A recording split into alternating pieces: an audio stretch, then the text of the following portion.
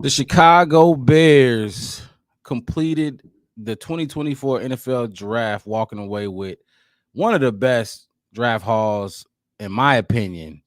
The Black Bear Podcast gonna break down the entire Chicago Bears draft. I got the squad in the building with me. I'm gonna bring them boys on, and we gonna break down this Chicago Bears NFL draft and the undrafted free agents that Ryan Poles felt the need to bring on board and take a look at.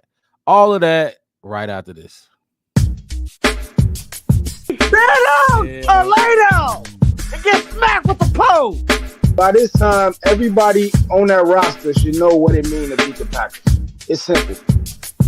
Oh, if I was a coach, Justin Fields would have been balling from day one. My guy Devin in the building. My guy Wes at the bottom of the map as usual. How y'all boys doing?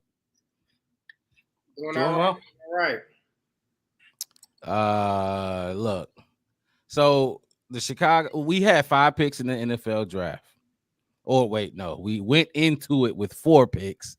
And Ryan Poles, because it kind of was going exactly. I know he definitely cooked up because it was gonna be weird if we left that draft and Ryan Poles didn't make a trade. You know what I mean? That shit was gonna be weird. I think what was this, his third draft? Was that his third one, right? Or second? That was his third draft. And every draft, he's I think that's his third one. But he's made trades in all of them. You know what I mean? So it was gonna be weird if we had the lowest amount of picks he's had in his tenure in Chicago, and the dude didn't make a trade of some sort. It wasn't big, but it was well needed. Let's jump into these rookies and these undrafted free agents. Obviously, the number one overall pick of the draft, Caleb Williams, is coming to Chicago. And look, I feel like for me, hold on, let me pop the graphic up here real quick. For me, the Caleb Williams pick, it's the way it's going right now. It seemed like, and I kind of knew this was gonna happen, but it seemed like people are like, and you correct, and let me know if y'all think different, but people like warmed up to it. Like, I feel like Chicago Bears fans, we gonna talk about what other people think about it, but I feel like, people warmed up to the idea of Caleb Williams, almost like, kind of, I don't like to say it, but kind of like left the Justin train alone at this point. What y'all think? I kind of think that as soon as he got drafted, a lot of people kind of said, okay, well, if any of them were still hoping that we were going to pick somebody else or something like that, all of that got pushed aside, and there were a lot of people that were like, okay, well, now that he's on the team, I'll support him. People that were saying like they weren't going to support some guy who wasn't yet on the team have now started supporting him because he's on the team. At least that's what I kind of hope has happened. And that's the way to go. I mean, why would you not? What you think, Wes? The vibe, like the now that he is officially a Bear, he put that Bears cap on. What's the vibe you've been feeling or getting around the quarterback? It's hard to say that all the national reporters and the insiders are liars, and they tried to build this narrative about if he came, he was going to be difficult and all this other kind of stuff. And like I said, I was on the Caleb train as soon as they traded away Justin Fields. It was no other place for me to go. So now that you say that, because I heard this too. Do you think Ryan Poles if in Ryan, and I want to phrase this as best way as I can. Yeah. I have a feeling I know what you're gonna say. Do you think Justin was? Do you think Ryan Poles had another name in mind? Well, another rookie, one of these rookies coming out the draft as Plan B, as opposed to Justin Fields being Plan B. Did I word that right? My whole thing is, I don't think I don't think Post had a plan B for this. Mm. I don't think he even entertained a plan B for it. Like, all we talked about it, Caleb won't stop. His dad's gonna do this. Finger paint nails, wearing dress. Like, everybody went back and forth on why he would be a bad fit and he don't want to be here. He should Eli Manning the Chicago Bears. And I think Post is like, I'm just gonna call him. You know, like, I don't need to hear what y'all have to say. I do this. You know what I'm saying? Like, this is what I do. You ain't seen what I did the last 2 drafts. I'm gonna show you what I do. And he went, like I said, he did everything to find out the truth. He did his research on Caleb, and I'm pretty sure those conversations that we don't know about, Caleb was like, look, this is what I need from y'all. And Post like, this is what Chicago gives you. And Caleb was okay with it. And they just kept, you know what I'm saying, building that rapport throughout this whole, like, 5 months. If you listen to what Caleb was saying, like, through that whole 5 months, the Chicago Bears and Caleb Williams built a relationship and an understanding. And it was just like, hey, look, ignore the media. I didn't say that. Ignore that. Don't worry. I ain't going to, you know. And we was running with it. It was clickbait for us, for the fans, and for the media. And it was fun. And that was over. And if you look, as soon as he put the hat on, he got his little, you know, he got his little signature. I don't know if he's gonna put her on a t-shirt. Y'all like that? Y'all like the claw? You know, Yeah. I mean, I think he's, you know, I'm pretty sure Jim Carrey did that first in Liar Liar. But, you know, it just seemed like he's happy to be a Bear. It do. He screamed. We saw he screamed when he got picked. Happy. And I think the thing about it was Caleb's confident enough and he's talented enough to know it didn't matter who had the number 1 overall pick. His dream was being a number 1 overall pick. If the Raiders had the number 1 overall pick, he would have went to the Raiders, and I think he would have gave them the same energy and all that. And that's really all I said I wanted from Caleb. If you're gonna come in, that's what we need from you. We want to win an attitude. We want you to hide that Chicago pride, that Chicago Bears pride, and leave all that alone. And as you can see, like, I mean, if you follow him, if you look at any broadcast, anytime you're seeing Caleb, he's fitting right in the fold. I think today he was at the Cubs game, him and all the guys, you know, all of them, DJ, Cole, all the people you're going to be throwing the ball to. It's like he's doing what I think he should be doing to make the Bears offense as successful as possible. And I can't knock him for that. So any of that whole getting off the Justin Fields train and all that kind of stuff is not, I'm not interested in it. Because this is what so and I like, because you said the media, like, they try to spin it. You know, they before we drafted him, they was trying to say like he could be a nuisance to the locker room or to the team and yada yada yada. But look, it didn't just get to us though, because Jalen Johnson had his comments on it, and then even Cole Kmet, I should have clipped it, but even Cole Kmet said after I met the dude, I kind of felt bad because I had preconceived notions about the dude's personality and his character too. But once they had dinner, he was like, damn, this dude actually cool as fuck. Like, you know what I mean? I let the media and social media or whatever, national media, paint this picture of him that he just simply, that's not who he is. So I'm glad you brought that up with how this is how they wanted. They wanted to bring up the controversy of it. They wanted to, and it's like at the end of the day, they wanted the Bears to make the mistake again, like Ryan. Yeah, for sure. Some Mitch Trubisky stupidness and trade back and get JJ McCarthy a safer pick or something like that. And like I said, the way I read it and what I read even leading up to the draft, the Bears had a board. They had what they had, and they had on the board. And Poles was not getting off that hill. He's like, you know, I know what I want. I know what and now we're gonna talk about it more when we get to the second pick we did in the top 10. He's forward. He wasn't trying to get cute about it. And like I said, he's like, I'm going to put this team in the best situation. You're going to see an entire different Bears organization as long as I'm at the helm. And I mean, I couldn't be more proud of the man for doing it. And not even blinking. He never, oh man, maybe we'll see. This was my plan. This is my plan. And this is how I'm going about it. And I'm honestly, as a general manager, I mean, he's been probably the most successful general manager across the league. Yeah, as I agree. As of right now, the way he flipped this team, the way he flipped it, he's president. he didn't even have 4 years. He should be president. They get 8, and they can't do what he just did in 3. I agree. I'm just trying to get the live shared around. Devin, you got any more comments on the Caleb Williams and his character and the difference in the vibe now that he's in the building? The way that Wes was talking about it, I know that I've mentioned this before because, like, I have, and it's a movie I really like. But the movie Draft Day with Kevin Costner, how he has on a little sticky note, he has written Levante Mack, no matter what. And the vibe that I got from polls and like from the Bears organization, not from the media, but the Bears organization, after they got rid of Justin, it was like he basically wrote on a sticky note, Caleb Williams, no matter what.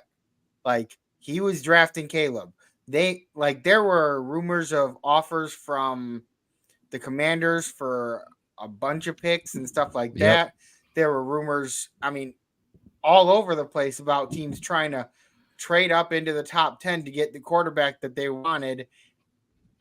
And there was one trade into the top 10, and it was the Vikings trading up one spot to get into the top 10.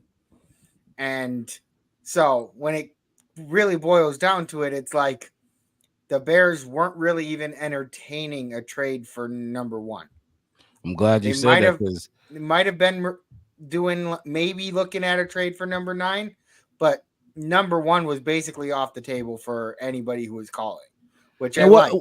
What y'all think? Well, you just said you like it. What you think about that, Wes? The fact that you didn't even, because it came out and Ryan Poles came out and said he didn't really even know what the potential could have been to, the haul he could have got. It's not like he got a bunch of offers and he declined them. He wasn't even entertaining the damn offers to begin with. What you think about that, Wes? You feel like he should at least entertain it, or if you see your guy, kind of like we gonna talk about with the number 9 pick, you see your guy, you go get him. I think it was today or yesterday. I was listening to Fox Sports Radio. I can't think about whose show it was. And it was just like, let's just be honest. And if we are to be honest, as sports fans, as NFL analysts and owners and GMs, nobody in that needed a quarterback in this draft wanted Caleb Williams more than ever. That's everybody. That was everybody. If any of those teams, were the Patriots, if they had number 1, who you thought they was going to pick? If Minnesota had the number 1 pick, who you thought they was going to take J.J. McCarthy? You think the Patriots take Drake May over Caleb Williams? You think who was any team?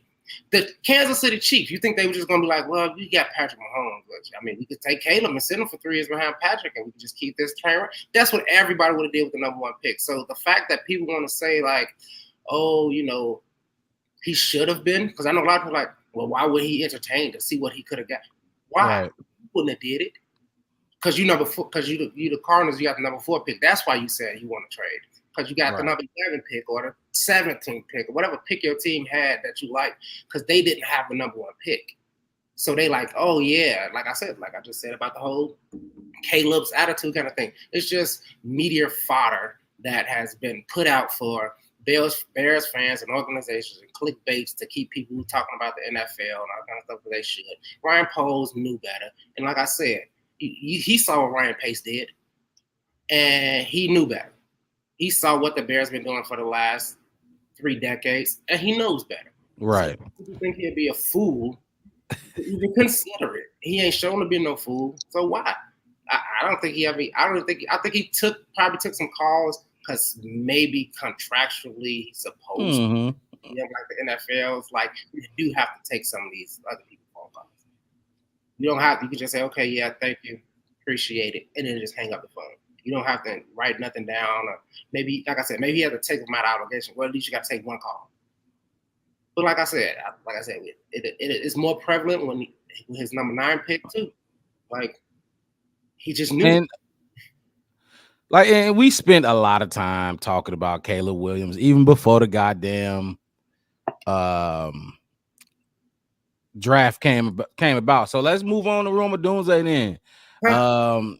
Number 9 pick, wide receiver out of Washington. And we spent some time talking about him too. We even got some clips on him.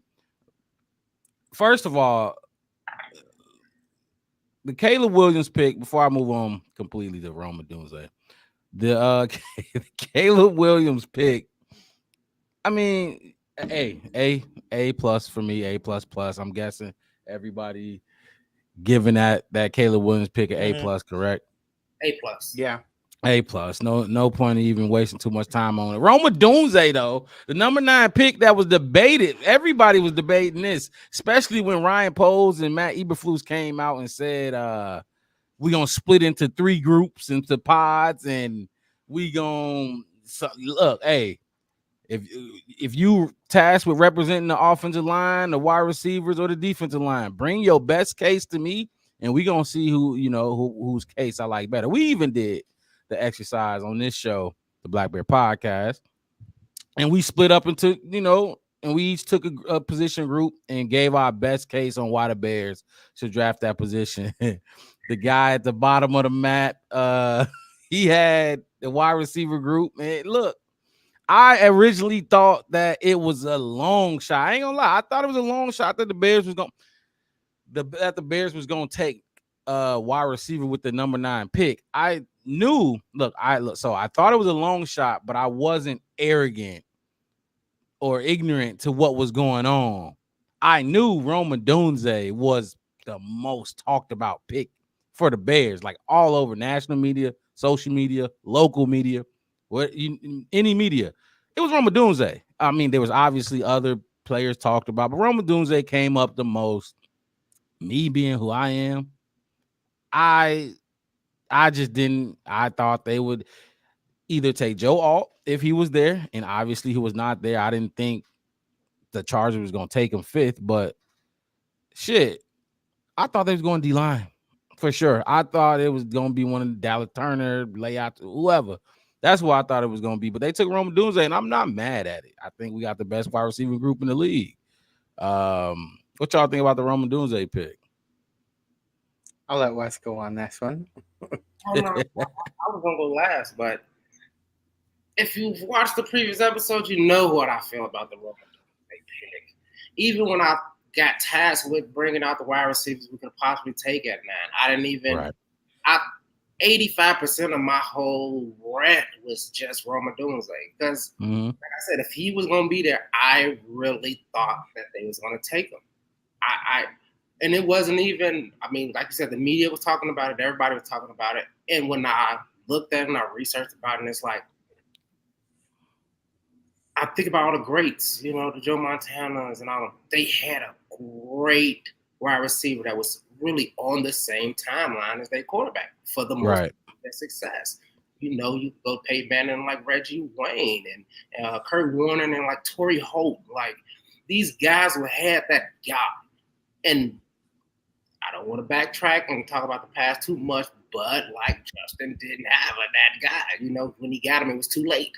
It was too late.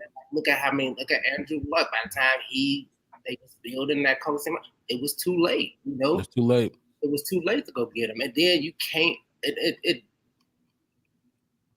You can't go get a guy like we can talk about Claypool, Odell Beckham, Randy Moss, those really really good journeyman wide receivers. But when they went to that other team, they wasn't the same. Who's that third wide receiver you just named? Randy Moss. Oh man, journeyman. I mean, like as far as they went to other teams. Yeah, I know what you mean. I'm just talking shit.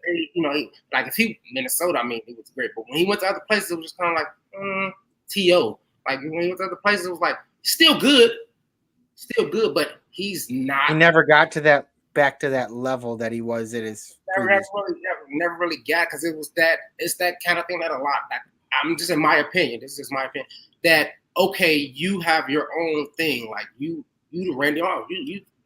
It's a whole thing when you playing football. If you catch a pass a certain way, you got most. It's a whole thing. For sure. That wasn't in New England. He was. Oh my God! It was definitely in New England. Still good in New England. He broke the record in New England. He was still good, but it wasn't that player again. It wasn't that Randy Moss that we know because Tom Brady really wasn't the type of quarterback who was like, oh, this is gonna be my guy. His guys were those slot guys. That's Wes Welker. Those Julius Edelman. Those is his. For sure. So that's what I mean about how like now you got somebody who is going to like twins. They're gonna grow up together. They're gonna be the same in lockstep with each other. They're gonna learn each other quirks every single way. They're gonna, you know what I'm saying? They don't have to figure anything out. And I felt like that was the best way to go. And I thought because I didn't believe Neighbors was gonna be there at all. Obviously, Marvin Harrison was gonna be there. And like I said, if Roma Dunze was there, like that. The only pick that I thought that would have made more sense was your Alt pick that I could sit with. But right, and like you said, with the Malik Neighbors, probably knew he wasn't gonna be there. I was listening to our last, and Devin, I'm gonna let you go. But I was listening to our live draft coverage episode, and I showed up a little late to it, but before I got in there, you were saying like before Roger Goodell even came out there, you were saying Roma Dunze. You were saying I forgot what you said. You just basically said what you like. If Joel ain't there, what you figured at the time he wasn't going to be there. So you was locked in on Roma Dunze from the jump. At that time, before we announced that Caleb Williams pick, I wasn't locked in on who the Bears was going to take. I had no idea. I ain't even gonna lie. But we said it on draft night. You dominated the draft. You was calling picks all the way fucking deep into the later rounds. But go ahead, Devin. What you think about that this Roma Dunze pick? I was kind of in the same boat as you, Mark. I knew he was a great player, and I figured to myself he would be a successful player. Mm-hmm. I felt like there were other more pressing needs, but the more after the draft happened, like after the first day, I really started to break it down a little bit more, and I came around on it a lot. And like seeing the way that he has embraced Chicago and like just like the way he has been in his interviews and stuff like that. Like there was I saw on his Instagram, he posted a story of him calling his grandpa, doing a video call to basically like call his grandpa and say like, hey, I just want to let you know I just got drafted. And his grandpa was like very proud of him and happy for him. And he said like, I'm going to take care of you and I'm going to like help provide and stuff like that. Like he's a kid who's got his priorities straight. And I like to see that. And I feel like that's something that a lot of Bears fans can respect, whether they wanted him as their pick or not. He is now. And I look forward to seeing what he can do. Just some of the contested catches and stuff like that he has been able to make have been pretty impressive anyways. Bears fans can get behind a player who really elevates the game. And honestly, this is the concept that Ryan Poles has kind of been leaning towards. Like, we aren't the same Chicago Bears that have always focused entirely on defense. We're looking at the offense now, and we're trying to move forward on the offense and really make a difference offensively. And that's something that Bears fans really haven't had for quite a while. Like, their defense has always been what they really like put their stamp on. And that was the not just this fucking pick, but this entire off season. Like, we have not seen the Chicago Bears put this much real estate into the offensive side of the ball. Like, don't get me wrong, the trenches, a little left to be desired there on the offensive line. But shit, usually we taking we're drafting defensive linemen, linebackers, and edge rushers and shit like that, cornerbacks. Well, Ryan Poles' first draft, he drafted a fucking cornerback and a safety with his first two picks. We ain't used to it, and it's kind of nice because we all know where the NFL going. This is a pat. You're not going to hold teams to under what? You're not gonna win 14-17. That shit is long gone. Obviously. No. I was gonna say, and it just popped into my head. I didn't mean to cut you off, Mark. But what's funny? And I was thinking about it, and I meant to bring it up when I was just talking about it. I was just, stuck in my. I was right about Roma Dunze, man. Mm-hmm. You notice as soon as the Bears drafted, before the Bears drafted Roma Dunze, before that, right? Everybody in the league was talking about who has the best duo. We went and got Keenan Allen, and what was the conversation for like a week straight? Mm-hmm. Who got the best duo? Does the Bears have the best duo? Now everybody's talking about, look at this team duo. What about this team duo? Nobody was talking about it before the Bears went and got Keenan Allen. Then we draft Roma Dunze, Mhm. And now everybody's like, well, who's the best trio now? Like, Miami went and got OBJ now and all those other people. Now everybody want a trio of wide receivers when the talk was, well, the Bears shouldn't get a wide receiver because that's just overkill. Not every team has. I mean, it's like 7 teams right now that has trios. Even the Lions call theirs a trio, even though their third person is a tight end.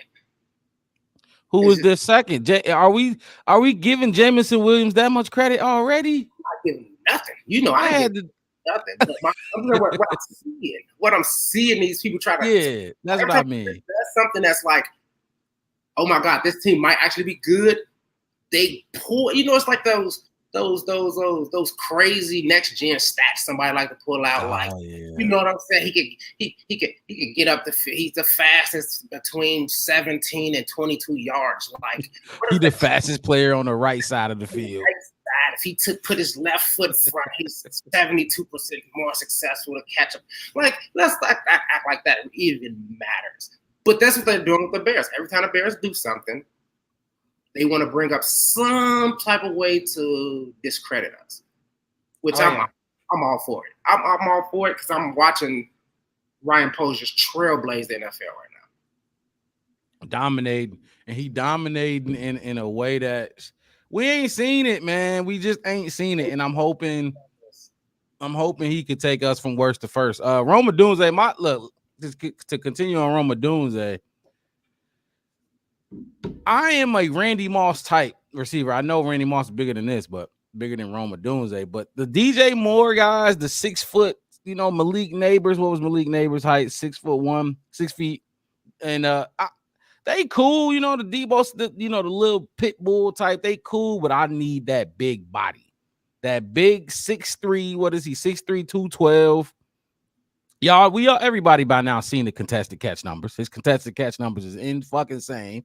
I'm a big body receiver type dude. Go if I need to put that up there, I know you're gonna go make a catch and get the crowd going crazy when you snag somebody. So, me personally, I preferred Rome Odunze. If we just gonna talk about receivers, I prefer Rome Odunze over Malik Neighbors, and that's my thought on that. What was outside of Marvin Harrison Jr. was Rome Odunze y'all boys is top pick, or y'all still like Neighbors? You can go first, Gavin. Because it's like, what flavor Kool-Aid you like? You know what I mean? Yeah, I mean, like, I was looking at it like, honestly, either one of them would be a benefit in this situation.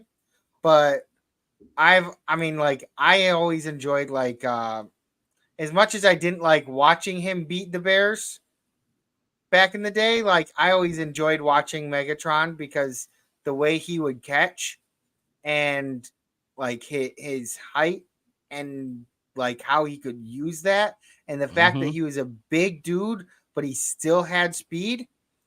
I mean, it was hard because a lot of times back then cornerbacks were coming out at like 5'11", 6 foot, like they were smaller, and here's this guy that's like taller than just about all the other people guarding him. Literally. And then he's got amazing ass hands.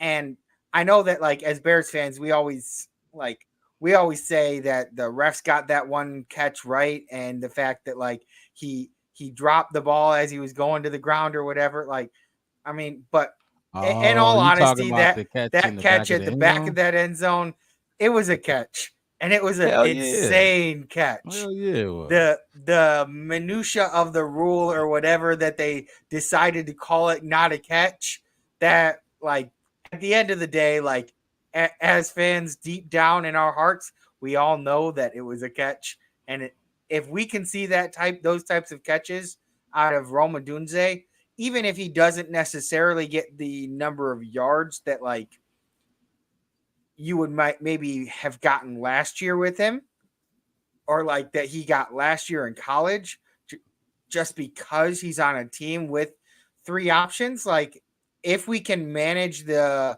don't really think any of them have egos, but I haven't looked into it enough to know really. But like DJ Moore doesn't give off that vibe, but then again, he was the number 1 option last year. So I don't know if he would have had an ego if he came in and his numbers weren't that great.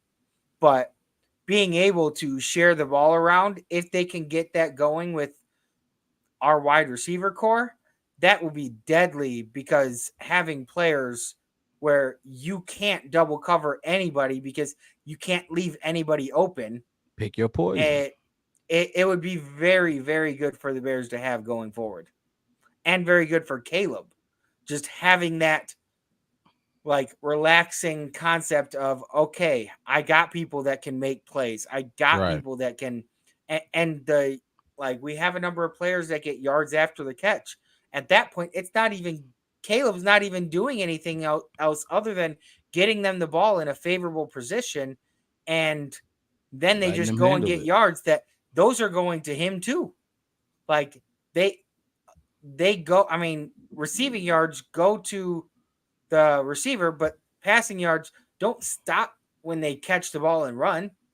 You throw a perfectly timed pass that hits at the 50 and they take it all the way to the house. That's all those extra yards that Caleb's getting too. So if he's going to really appreciate that, I think.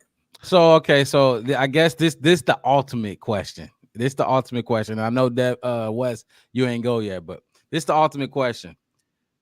And Devin, before you sling it to Wes, I want you to answer it. Do you prefer Calvin Johnson? I guess that's hard. Do you prefer Calvin Johnson type? Let me just say type, not the player. Type or Tyreek Hill?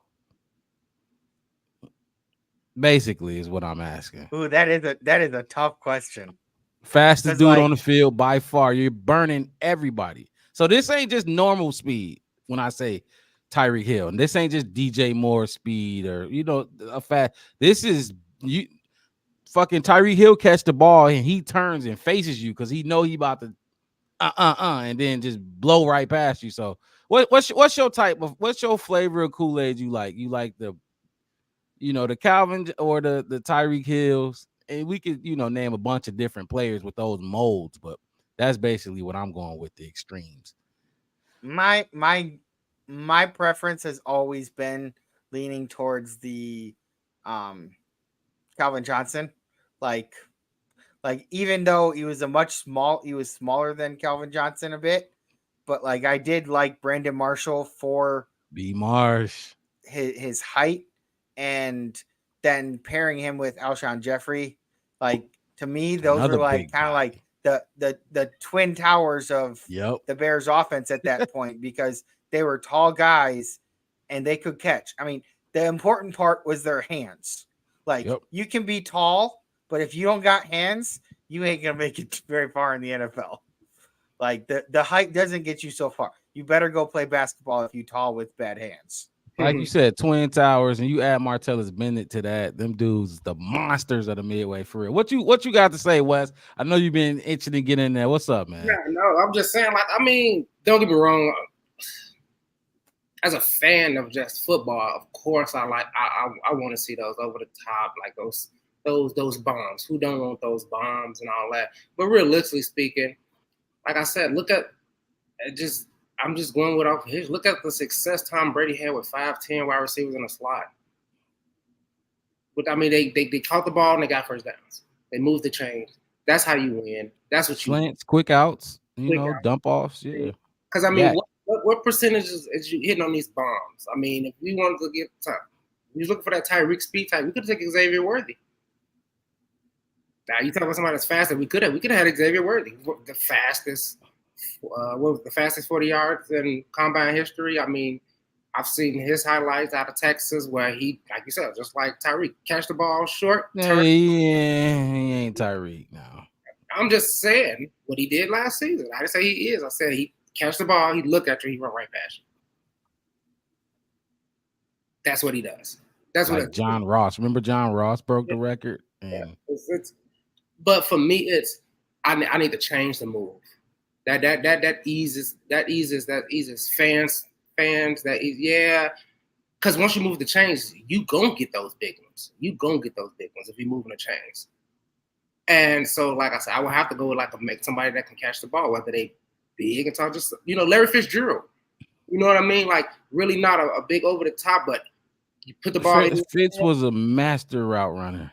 I mean, wherever the ball was, his toes never left the ground for some reason. I don't know how, but it was like, you know what I mean, like the Michael Jackson Smooth Criminal. You know, look, he catching the ball, leaning and fucking leaning on his toes, leaning on his tippy toes, make it amazing catch. That's what you want. Like I said, as far as fandom and excitement for football, yes, I want to see him get mossed all the time. I want that Ricky Parcell, big paw, one hand catch sometimes. Yeah, that's cool. But how often are you going to get that in the game? And how often does that win your game? So the question I'm gonna ask you is the same one. Are you Calvin Johnson? You say what? I'm more Calvin Johnson than Tyreek Hill. I would definitely take Calvin Johnson over Tyreek. Type, not the names. No, I'm just saying. A big target. Okay, so now let's tailor this back to the Chicago Bears. If Malik Neighbors was still there, would y'all boys take Malik over Rome, or was Rome y'all guy? Outside of Marvin Harrison Jr., you know what I mean? I looked into all the receivers like I did. I leaned more towards Rome Odunze. That's why when I had the chance to even talk about him, I didn't really say I hope Neighbors falls down. Yep, that's true. We get into that because I looked at what we had, and I think Neighbors is a more ball dominant receiver as well than Rome Odunze might be. I think he's more of a kind of get that repetition like a basketball shooter. They got to take a certain amount of shots before they can get into their rhythm, or you can get somebody like Jamal Crawford who just cook. And I think Rome Odunze is more like that. Whether you throwing the ball to him 5 targets a game or 15 targets a game, I think his production is going to be more substantial and efficient for the Bears in the way they got that offense, where the ball can be still spread around, and and like I said, he does a lot of things. I sent that graphic out to you guys about his percentage on certain routes that he ran in college. I was trying to find that too. It was ridiculous. I saw that. I saw the same graphic from Marvin Harrison Jr. He had some 40% routes and some 20% routes, and the same thing with Neighbors had some 30. Rome was averaging 75-80% on every route that he could run, which means like, hey, as your second, third check down, whatever route he's running, he's going to be successful in it. And just I'll be right back, guys. Yeah, just like Devin was saying before, you only can double DJ Moore so many times. You only can double Keenan Allen so many times, or you know what I'm saying. And if you leave Rome Odunze alone, one-on-one with some people, I'm thinking he's winning, because obviously it's not going to be your best defender because he's the third wide receiver. Your best exactly. It might be a fucking rookie. It might be a rookie. It might be a linebacker caught out in the flats. Yeah. And now you talk about that big play. Oh, he gone. What you gonna do with him? You know what I'm saying? Like, and that's why I feel that's what made me really, really, really look at Rome Odunze. Like, man, if he there, like, snatch him up. And we talked about it. Ryan Poles, we heard it. Ryan Poles was nervous, and for those y'all who are watching and didn't see the press conference after they made these first round draft picks, Rome Odunze and Caleb Williams, Ryan Poles had a press conference, and he said he was nervous. He said Ian Cunningham had to calm him down. Like, nah, dude, don't trade. He wanted to trade up to go get Rome Odunze. Thank God Atlanta went for it. Fucking Michael Penix. I ain't hating on Michael Penix at all, but for the Falcons, a little rough. It was kind of how I was at, what was that, 75 pick when I was trying to go get Braylon Trice. Yeah, and I can't wait to get to that pick. Yeah, one pick away, and I'm like, I felt how Poles felt when the Falcons took Michael Penix. I just, it was like, come on now, he bet not. It's like you know what I mean? It's like you bet not. It's like it's one of those things, like being in a zone and something, whatever your thing is, poker, golf, whatever your thing is, you just in it, you like, this bet not work out the way it's supposed to. And I'm not Poles, and I think even in his interview, he was just like, should I even tell y'all what we doing? It's like he said I did the same. Pretty much, he said I had to do the same thing twice. Y'all know, right? I just have to wait the 5 minutes that the league is telling me to wait before I get a phone call to who I'm gonna pick. You know what I'm saying? That's what, like I said, when you saw the clip with him talking to Caleb, like, yeah, they told me I had to wait 5 minutes before 5 minutes to. And I think as soon as he came on clock, he was looking at his board. He like, I still gotta wait 5 minutes, don't I? Mm-hmm. Wait about 5 minutes. And Like my bad, man, Caleb. I ain't mean to have you waiting like that, but they told me I had to wait 5 minutes. You on word, and I'm pretty sure he told the same thing to Roman Dunes. Like, I can't believe you got him, and I'm pretty sure Roman Dunes was like, he even was like, man, Devin Hester is my favorite player. Like when he saw that he was right up there to get that, I mean, come on. And like I said, and like I talked about Caleb Wood about it, and like I talk about what I want as a Bears fan with players coming in. Roman Dunes is my type of player coming into Chicago. Somebody that loves Chicago football, knows about Chicago football, wants to play for Chicago. I know a lot of fans is giving this hope. Here go another homegrown this and homegrown that. Why not? Why not? At least I ain't got to worry about your effort. At least I ain't got to worry about your loyalty. At least I ain't got to worry about your attitude. If I can believe you coming in and work and giving me 100% every single day, and I ain't have to be. And when you draft, when you drafting a wide receiver in this situation that we got here, we coming in with DJ Moore and Keenan Allen already there. You have to draft somebody with a good attitude, a good character, because you might. I don't know how this is gonna shape out, but he might, as a rookie, you might not get the targets you hoping to get as a number 9 pick. You know what I mean? With DJ Moore and Keenan Allen sitting there, so you got to temper your expectations, and you gotta realize the situation you in, and don't get upset, and don't, because wide receivers are divas. I don't care what level they are at. Pee-wee football, wide receivers want the goddamn ball. Why is it so good to sit a top talent quarterback behind somebody so they can learn, but it's bad for a top talent wide receiver to sit behind a top talent wide receiver to learn? That's the double standard that I'm really not understanding. It's like, especially like look at Mark Harris Jr. right now. It's all kind of stuff going on with him right now. Not signing and players and stuff. Like just unnecessary. He did sign that Fanatics deal. He did get that Fanatics deal. Finally, but still making noise. It's just unnecessary noise. And like I said, with Roman Dunes, and like Devin said, the way he's built his character, the way he's built, it's like I don't think you don't have a problem with it. I don't think you don't have a problem with 650 yards, 5 touchdowns. Not as a rookie, you better not. It's a good rookie year. Because Caleb gonna eat him up with DJ and Keenan so bad. It's like we gotta test the rookie. Man, I want to see him on these linebackers try to cover him. I want to see it. On these safeties 15 yards away when he catch the ball, and it's like now you got to come downhill and pick the right angle against him and all this other kind of stuff. You're making bad decisions. Mm-hmm. You driving to what they say when you sliding and hitting that ice, don't turn into the skid. They finna be crashing on trees, and he finna embarrass me. Did you guys hear what Eberflus said? Because he had the most typical Eberflus response when asked about the offense. Because what was that? His response was, well, it's going to be great practice for our defense. For sure. Like this, but look. He's right, but like it was just a very typical Eberflus type of response. Coach speak. He loves bring it back around to the defense because that's where his focus is. Bread and butter, and like I said, but that's the thing. I'm happy for it because it tests him. Now he has a real test. He got something to put his defense up against, and and see how good. I mean, because if they ain't beating our offense in practice, I'm glad you brought that up. That last year, the offense was not beating the defense in practice. Chase Claypool was talking shit out there, whatever, but that defense looked A1 in training camp. I don't know how much y'all followed the training camp last year in the preseason games and everything, but training camp. Oh my God, that defense, they even in 7-on-7, and 7-on-7, the offense supposed to win every time. And that was not the case. Those Jalen Johnson, Kyler Gordon, and Tyreek Stevenson, them dudes was out there putting. I can't wait, man. I'm excited as fuck. I hope I can get one of these training camp tickets because, dude, like who gonna for sure Jalen Johnson gonna take Keenan Allen sometimes. Because they already got their little shit going on.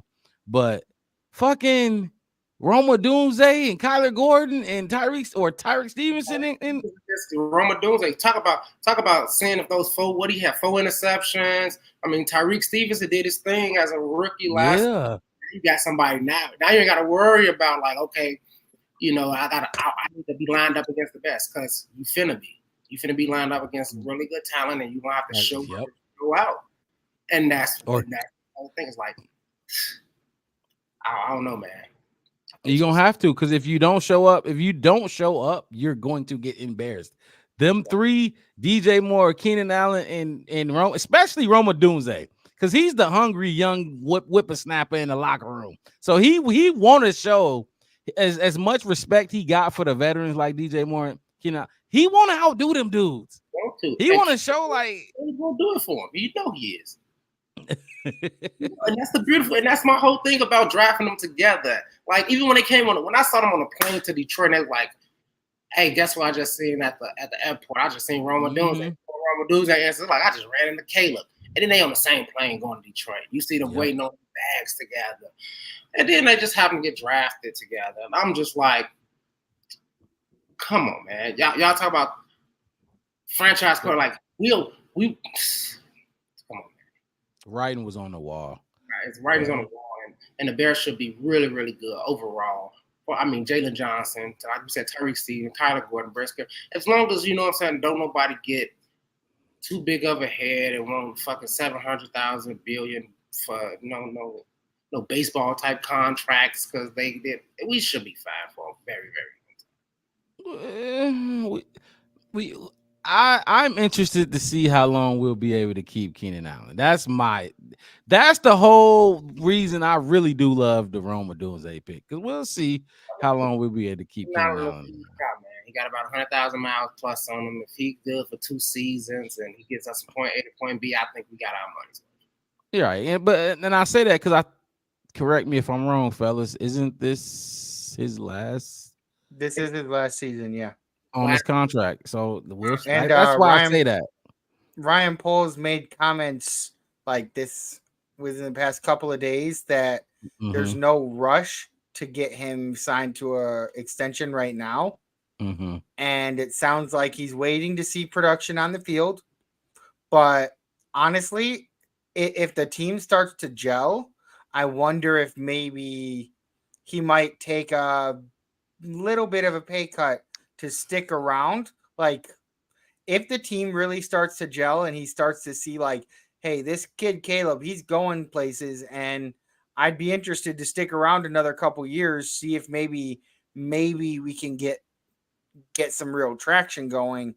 Because I mean, everybody wants to win a ring, right? And so if he sees the potential there, I don't necessarily say that we do in 3 years. That would be a very big, like, but if he sees that potential of things falling into place, and with the right set of circumstances, we could get a shot. I could see him saying, you know what? Maybe I'll sign a 2-year deal or a 1-year deal or something like that, just to see how things play out. I'm not saying that like he's gonna take come out for like $1 million contract or nothing like that. He's still gonna make his money, but maybe he'll do a deal that is more spread out, more evenly loaded, as opposed to like front loaded or anything like that. And it's a lot of factors that's going to come into play when Keenan Allen comes to that table and negotiate. It's going to be this the on-field production, the on-field product. And then it's going to be like, let's face it, like we in Chicago, fellas. He's been playing in San Diego, California, when they was the San Diego Chargers and now the LA. He's been out west his entire career. It get cold here. So it's a lot of factors that's gonna come into play when he get to that table and negotiate that contract. He ain't felt the winter here. No, he ain't felt that shit. He ain't felt it. We got three good wide receivers. He ain't gonna be overused like he was maybe when they go. True. LA. He don't have to feel like, man, you know, that old man grabbing that lunch pail going out there just, you know, to keep the family food on the table. He got help. He can, hey man, he can. Right.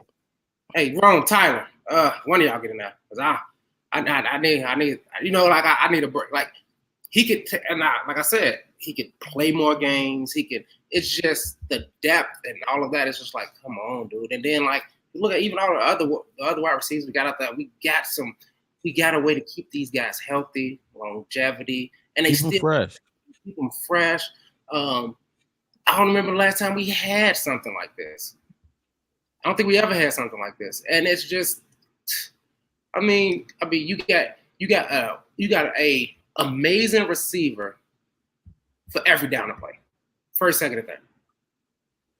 You can pick which one you want to throw the ball. If you want to throw the ball, if you never ran the ball, which we probably obviously not, but if you never ran the ball, you got 3 different receivers to go back, 3 different points, and each of them will get you a first down more likely than not. Yeah, and honestly, I'm hoping we'll get into that a little later.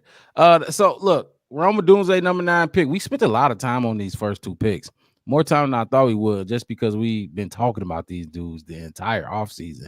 Rome Odunze. We finally got the answer. I think before it was just more of a what if. Now that they're solid, we can actually be more. It's legit now. Legit. It's and it's not like, well, yeah, that'd be nice if we do pick them. What if Right. even with the Caleb people, what if y'all don't? Whatever. So, yeah. Rome Odunze. So do y'all got anything else y'all want to add to the Rome Odunze pick or even the Caleb Williams pick? Fuck it. No, I think we're okay. Pre-order my Rome Odunze. Oh, wait. There is one thing that like it kind of ties into like all the picks, but specifically more about Caleb. Like the really cool thing that he seems to be trying to step into that like leadership role already, because like it's been like reported on that every single pick by the Chicago Bears, and I'm guessing even some of the undrafted free agents, the bigger ones that people were looking at, he sent out text messages to like immediately after the Bears picked them. Like, I mean, maybe not Rome because he was busy celebrating himself still, but he found Rome pretty quickly after he got drafted. But I mean, every single person has come forward, I believe, and said that he has gotten a text from Caleb Williams right away, and that speaks a lot to. There was so much talk about him as a like potentially being a poor leader and stuff like that, but you go and look at what he has done so far, and to be quite honest, he's done exactly what you want from your quarterback. You go out there, you make those you send out those texts, welcome them to the team. I mean, we're going to talk about it a little later, but he sent a text to Tory Taylor. I think a lot of people were taking it the wrong way. He sent a text saying, you ain't going to be punting much. And I mean, I understand the concept is you don't want to punt very often. If you get this high-powered offense, you're hoping to score a lot more. But the reality of the situation is you can't score every single time. Like, you can't be perfect. And if you expect perfection, like, as a fan, you're going to be disappointed every single time because you can't expect perfection. Now, you can expect them to be really good, but when you do need a punt, like that's just it. You do eventually need to punt. So I think that it was a very lighthearted, joking text that he sent. A lot of these people out here are like trying to like vilify Caleb for the text that he sent. Like, dude, come on. He was sending a joke to a new player on his team, starting off the relationship in a humorous manner. He seems to enjoy humor a lot. He seems to be laughing and enjoying himself a lot. So let the kid have his moment. And like, if you're really not sold on him, at least don't criticize him and vilify him.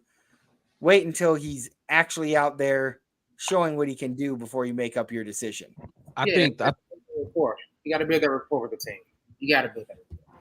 And shit, even not just with your teammates, shit, humor. If you can be funny, look. If you ain't got nothing going on for you, even with the women, be funny. You know what I mean? It's gonna help you. Make them laugh a little bit. People like people that make them laugh. So That look, I loved it because we better not be fucking punting.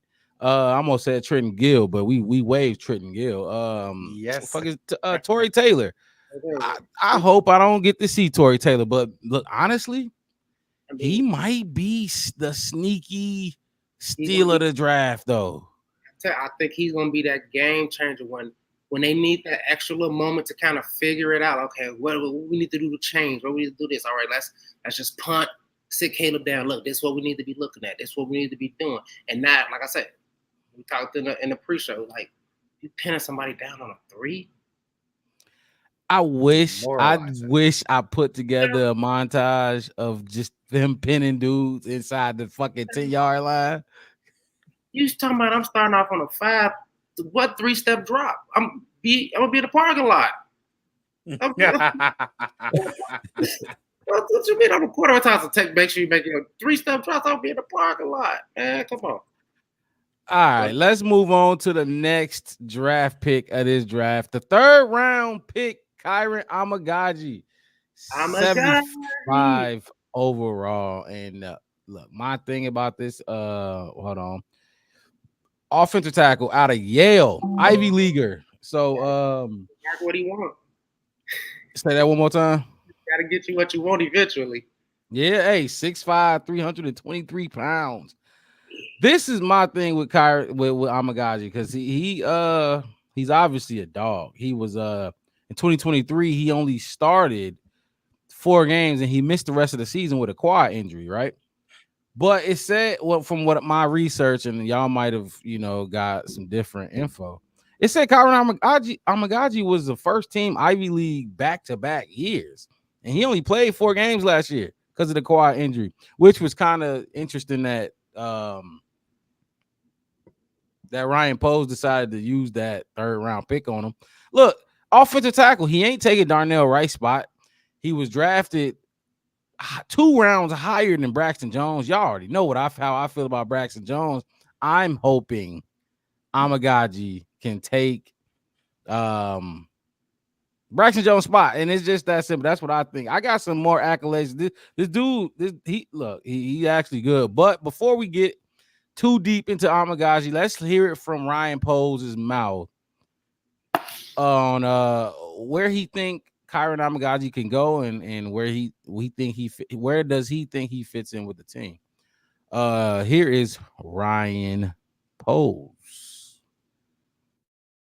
Ryan, it's a significant asset to use on the offensive line for you. I think that Darnell is the only one that you've drafted higher than this. Yeah. What are you envisioning as far as a role here? Yeah, competing. We don't really want to put a ceiling on him. I see the progression is potentially getting himself into swing tackle setup. He can play guard. He played guard early in his career too. So swing tackle, inside, outside, which is always helpful. We've struggled with flexibility in the past. So he has that ability. And then we'll see where he ascends to. If that means competing to start this year, next year, that's great. But if he ends up, being just another really good offensive lineman, you can't have enough. Look, they said it. This is the highest offensive lineman Ryan Poles has drafted so far in 3 years. The highest offensive lineman he drafted besides Darnell Wright. Darnell Wright was a 1st round pick. You know what I mean? And this is a higher pick than Braxton Jones, who is starting. You gotta think that Ryan Poles and Ian Cunningham got high hopes for this kid. He was honorable mention at guard. Ivy League, first team all Ivy League at left tackle. This dude can play all across that offensive line. I'm excited about this pick. I love this pick, honestly. We talked about it in the draft, and I don't want to give up everything. I'm gonna let one of y'all speak, but we talked about it in the draft. On draft night when this pick happened, we all was hoping Braylon Trice fell here. Obviously, Ryan Poles pivoted later in the draft and got our Ryan Pace. Yeah, Ryan Pace with the Falcons 1 pick ahead of us, snatched them up. But before I go to and just talk about his whole goddamn bio, I'm gonna let one of y'all take it away and get y'all thoughts on Kyron Amagaji. Like I said, Well, we know how I was. I was sweating at 74. I thought I was going to be 3 for 3. I thought Go ahead, talk about it. going to be 3 for 3. I thought, I was really high on that Brandon Trice, but Ryan Pace, it's karma. Lovie Smith did us a solid. Yes, So sir. Ryan Pace had to be the other side of the universe and kind of, mess up my whole prediction of the draft, which is fine. But like I said, when I looked to Amagaji, like I said, Ivy Leaguer, so he's smart. Mm-hmm. He just talked about all his accolades up and down the line. Poles just talked about, we don't want to put a ceiling. We don't want to box him in. And that's, I think, a lot of things that we as fans and even like the reporters and stuff, like, oh, well, they got to put him at left tackle because they need a left tackle. And it's like, let's not put a ceiling on him. Let's put him where he's at best. I think I read something that said he had like 650 something plus snaps without a pressure or a sack at some point in time. Yep, no sacks allowed. No sacks allowed. Like 606. That's a pressure day. That's almost 2 years. I mean, that's a hey man. Look, I love this pick, man. I mean, it's a great pick. I was following him on I think X, Twitter, whatever you call it, and he was doing an interview, and it was like, how excited he was about blocking for somebody like Caleb, and how do you feel about that? What you gonna do? He said, I can guarantee you this: he won't get touched if he behind me.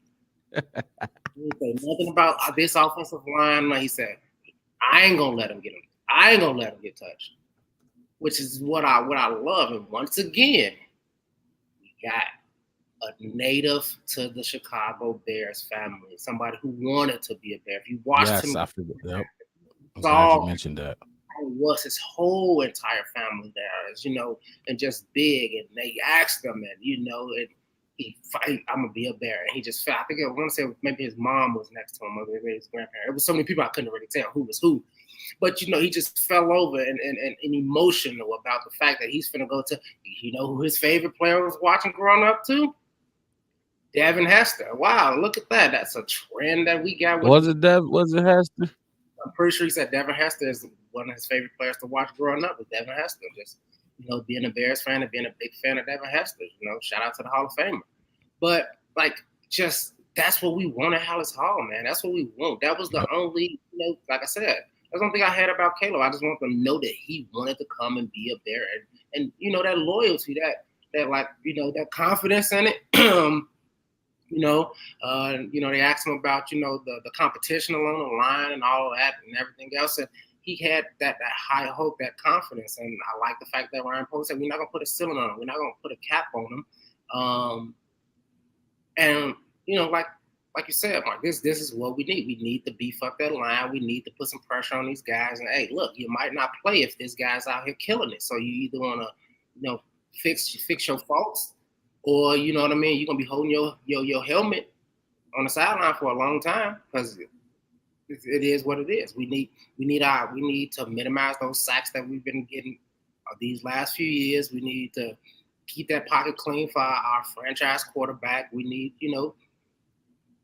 a good offensive line, and like I said, really good pick. I know I spoke on him earlier on one of the 30 visits that came in, so I wasn't. Yeah, he was one of the 30 visits that I forgot all about that. It's not like we just pivoted because we did get Brandon Trice. It was more of a, like I said, I don't think Ryan Poles even worried during this draft. So everybody's like, they only got 4 picks. I think Ryan Poles like, that's all I need. That's all I need. What what you thinking about Amagaji, Devin? First round, I just need one punch, and that's it. I was with you guys. As you know, we were all in the show. I was disappointed about not getting Brandon Trice, and then when I saw that the center that I wanted was still there, I was hoping that maybe we pick him up, the guy from Georgia. But at the end of the day, this was a good pick because he has the ability to play both sides for tackle, so he can add some depth. I've heard the word project thrown around a few times with him. Like they have some things they need to work on with him. to kind of get him ready to be that starter. Whether it be I like the flexibility of he could pretty much play 4 positions on that 5-position offensive line.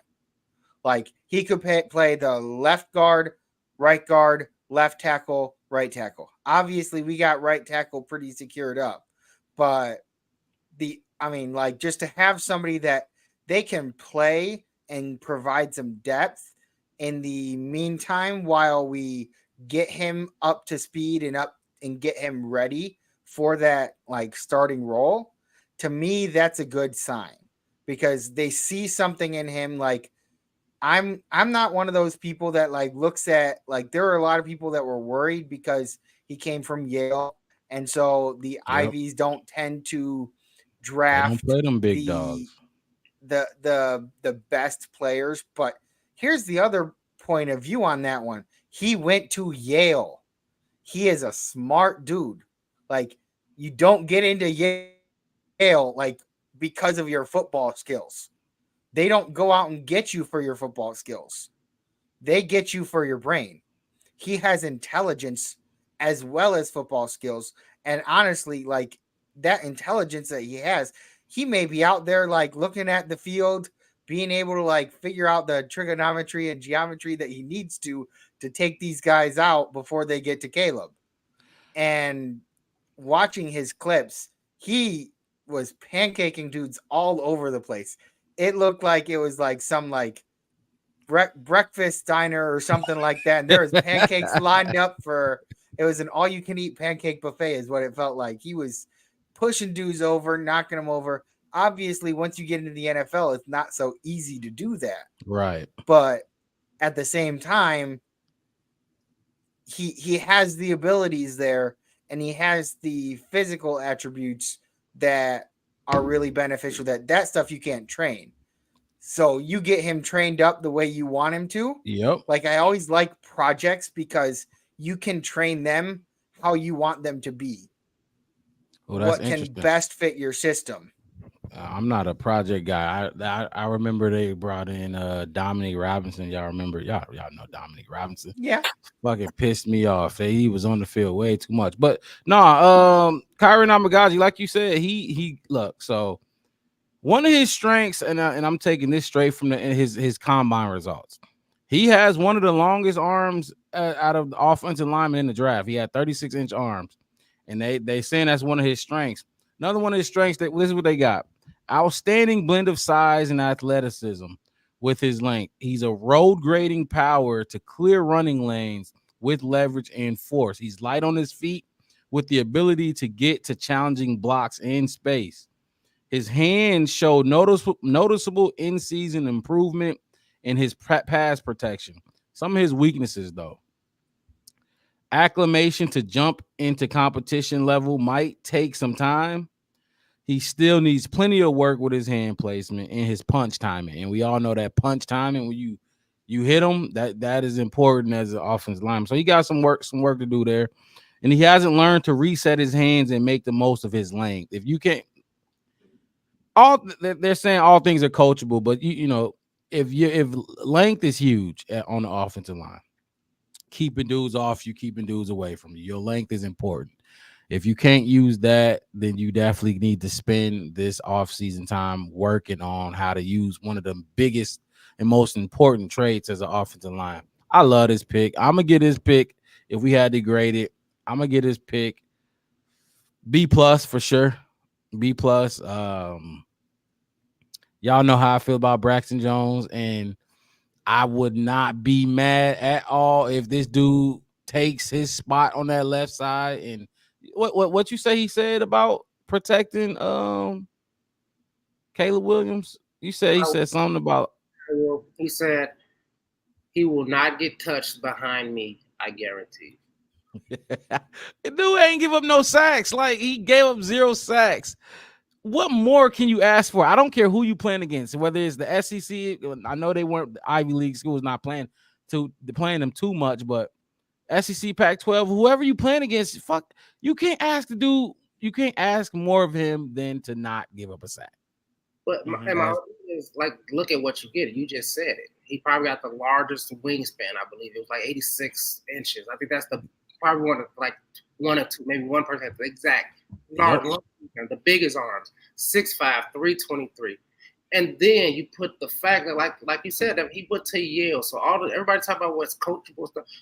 Apparently, he can sit down and he can work out problems and issues. Yeah, Good problems. So all that technical stuff, I'm pretty sure he'll be able to look at it on film and, like you said, do whatever astrophysical geometry but he has to do to figure out, you know what I'm saying, how to get better with his hands, from his punch time. He can, you know, that the intellectual part of it. That's cool. You what you can't do is you can't take a 275-pound dude and try to make him 350. That's hard to put on. That's weight. very hard. They take somebody 6'3" and make him 6'5". You see what I'm saying? You can't make somebody with 72-inch wingspan, 85-inch wingspan. So everything you need in a good offensive lineman, he has naturally. Now, okay, he has to make that. Every player that's coming out. Every player that got drafted from 1 all the way to 250, whatever, every single one of them that's going to take an NFL snap is going to learn how it feels to be a professional athlete. And that's just what it is. And it's like, who's going to learn and who's not. That's just the truth. Some of them naturally going to be talented. Some of them is going to take some time for them to figure out. Some of them have to find their niche and all that kind of stuff. I like the upside on it. Right. I really like the upside on him. I like his mannerism. Like I said, I like what he's saying about being a Bear. I like what he's saying about being a protector. And like I said, like he seems like I don't got no worries. And even like I said, in the clip, Ryan Poles even said he kind of doubled back to his statement. He's like, yeah, I don't want to put a ceiling on him. Probably start this season or even definitely maybe next season. He already in his mind like, look, he just got like 3-4 weeks and he might be starting for forever. Let us get our hands on him and show him some shit real quick. The game, he might put him in first rotations, preseason, first week, second, third week. Like, okay, he's figuring it out. He's figuring out week 4, 5, 6. We're gonna know if he's gonna take that starting position or not. I'm predicting that. And that brings back to building this new Bears regime. Franchise quarterback, franchise wide receiver, franchise left tackle.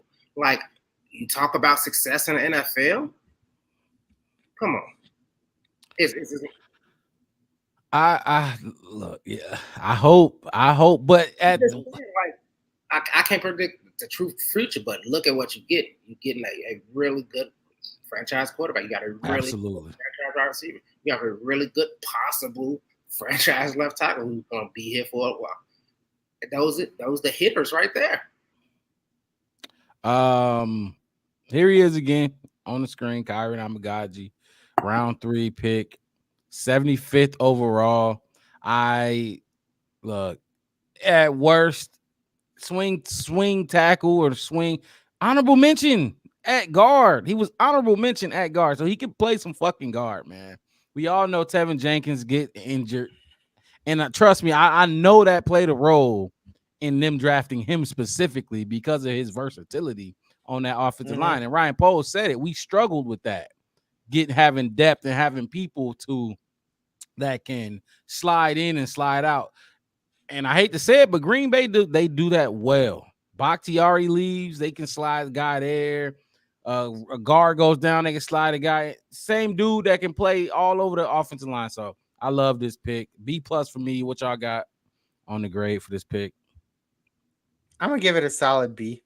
Yeah, what you thinking? I gotta rock with Devin. I honestly, I'm gonna make it a B+ because I'm kind of how like my man Colin versus all the other additions they brought to the line as far as rotation. So I don't see him being forced to come in and be like this great offensive lineman right off the bat too, because we do got some veterans that can come in and we got some mentoring, some guys that's been on some really good offensive right. line. Yep, that's for sure. Situations where they can coach them up and teach them. We got a really good offensive line coach as well. So I like it as far as what's all around. So I really would give it. I would definitely just boost mine up from a B to a B+. All right. Well, look, we just finished the 3rd round pick. The Chicago Bears did not have a 2nd round pick. If you're watching, hit that like button, subscribe to the channel. The Black Bear Podcast, one word, no spaces. The Black Bear Podcast. You can find us on YouTube, Facebook, and Twitter. Help us reach our goal of 500 subscribers by week 1. Listen, so this is the one I couldn't wait to get to because I'm interested to see what y'all think about this pick. Because when we weren't live, Devin, you was holding down the fort while this pick was being made, and you was sending out the info. But we all weren't on here to discuss this pick. And Tory Taylor, punter out of Iowa, Australian dude. We used the 4th round pick, 122 overall. Look, everybody, even now, after it's been a fucking week since the draft, people still don't like this pick. They're not happy with it. And my thing is this. I'll kick it off. Let me get this off the screen.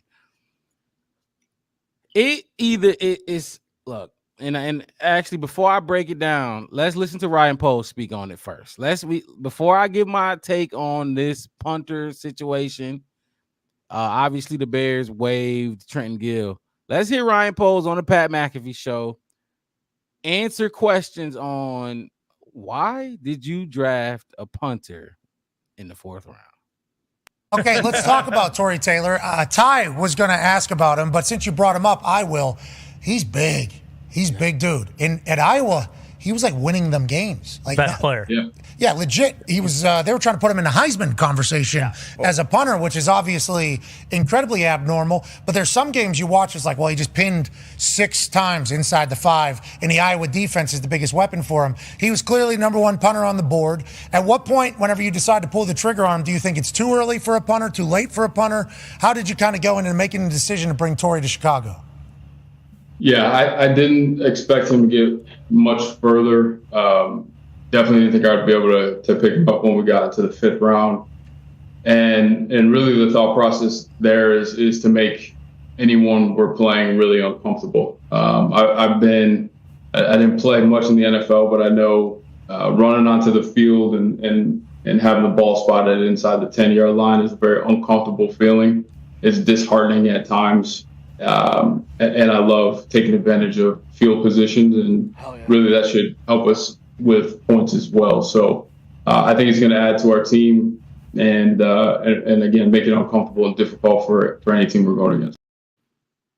Make it uncomfortable. I'm glad that was his, because this dude gonna be, and I know y'all been hearing this word attached to, he's gonna be a weapon. They gonna use him as a fucking weapon, dude. I know y'all know how it felt when the defense would get a stop and their punter boom that bitch all the way back to the other end, and now we starting at the 7 or even fucking 12 or something like that. You all with the Bears, the way the Bears offense been operating in the last 5 to 8 years, we not scoring no fucking points starting on our own 5-yard line, 10-yard line, or even 15-yard line. It was very slim, and not just for the Bears.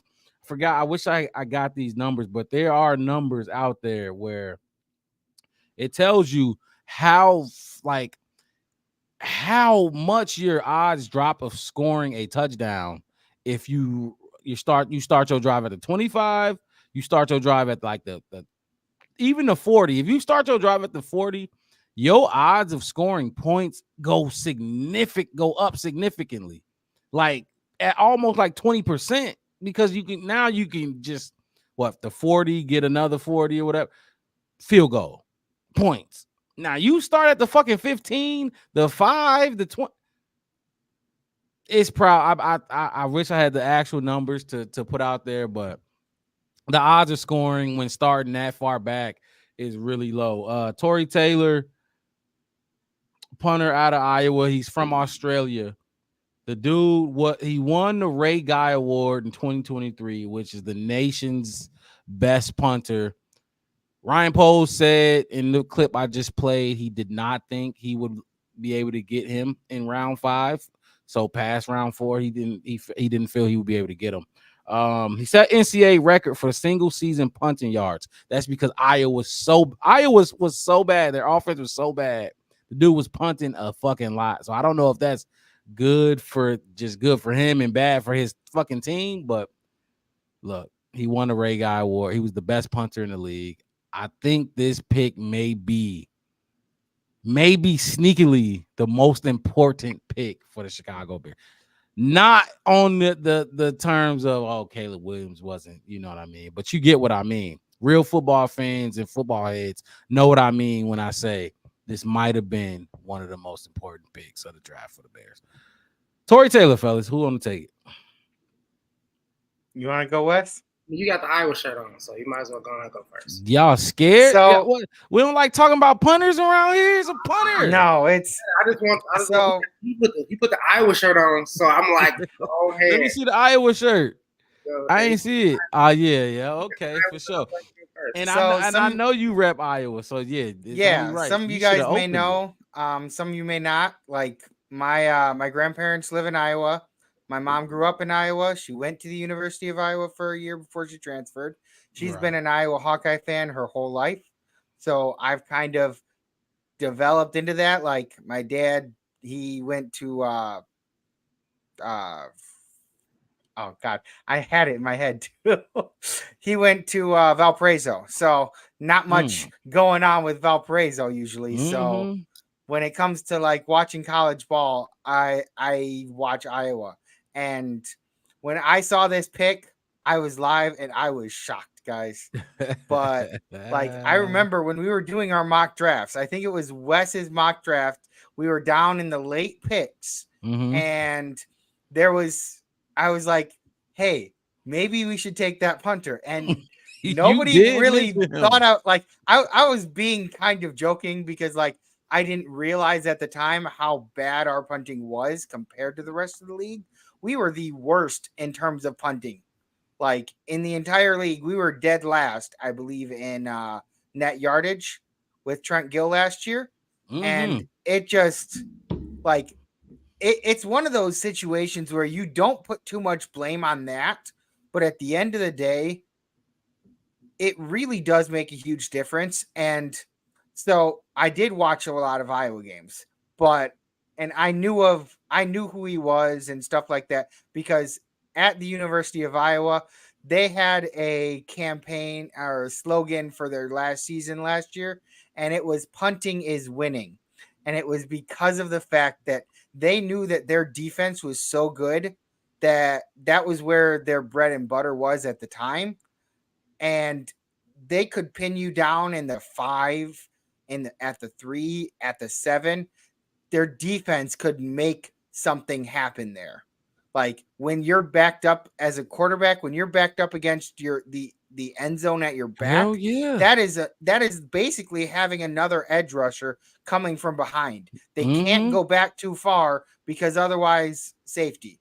Great They can't. point. There's so much that you can do. You can force them into. They feel so much pressure being in their end zone. I mean, a lot of times when you're hiking the ball into your own end zone, that is the quarterback's worst time to play quarterback, basically, because you're sitting there like you need to figure out a way to just get yourself out of the end zone, because if you get sacked there, it's 2 points and you giving the ball right back to the other team's offense. So they get a lot of momentum going towards them. And that's the type of thing that I hope we can bring to the Bears.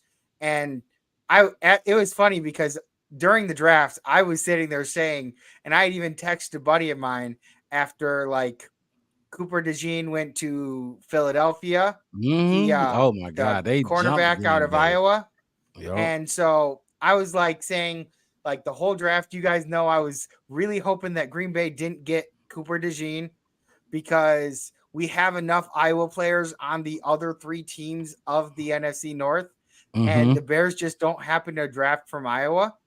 And so I was sitting there like, God, I really hope that like he doesn't go to, because the Bears just don't draft enough Iowa players. And there's a reason for that. Iowa's football program hasn't always been the cream of the crop in terms of certain positions, maybe other than like tight end and some of their defensive positions. Tight ends, they produce very well. But other than that, it's not really been that big of a deal. Like the tight ends are like Sam Laporta and George Kittle. I think they have one other one that's in the top like 10. But so when they drafted the punter, I was shocked because I didn't really see that as our biggest need at the time. But I was also excited because of what I realized he could bring. And then I decided to just quickly Google his go and look actually more on YouTube, go and look at a highlight reel. And there was an 8-minute long highlight reel for a punter. And like they were literally selling his jersey. I don't know anybody who would go and buy a punter's jersey, but in Iowa they did. Like he would. So I think I just saw that he was born in 97. He's 26 years old. He never played football until he came to the U.S. He came to the U.S. to go to Iowa, and he became their punter. There are definitely some things. It was kind of funny. Apparently, he didn't realize that like you couldn't bounce it off the ground to punt it and stuff like that. There were things about the game that he didn't know. But I mean, as the punter, your job is pretty specific. Kick the ball into where punt the ball into where you need it to go.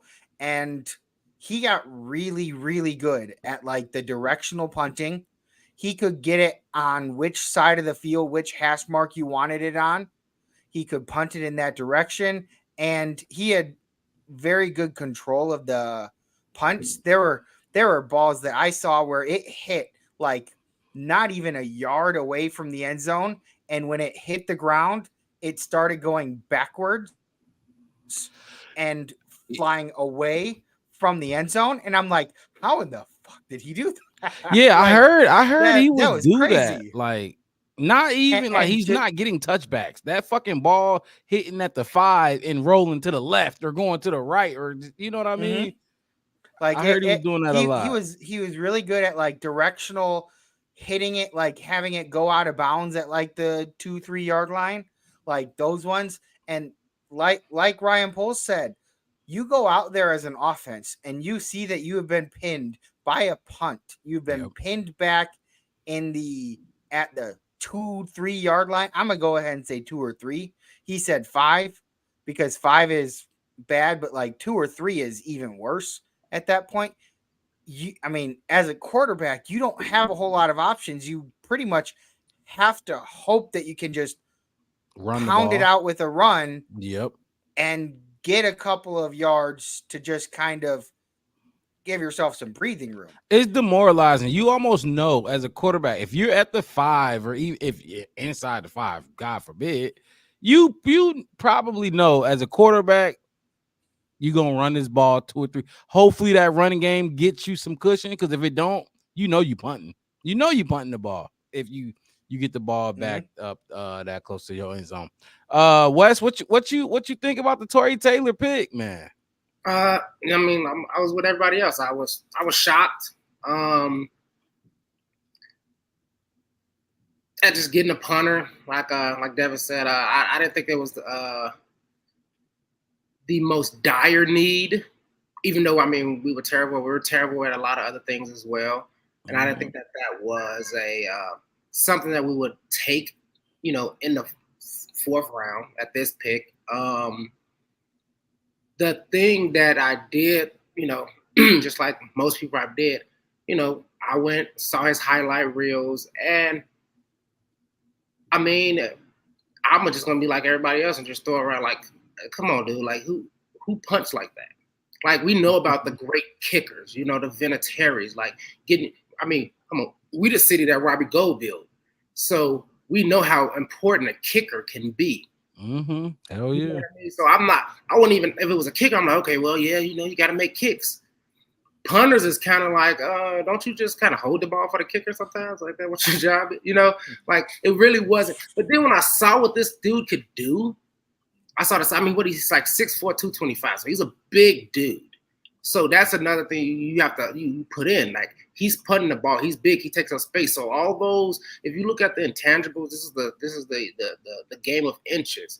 Yep. I mean, you look at those guys, they're gonna be mad. They're gonna be like, you gotta get to him. You gotta block that punt because if he gets it off, it's kind of like the reverse of Devin Hester. Because if he gets it off, we might be pinned down in the 5, like you were saying, Devin, a 3 to 2, less than the 10 yards. And we talk about, you know, the percentage of success coming up out of, you know, being pinned 10 yards or less back into your own end zone.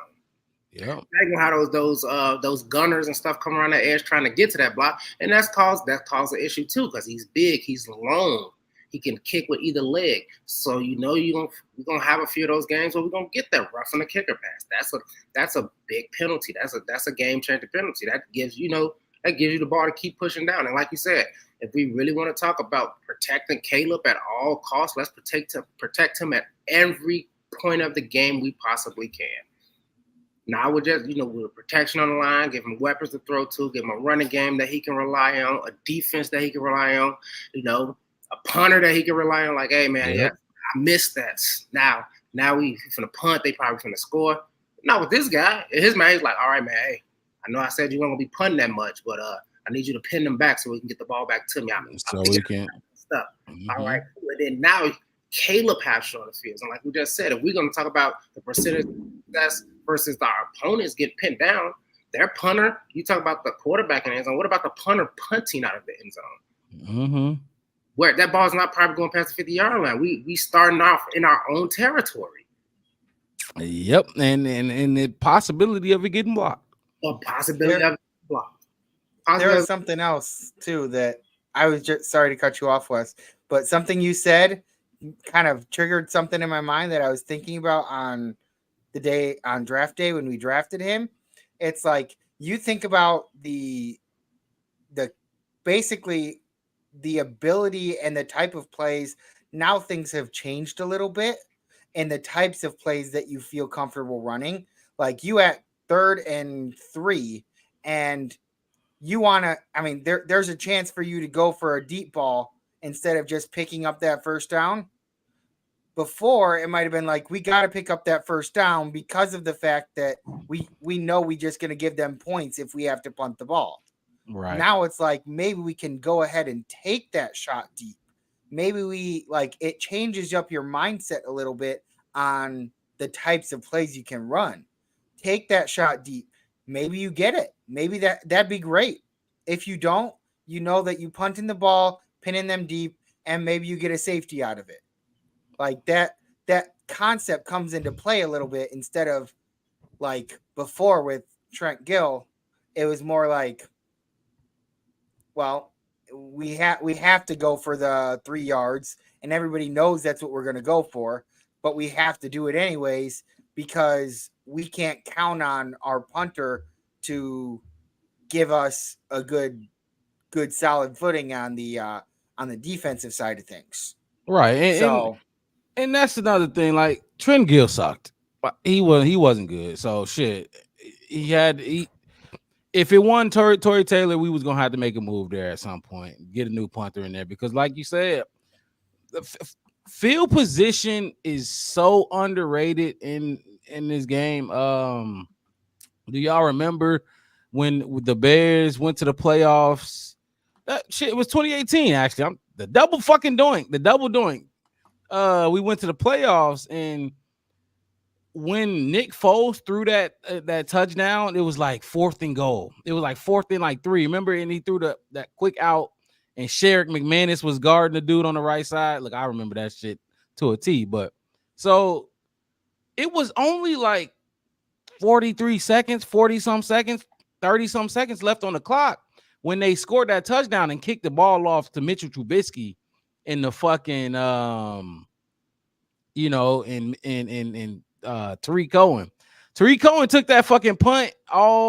We would not have been in position to get that double doink if we didn't have that field position. Field position matters. That's basically what I'm bringing that up for.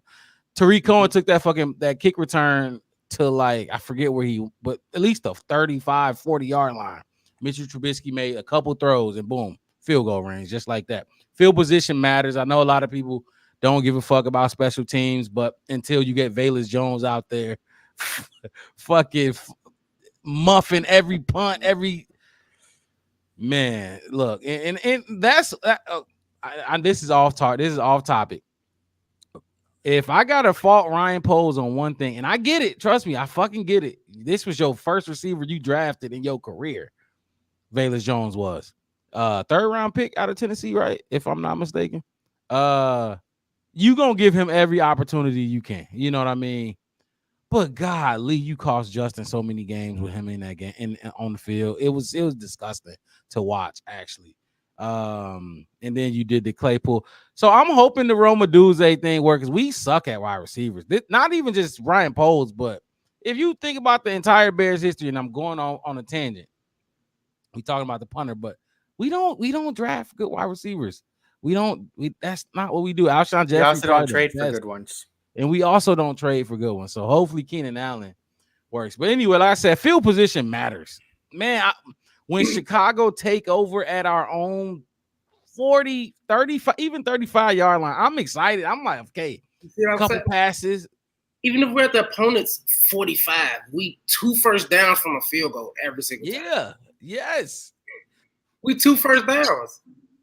Like Easy 3 points, and we got Cairo Santos. And we got Kyrie Santos who ain't nothing to knock, to knock at. So, and like I said, think about it. I mean, even when we was in quarterback Ferguson, like we were going to ramp back in the early 2000s, and look, I said the Robbie Gold days. I mean, we were winning games with just defense and a hell of a good kicker. Yes, he's still. I believe he is still the leading scorer in the Bears player as far leading scorer. Yes. Yes, he contributed the most points of any player. I mean, sure, it was his long career, but it was also the fact that he was on point as a punter or kicker. Hell yeah. And I can't. Ryan Pace. Oh man, go ahead, Wes. You let him go, and it's like, why would you let him go?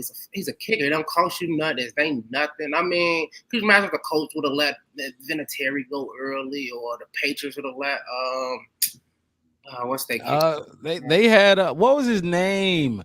Vinatieri went to New England too for a bit, but they missed. There was the other. Oh fuck, that's a good question. And the Patriots was my other favorite time. It was Ganikowski, not Grunk. It was Ganikowski. It was yes, something like that. Yep. Like that. Those guys, think about those guys. I mean, if you look at, you go watch Super Bowl history on NFL Network, and they show you all the things. What you see you see the coaches on the shoulders. You see the snowballs and all kinds of stuff. Those you see a lot of when they show those historical clips of the NFL. You see field goals going in for Super Bowl wins, and big game wins. So we can sit here. I mean, Devin Hansen, Hall of Fame, special teams. Like we Pose is like, yes, our offense sucks, and that's probably what we need to really, really focus on. Our defensive things, but this is 3 phases to this game, and I want us to be really, really, really competitive and good on all of the phases, even though other teams ain't looking at it. Because I'm pretty sure Punter ain't the only one that really sucked. I'm pretty sure there's a bunch of other punters out there that's really not that good. But those other teams are not even thinking about that because they're waiting on to see what everybody I'm telling you, dude. And by the end of next season, it's going to be a bunch of special teams coordinators watching Tory Taylor clips and having their punter sit down and see what he did? See what he doing right there? We need to figure out how he's doing it. I think I even heard I read something about we grabbed Tory before. There were about 4 or 5 teams that were looking at him, one of which was the Packers. And I can tell you right now, regardless of who it is, but a punter like this, I am very glad he didn't go to the Packers. Imagine the demoralizing thing of, as a brand new quarterback, you're coming out on the field 2 or 3 times and you starting so deep into your own end zone. That's demoralizing as any quarterback, but it definitely pressures you to play hero ball as a brand new quarterback out there too. And I'm really glad that the Bears ended up grabbing Tory Taylor and he didn't end up going to the Packers, because that would have been rough for us 2 times a year. Shit, they took our other Pat O'Donnell, right? The Packers had Pat O'Donnell. I remember we fucking played them.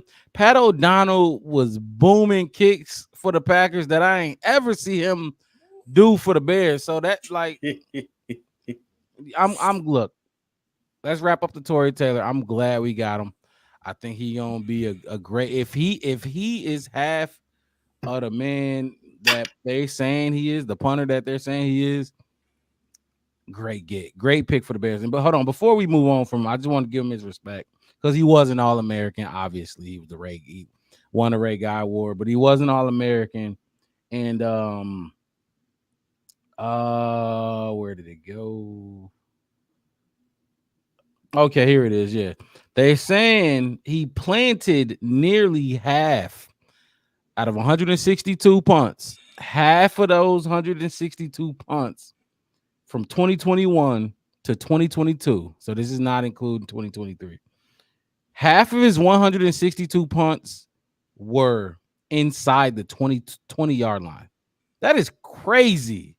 That is insane. 162 punts, half of them inside the. And is that just where the ball landed, or are we talking about where it eventually was down? That's what I'm guessing. That's where it was down. Mm-hmm. That's what I'm guessing when it was down. And one of the reasons, like, so some people were looking at his stats and saying he wasn't as good. I mean, just based on stats, but if you watch Iowa's games, right, they used him when sometimes they didn't need to. Like, there were times that they would go ahead and punt when maybe they could have tried a long field goal, but like they would punt because they weren't as confident in their kicker to make that long of a field goal.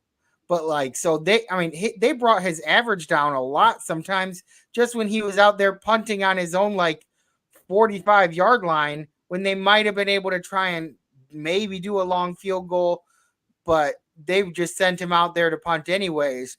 And whenever he went out onto that field, he got like the biggest cheer and stuff like that. And at the end of the day, in the fourth round, you don't always find a starter. A lot of times in the fourth round, you're looking at players that they might be fighting for a starting position, or they might be like a depth player that's going to take a year and then they'll become a starter. But like, to get a bona fide starter in this fourth round, guaranteed day one starter, I would say that's a win. I'm gonna go ahead and give this an A. They was using him as a weapon, like when you said they were just bringing him out there to punt, even when they probably could have tried a field goal. Weapon that you're weaponizing. Now you're weaponizing them at this point. You know what I mean? You're not even so much focused on scoring the points, but we can pin this dude back. We can pin this team back and make fucking Jordan Love drive 95 yards. Oh my God, I can't wait. I'm excited, man. Like I said, he's a punter with an official highlight reel on YouTube. Like, half the people, the other half of the people we're going to talk about don't even have a 3-minute highlight reel on YouTube right now. He has like an 8.5, 9, and they're you got to dig for those highlight reels. You got to dig for them. And my whole thing is like, when you look at what he's doing, it's kind of how like Steph Curry was when he first came in. You know, everybody's like, oh yeah, can he really keep this up? Can he really keep shooting from logo up? And then now, like I was just saying about the trio wide receivers, now you're looking at it, and I guarantee teams just looking at the Bears like, do we have to go to Australia to go find somebody that's kicking armadillo? You know what I mean? Like, we need to go find somebody that can pin people back. Because wait till we start pinning people back. I mean, like I said, I go back and look at history. Look what we did with Devin Hester. We had teams like, wait. We didn't prepare for this. It took them weeks upon weeks, so they just said, you know what, we're just not going to kick them. We will prefer to give y'all amazing field position than kick the ball to y'all returner. Yeah.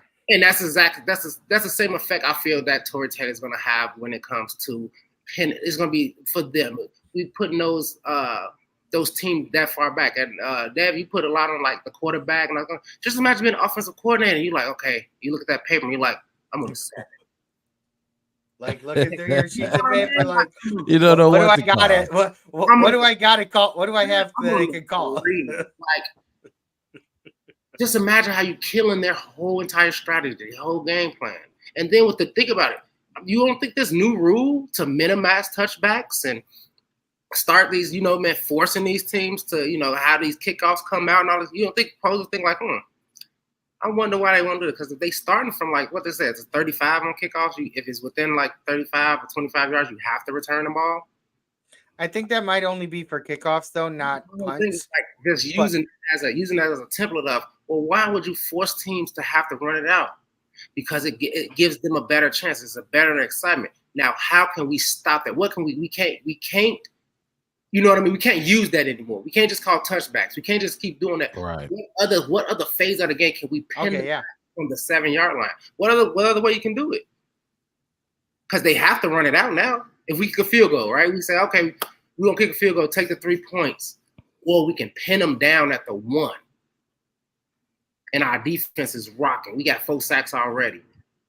And we blitzing Brisker and Kyler. And you see what I'm saying? Like, if you're thinking about the whole entire thing, you see what I'm saying? Like, what we can do if you, like I said, you're going to have that coordinator on there on the 6-yard line. He going to look like he talking. He's just going to be behind it like, motherfucker. This motherfucker. I got I got I ran them all. I don't know. You know what I mean? Like you're gonna change up their whole everything so they're gonna have to plan for what are we gonna do when Tory Taylor punts. That's what it's gonna be. Another interesting fact I'd heard, he wanted to come to Chicago because his girlfriend's from here. So like he wanted to come. He was hoping Chicago would be in the market for a punter. I mean, obviously he would have been happy to go anywhere, but like this would have probably have been his preferred spot to land. One, it's close to Iowa. Iowa doesn't have a football team, so like sometimes their fans tend to cheer on Iowa players, and like the more publicity and like fans that the Bears can get is always going to be good. And like you look at like the Iowa players or Iowa fans that followed Caitlin Clark to the Indiana Fever. Like, I'm not saying it's going to be to that effect, but there's going to be an influx of some Bears fans just because of how popular he was as a punter. And I mean, just like we've kind of talked about so far, like every single person, they want to be in Chicago. So the players that want to be here are the ones that are going to fight harder to help this team be the best that it can be, because they have more of a vested interest than say somebody who grew up in Miami and doesn't really have any connection to the Chicago Bears. Like if you grew up being a Bears fan in any way, you want to see them succeed. And now that you're a part of that, then you're going to try that much harder to make sure that the team succeeds. So what y'all thinking? This was a controversial pick, very controversial. What's the grade? I think I'm gonna give it a C+ just because I mean it is a 4th round 122 pick. It is weird. It is kind of and like I said, Poles didn't feel like he would drop down that far. I mean, maybe he didn't. Maybe he wouldn't have. Maybe he was right about it. Could we possibly have waited to see? Maybe. That's why I'm giving it a high middle of the road. I want to give it a B, but I feel good giving it a C+ just because it's a 4th round pick. And like I said, there's going to be tons of Tory Taylor jerseys in Soldier Field. Trust me. I agree. That dude actually gonna sell some jerseys. He's gonna sell jerseys. He's gonna be ton. He's gonna have probably a Subway commercial that's played locally in Chicago, where he put subs across the city or something.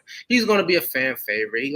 And like I said, it's not like the Bears fan base bury special teams players. If you're really, really good, we don't care what position you play. If you show us that you're effective and you're good and you're doing a good thing for the Chicago Bears, we have no problems. Like I said, Robbie Gould, we have no problem showing you the utmost love in who I were. And I think he's going to be that kind of player. Like I said, the only reason I'm giving it a C+ is just because where it is. Am I not going to pick? And like I said, he got almost a 10-minute highlight reel, man. Like, what you want me to say? Like, if you don't believe me or believe me, just Google Tory Taylor and go on YouTube, man, and just watch it. It's music and it's fireworks and Jesus, I mean, I don't know, man. It's phenomenal at the end of the day, and I feel like I like what Post is doing. It's like let's be a. I don't want to be that Bears team, that defense, that steel curtain defense, or that air raid offense. I want to be those monsters of the midway that came in on all three phases of the game and we just dominated. I like how you wrap that up. Devin, what you got for the grade? So when the draft, when the pick happened, it was our last pick. So at that moment, I would have said, you know what, this is probably a B- pick. But based on what happened later on, this pick to me is a bit better because we still did address that need that we ended up needing, which is what we'll talk about next. But we addressed the need that we have. And so there were people that were disappointed that we took Tory Taylor instead of taking Austin Booker specifically. And then we ended up still taking Austin Booker. I mean, when I was live in the draft, after the fourth round, I was debating how long I wanted to stick around. And probably about like a quarter of the way through the fifth round, I was like, I don't know if I'm going to be sticking around for very long. I'm thinking to myself, and then I look up on the screen. I'm like, holy shit, the Bears are back on the board. I don't know what just happened. I guess I got to wait to hear what happened. But so I feel like after the trade and after us getting this pick for the other area that I would have argued was probably our bigger need, I would say this pick for me gets bumped up from a B- to an A- because one, I really like Iowa players, and I was very happy for us to finally get an Iowa player, and just the way that like he does seem to completely flip a field, and like the demoralizing nature, like there's a big part of football that is like mind games, like playing with the other team. Like it's not just about like who's got the better physical attributes and stuff like that. Sometimes it's about who can get in the better positions, and like your field position is so important, and it's a very underappreciated kind of area of the game, I feel like. So that's why I'm giving this an A- due to the fact that what we got A later. I mean, I probably wouldn't have given it so high if we didn't end up getting an edge rusher. A-? You say what you said was C+?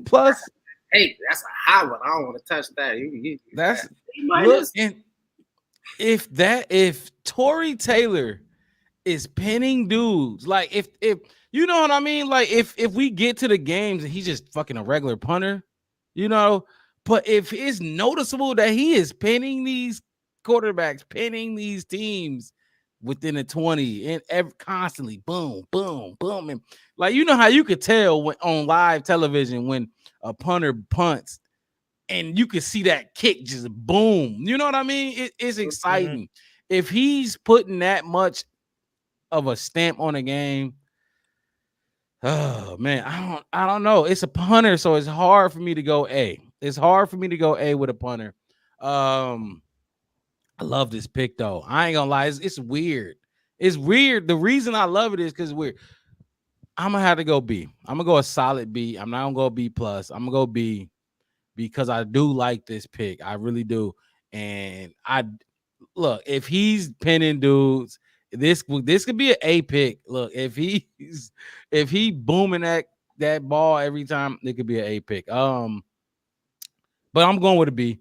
I'm going with a B just because, and it probably would have been a C+. But when you said it was our last pick, you know what I mean? Originally, it was our last pick in the draft, and it's like, all right, let's just, last pick in the draft, let's grab us the best punter in college this year. Let's grab him and let's go home. You know what I mean? But that wasn't the case. We obviously know what happened after that, which we're going to get into at this point. 5th round pick, the Chicago Bears. 1 second. Austin Booker, round 5, 144 overall. The Chicago Bears Went into the draft with 4 picks. Used one on Caleb. The second one on Adunze. The third one on Amagaji. And the fourth one on Torrey Taylor. But Ryan Poles didn't want to sit still. He got a little antsy and said, fuck it, let's jump back into the draft. And he traded up and got Austin Booker. He traded I had the compensation. Buffalo Bills. Yes, to the Buffalo Bills. He traded a 2025 4th round pick for a 2024 5th round pick. You guys realize something about that pick though? What's up? That was our pick. That was the pick we traded to Buffalo for Ryan Bates. And basically at the time there was probably no way that we could have traded it traded a 2025. Hold on. Explain that one more time. So when we got Ryan Bates from Buffalo, okay, Ryan Poles traded him a 5th round pick from this year to get him. And we got that exact pick back by trading a 4th round for next year.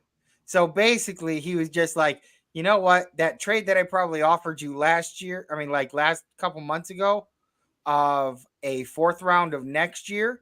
Right. You didn't want it then, but he went back to him again. He's like, you want it now? See what's on the board? And he's like, and they're like, you know what? Let's go ahead and take that pick.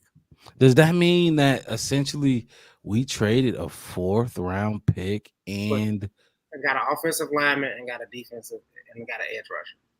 But hold on, because we traded the original so we traded a 5th round and a 4th round.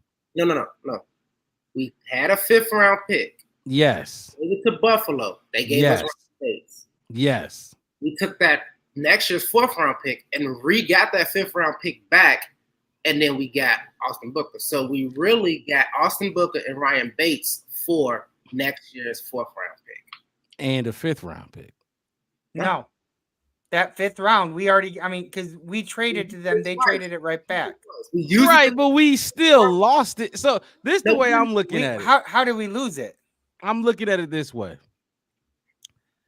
We originally traded the 5th round pick for Ryan Bates, correct? Yes. Lost it. Just because we got it back don't mean we didn't lose that pick. Listen, so way I'm looking at it, I'm not including Austin Booker yet. Not quite yet. It's about Ryan Bates. So we essentially traded, and then like I said, chime in when y'all to correct me, because I'm still kind of confused. We traded the 5th round pick and that 4th round pick. Well, but see, you're taking. See, the problem that you keep focusing on is that we traded the pick. But if we get the pick back, then it's like the trade didn't happen. Like, yes, if we just got it back, but we had to give something to get that back. Right. So that same pick, let's say if we didn't trade it, if we just went with that pick right now, all we would have would be Austin Booker in next year's 4th round. Okay. No Ryan Bates. No Ryan Bates. So right. Ryan Bates for that pick. So how do we get Ryan Bates then? We gave them this year's 5th round pick that we're looking at right now, 144. We had that pick. We gave it to the Bills. They gave us Ryan Bates. We went back and traded them next year's 4th round and got that pick back. So essentially, this pick is Ryan Bates and Austin, because this pick, we got Austin Booker. This is our pick. So really, if you want to look at it, we got Ryan Bates for next year's 4th round. That's what I was kind of getting at, but I see I was grouping in this pick. You seem to be giving Buffalo the 5th round pick from this year, which they didn't end up using. Right. So it's ours. So I get where you were kind of thinking about like the multiple trades, but in essence, it was like it almost canceled out the trade and just made it look like we just traded a 4th round next year for Ryan Bates. So summarize it then. Summarize it for me and anybody else, whichever one of y'all can summarize it the better way. Summarize it and I'm gonna just try first real quick so y'all can correct me. So we traded our 5th round pick. No. So basically, we traded a 4th round pick for Ryan Bates, like you said, right? And but we traded a fourth. So we traded a fourth and we got Bates and Booker, right? Is that so we traded a fourth and got Bates in a fifth? No, we Well, basically it's more like we traded a fourth and got Bates, and the fifth was our pick all along. We never traded it. It was like it was never traded. Because literally on the screen it said Chicago to Buffalo to Chicago. That's what the like, because they usually show like when it's been traded around between a few teams. Right. So it literally, like, I don't think I've seen that very often in the drafts and stuff like that, because very rarely do people trade back and get the same pick. Because that was one of the things that a lot of people said in free agency when Hoes was using those picks to go get Keenan Allen, those late round picks to go get Bates, all these other guys. It's like, well, you're giving up your draft capital to go get these, veteran offensive linemen. Montez Sweat. So, right, you know what I mean? So all Post did was pretty much push his payment back a year. So do y'all agree with that? Like, cause some people, I've seen this actually a lot. Like, they say the Bears didn't have 4 picks. We had a 2nd round pick and we drafted Montez Sweat with the 2nd round. Yeah. And we had a 4th round pick and we drafted Keenan Allen with. Do y'all look at it that way? Because I have a hard time looking at it that way. I mean, like we had a 2nd round pick. What edge rusher we would have gotten that is like starter ready with what we get from Montez Sweat in the 2nd round? Right. I don't see somebody there like that. That's how some people try to justify it to themselves. Yeah.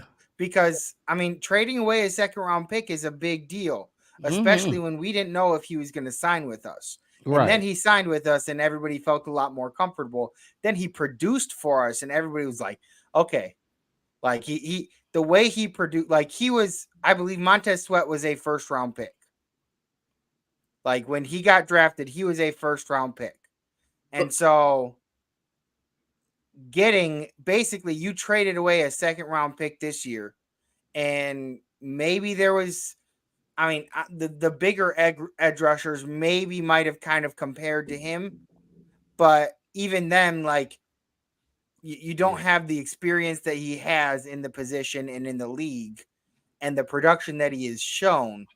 Like, but if you could get a guaranteed starter at the same caliber as Montez Sweat in the 2nd round, then it's viewed as, okay, it was dumb to trade that 2nd round pick. But since I don't believe that you could have gotten that, I can see that that's where some people justify it to themselves. So I guess my question is, because I agree, I don't think we found I don't think there's a Montez Sweat, and there was a Montez Sweat in the 2nd round.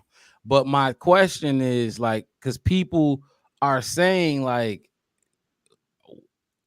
our 2nd round, we had more draft picks than on paper. You get what I'm saying? Like, our 2nd round pick was Montez Sweat. No, it wasn't. That's what I'm looking at. People are trying to justify the having only 4 picks because they're saying we drafted Montez Sweat in the 2nd round. We drafted Keenan Allen with a fucking 4th round. No, I don't look at it that way. And I just want to know what y'all think before we jump into Austin Booker, because we haven't done that yet. I don't see it as we drafted. You know what I mean, though? You've seen the list. Yeah, like I seen the list and I seen I posted it up. And my thing is, this is how I see it. Okay, we talked about the 9th pick and all the edge rushers we could have got there. We talked about all the possibility and all that kind of stuff. But those are 1st round picks, and they still haven't done what Montez Sweat has done in the NFL. Exactly. Right? So if we didn't get Montez Sweat, we would have waited for possibly somebody that is not ready-made already. We know Montez Sweat. We've seen what he can do. We know he can produce. We don't have to sit here and be like, oh, well, let him take it down in the NFL. Even with Caleb, like, oh, we've seen what he did in college, but wait till he get – it's no growing pain. We know what he can do. We know what we expect. The only thing that it would have been was, are we going to keep him a long time like we would do a draft pick? Right, and that's my issue with it. And that was it.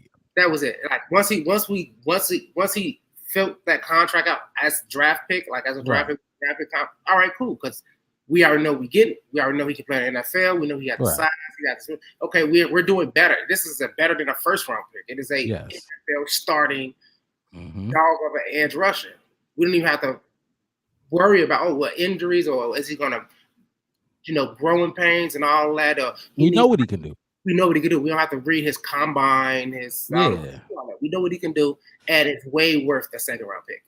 Yeah, and so that and I just had an issue with that. That's why I asked y'all what y'all thought, because Montez Sweat ain't equivalent to a second round. Like if we kept that second round pick and not traded for Montez Sweat and whoever we took in the second round, there's no equivalence to that. Not just skill.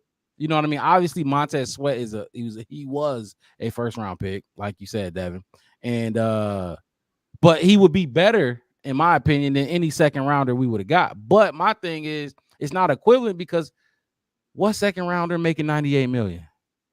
You know what I mean?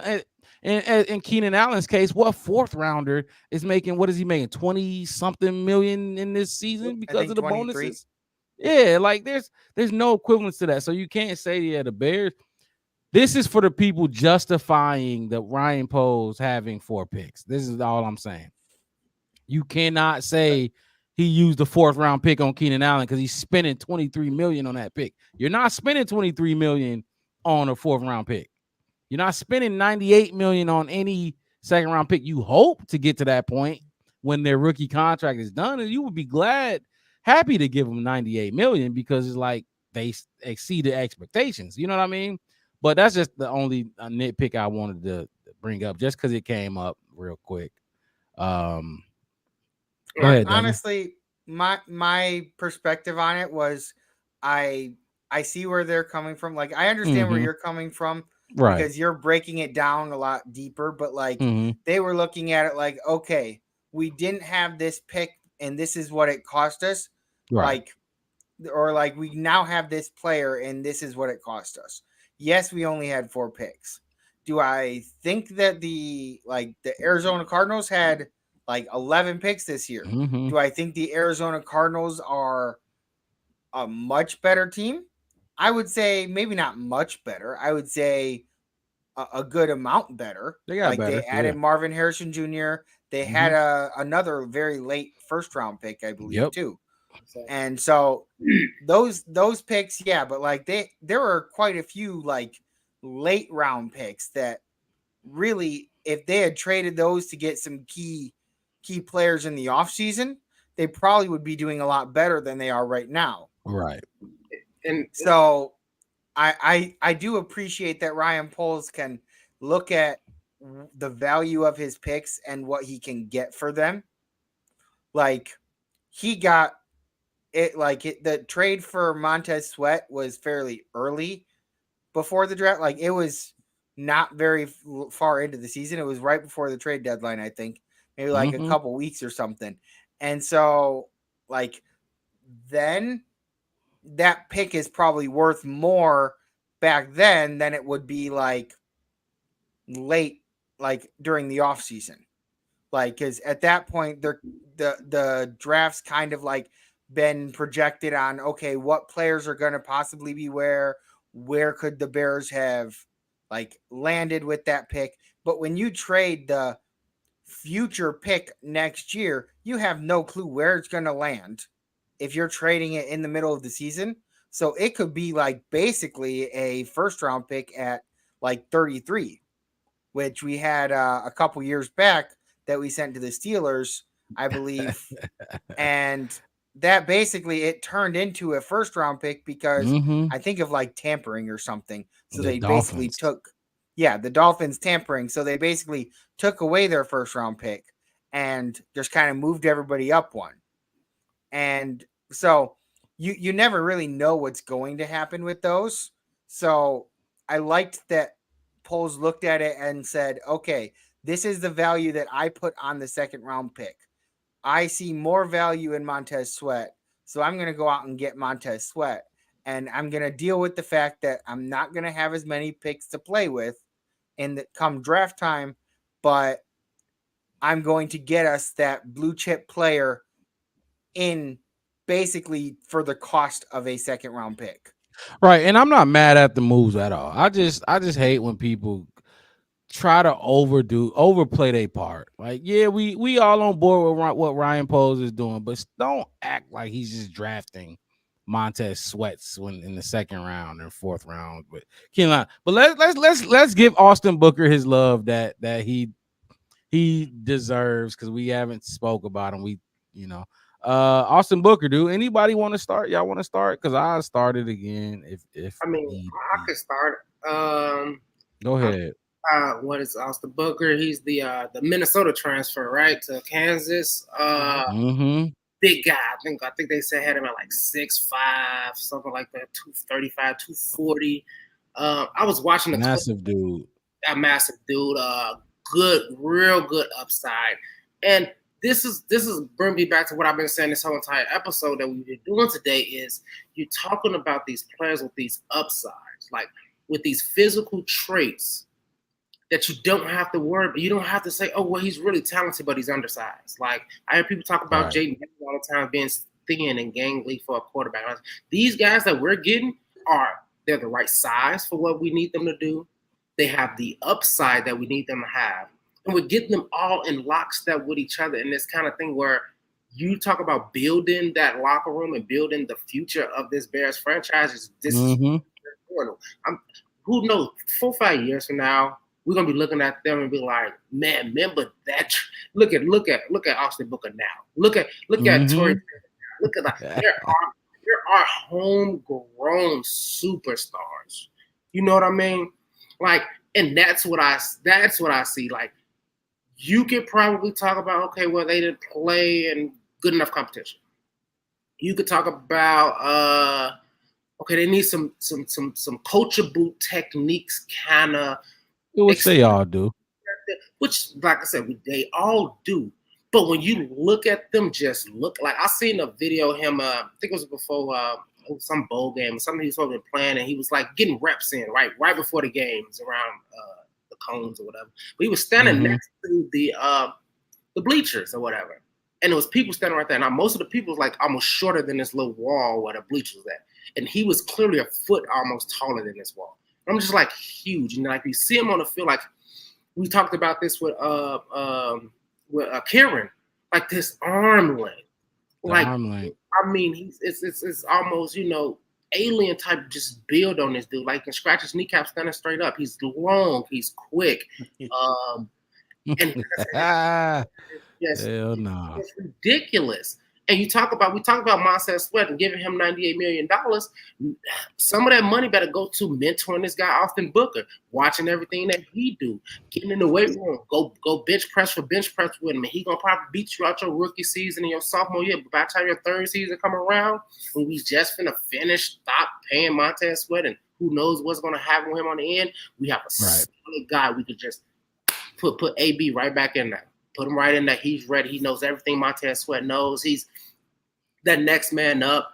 And I think, like I said, I think it was a very smart move on behalf of Poles, because it's like, hey, look, I used a lot of my picks this season, this offseason or this season, and everybody is looking, like we said, we only really had 4 picks, ended up with 5 total in this draft, but we got, 10 next year?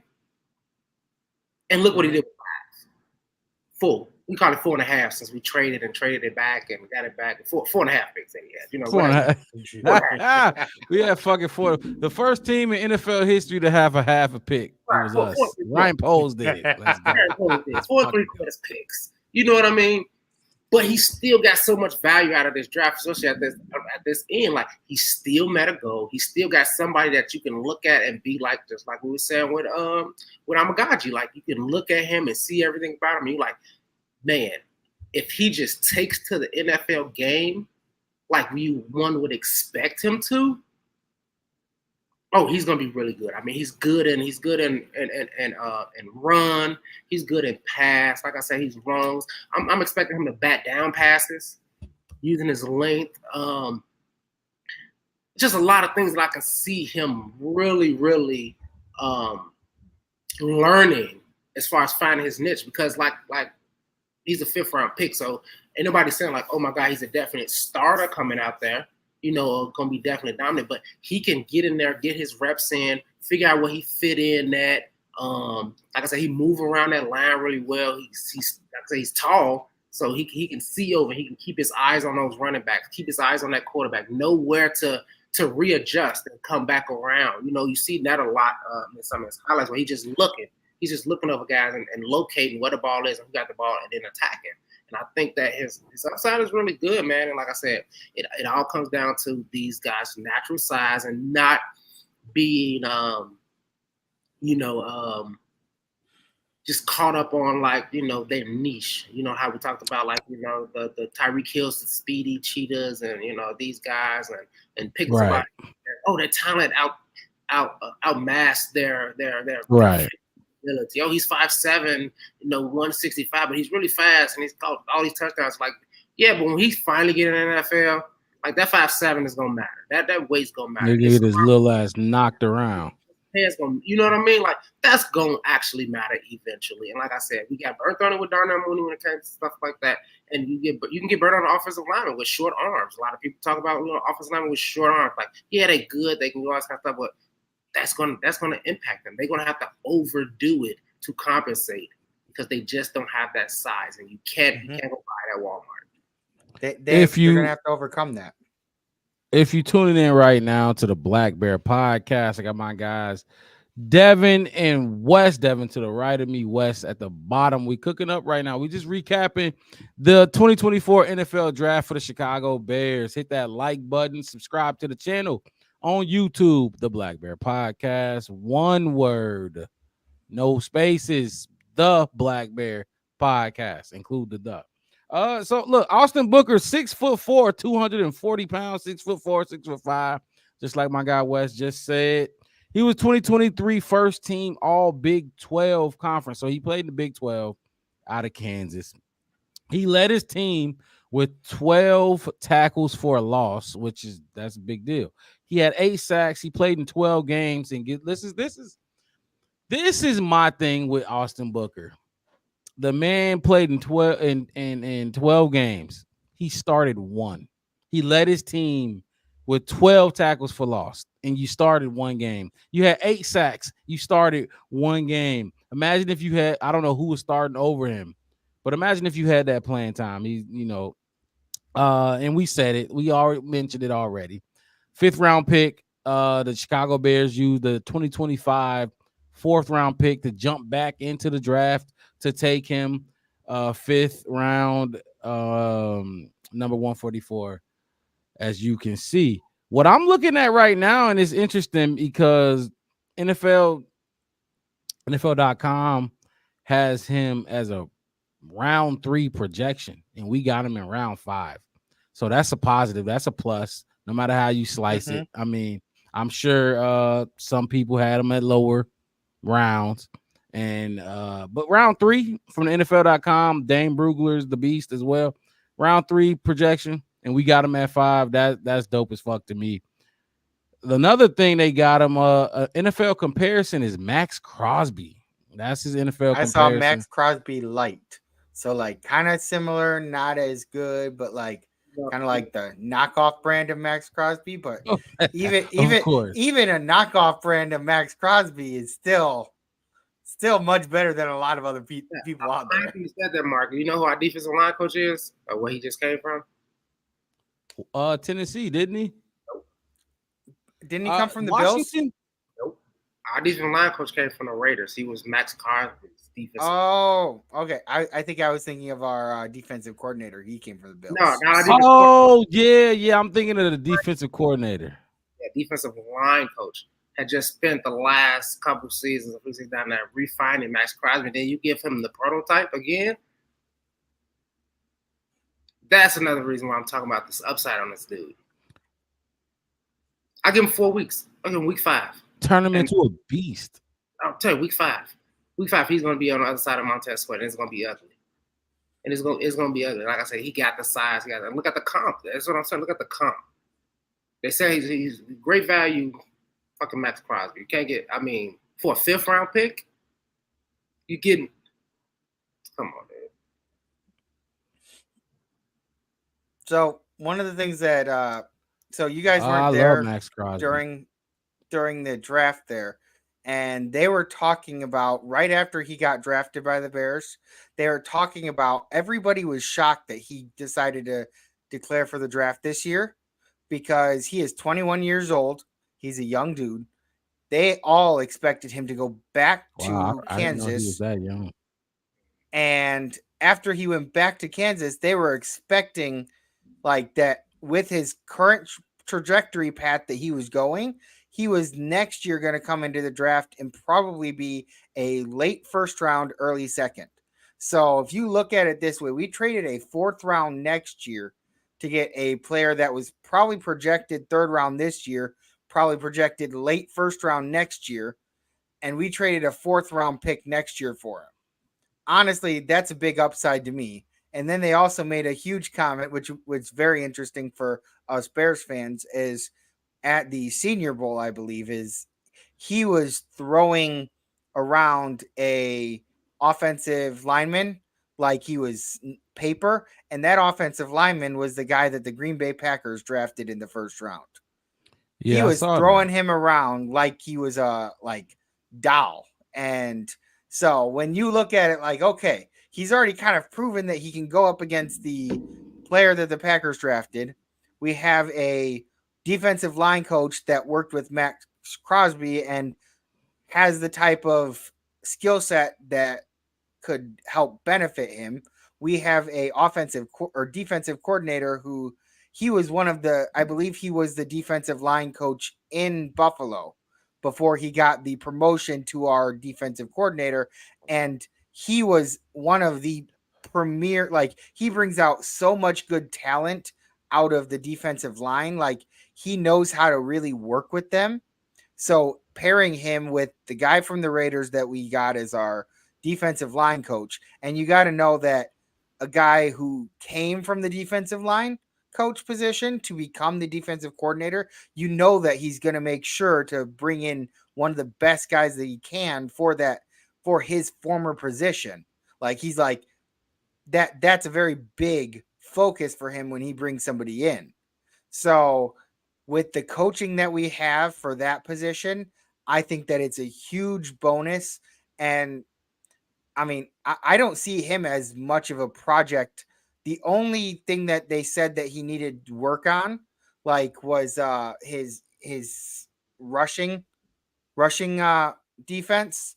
And like they said, he was great in like pass rushing plays. And that could be how the Bears utilize him early on.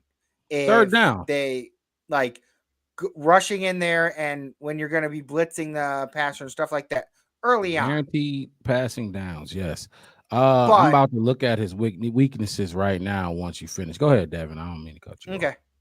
But I was looking at it as like, hey, we got a guy that we can train up, and if he shows the improvement that we need, like they were saying that he could be projected as a first round pick next year. Yep. If he progresses more in college this year, think about how much you would progress playing in the NFL. Like the amount of progression would be more so if you're in the NFL doing what you need to do than it would be if you went back to college for a year. So he's already now in the position that he wants to be in, and like he can really make that bigger jump like over the course of the next year compared to what he would have done if he had gone back to college. So I just see it as like he's coming in with a lot of raw abilities that we know how to, I mean, he knows how to use, and we can bring out the best of him. We could potentially turn him into that next Max Crosby. And to get him in the 5th round, I think that that's a steal of a pick. And it's why I placed such a high grade on the Tory Taylor pick there, was because of the fact that this guy is a steal at 5. You were able to get him after Tory Taylor. The fact that you wanted to take that, there were people that wanted us to take him at 4 in the 4th round, and he was still available for a pick you traded back for in the 5th round, and you go and get him anyways. It's like, you basically, I mean, if it makes people feel better, we got Austin Booker in the 4th round and Torrey Taylor in the 5th. I mean, if that makes people feel better about where the picks landed. So we could go on and look, he was a red shirt in 2021. He didn't play, so he was a red shirt freshman. He played only 6 games in 2022. And he only had 1 tackle or 2 tackles, 1 tackle for loss. 2023 is when he became who we know him as today. But I want to look at some of his weaknesses just because we could talk about his strengths all day. I like to look at the weaknesses as well. And I think this stood out to me as like it just stands out. Reps, repetition, experience. It is important in football. He had one of the lowest career snap counts you'll ever see for a draftable prospect. He only played 500 snaps total. In what, 3 years? 2021, 2022, 2023. They say he needs to get much stronger in both his upper and lower body. I'm glad that they said that as a weakness because we all know once these college dudes, once you get drafted and you go, whether it's NBA, NHL, MLB, hockey, whatever, or football, you're gonna get that NFL body. Once you get drafted and you get on that meal plan, you get on with that nutritionist diet, you're gonna get your NFL body, that NBA body that you didn't have in college. You were still a fucking kid. So that was one of his weaknesses, which that can be fixed. They said his pad level can get away from him sometimes on inside moves, but that's that. I mean, if we have him on the edge, I'm sure we're gonna move him all around the line of scrimmage. That's what we do with our defensive linemen. Even Montez Sweat moved inside. I got some highlights of him playing inside. They say he gets in trouble when run blockers sink into his frame. That's just me personally. I just think that he's just smaller. He's a smaller dude. Once he gets in his NFL body, that won't be an issue at all. They say he could struggle against downhill run attacks.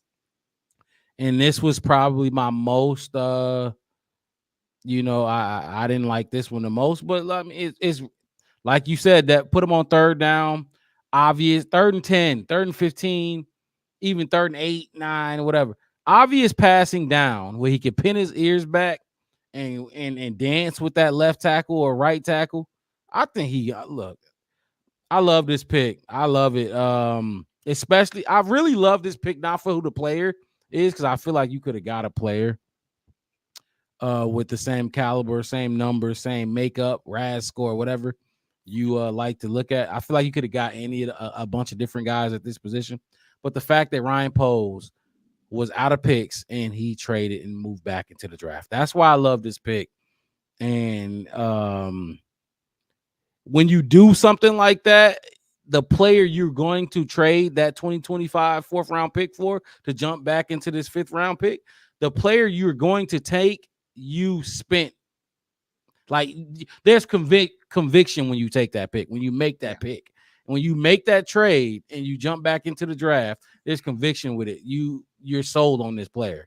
Obviously, we know he was sold on the number 9 pick in number 1 pick, but I feel like out of all the other picks, he was sold on this pick right here just as much as he was sold on Rome Odunze going at 9. That's why I like the pick more than the actual player, because I feel like you could get one of these guys. There's a lot of players in the draft. You can get one of these dudes. Also, I like that he was a round 3 projection and you stole him at 5. I mean, I don't know how you could slice that and make that a bad thing, So if I'm going to grade this pick, just for the extracurricular that went into making this pick, not so much Austin Booker himself. What I love his size. I'm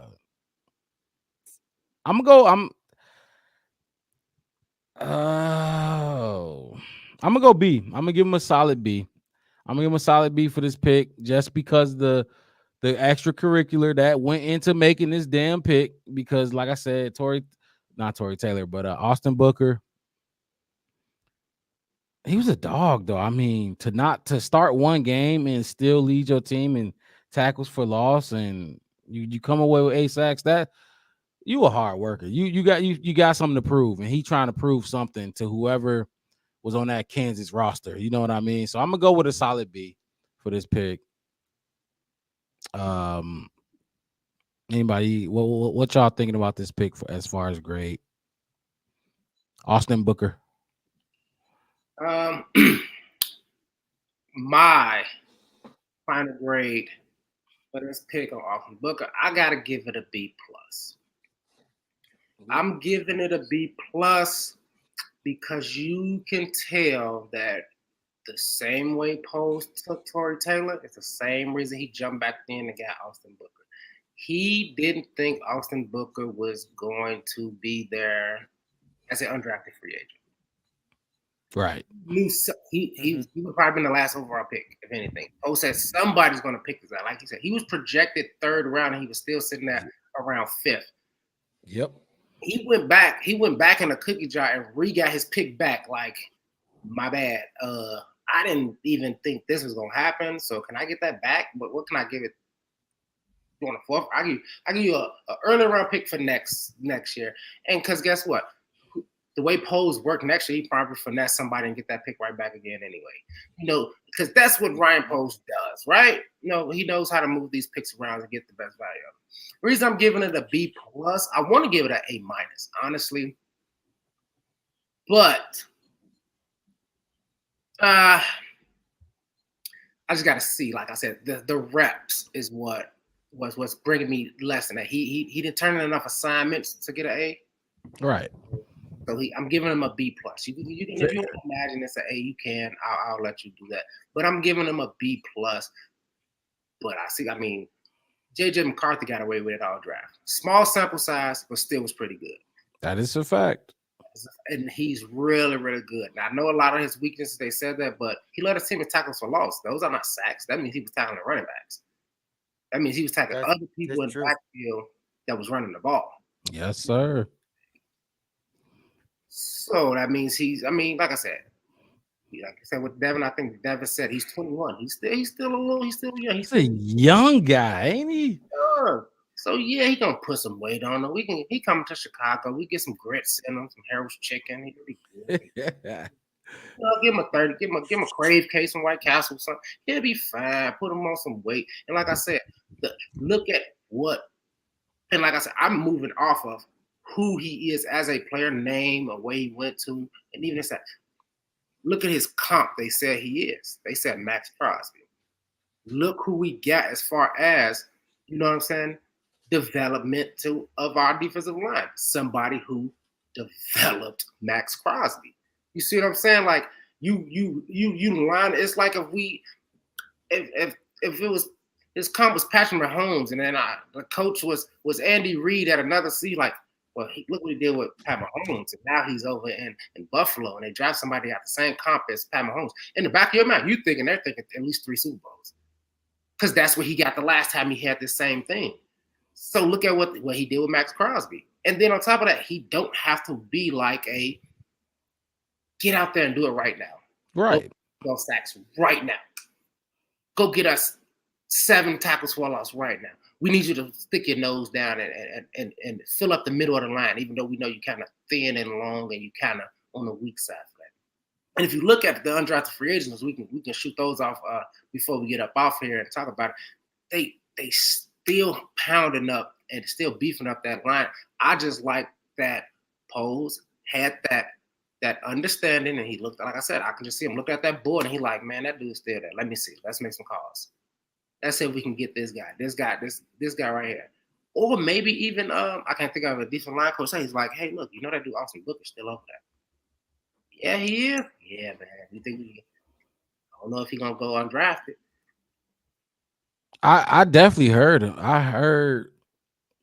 I've seen mock drafts with him going in the 3rd round. You know what I mean? So, and that's where that's all the outside work, not even getting to the player, but all the outside work, the getting them getting a 3rd round projected pick in the 5th round, trading back in and having conviction with Joe Guy. You know, that all gives it a B for me. You say B plus West, right? That's what you said. I'm giving a B plus with the plus. The B is just his size, what he could potentially be with probably any team.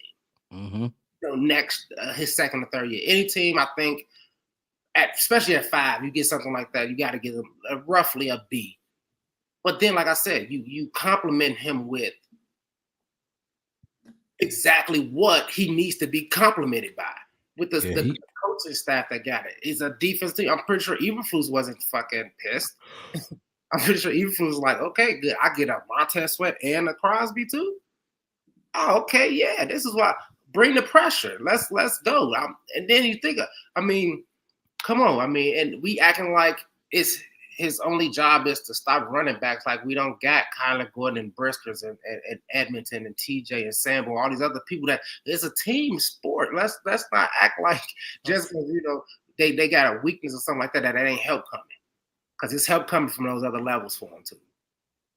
And like I said, I think it's a good one. I think it's a good pick. I think it's a nice little steal. I think if we had to say we stole something, this was a steal. This was that steal right here. This was that, 39th King Drive at the bus stop. Yeah, that's where you gonna go with it. I'm just saying, man. If you want to say somebody got robbed, that's what happened. That's what happened. I realized. Smashed the person, ran down the stairs. What's up, Devin?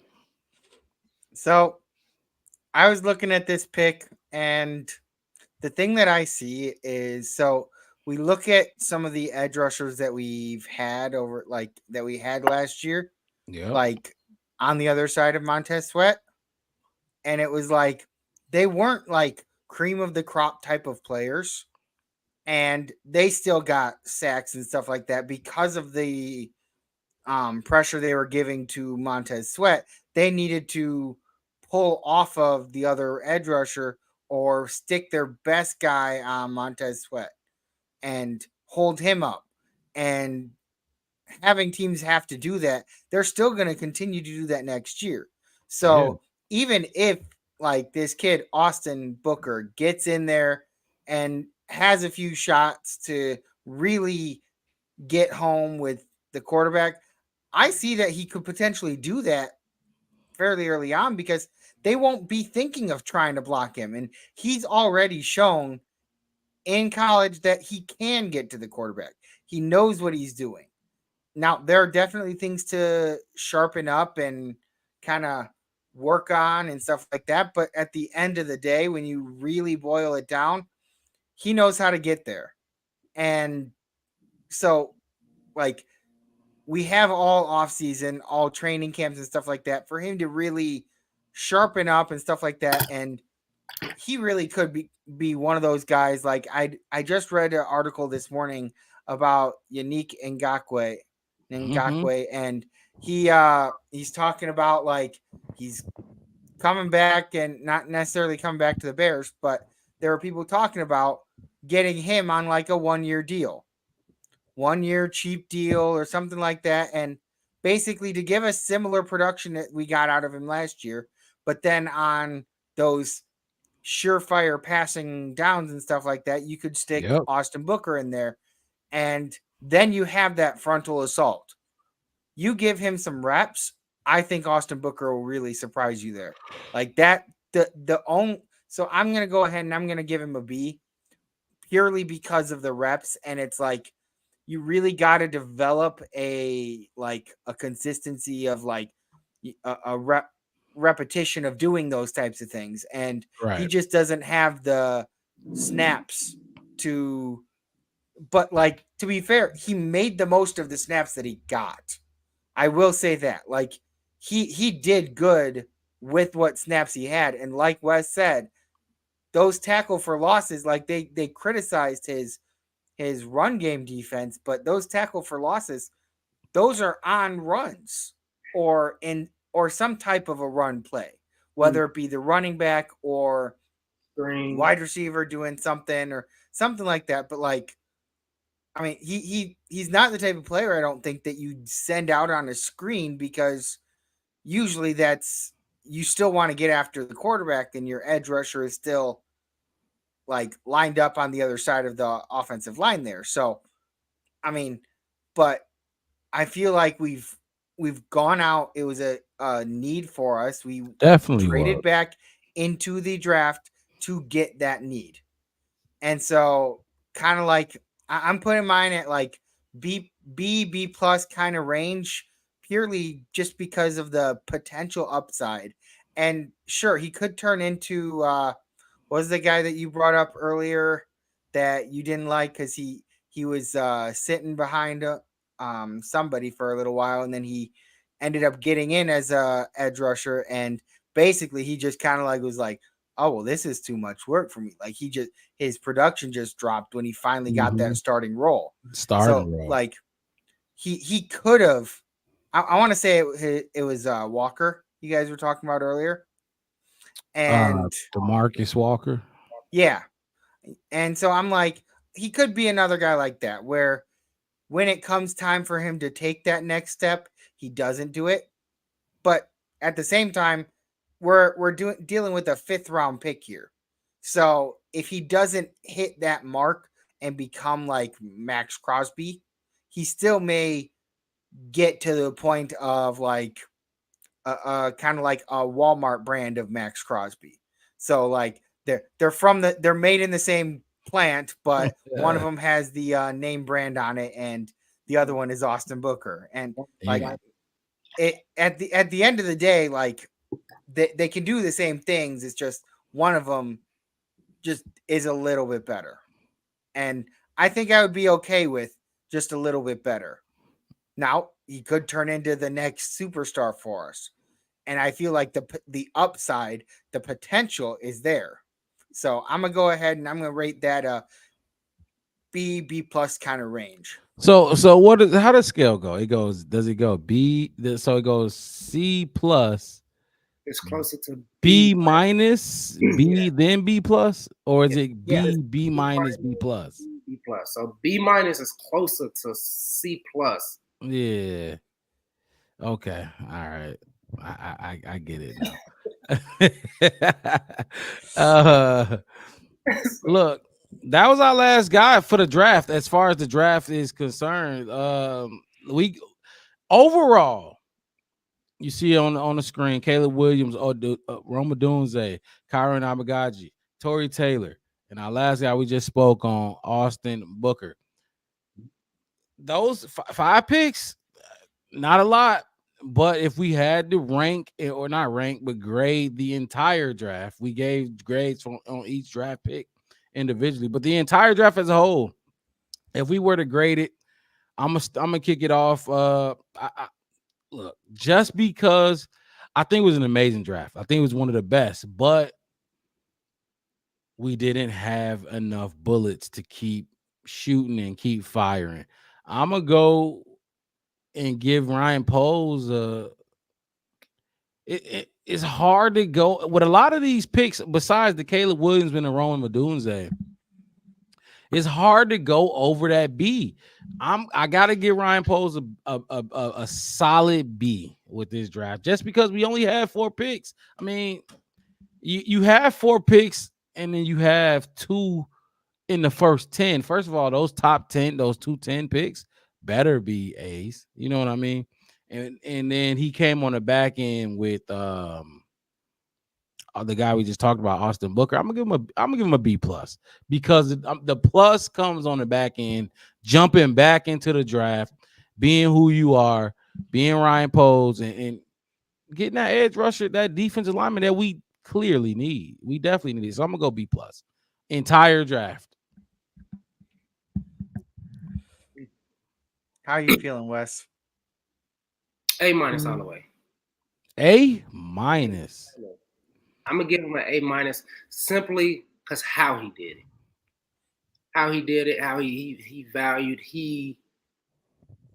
and what I like about Ryan Poles and the way he drafts, it's just not, it always makes you question, like, man, does he actually know what like Dev said a while ago, like, is he tricking us, making it seem like he doesn't know what he's doing? But when you look at the caliber where he's hitting at, we didn't need a backup quarterback. We needed a franchise quarterback, obviously, so he went and got that. We needed a solid receiving core because we couldn't We couldn't risk losing Keenan Allen to injury and just having DJ Moore up there by himself again. Right. Both of that. So you had to go there. And then it's like, man, what's actually the next best player we can get that will put us in such a place as a team in an organization, because that's what he says all the time, to just be really, really good as a football team. It's a punter, 2.5 hours, 3 hours away, who has a 10-minute highlight reel, who's pinning teams down within the 10, within the 15, within the 5. And our punter can't even kick the ball into enemy territory. Like, that's something.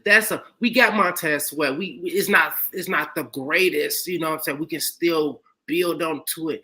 But if we get into a little rough patch and we need to punt up out of that mug, Caleb makes a rookie mistake because it's possible. What if we can pin them down on the 10 and let our defense get out there and do what they've been doing the last 8 games of last season?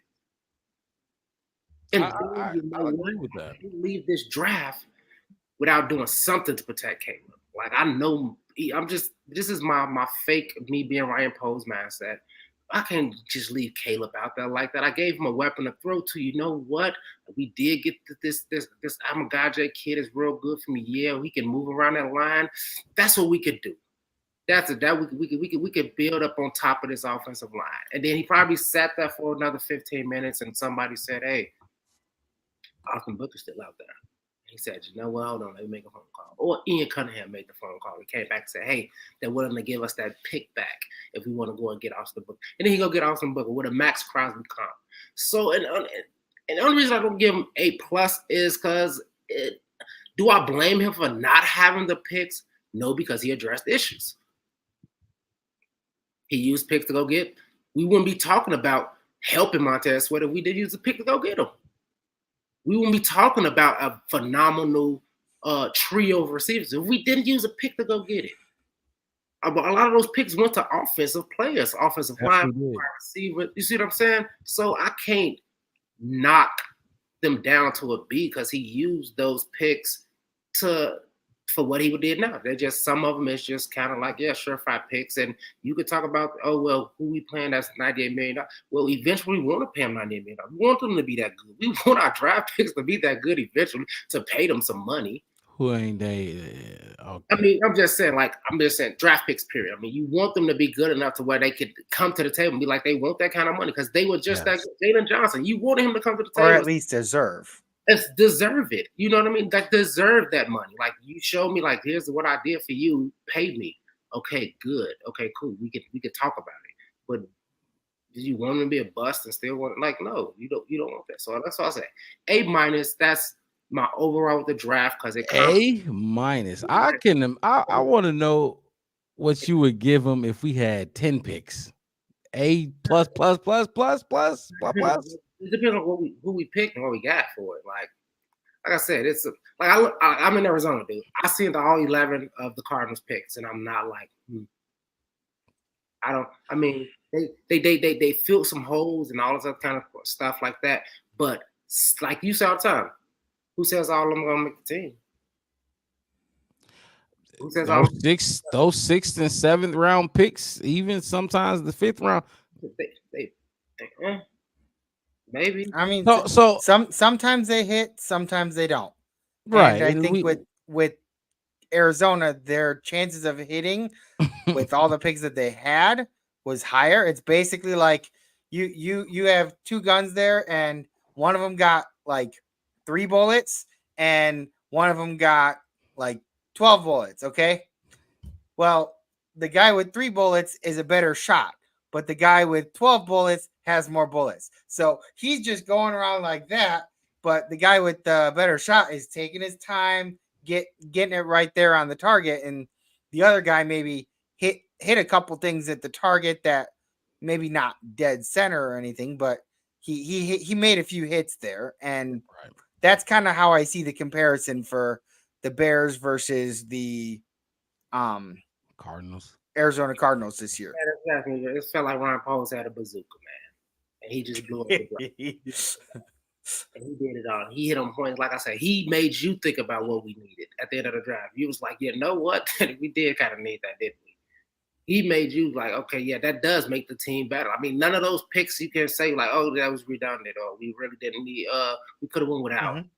He had to be very methodical about what he used, I like. and which I like. And I thought he did a really good job with it. And the reason I get made because he only had 4 picks.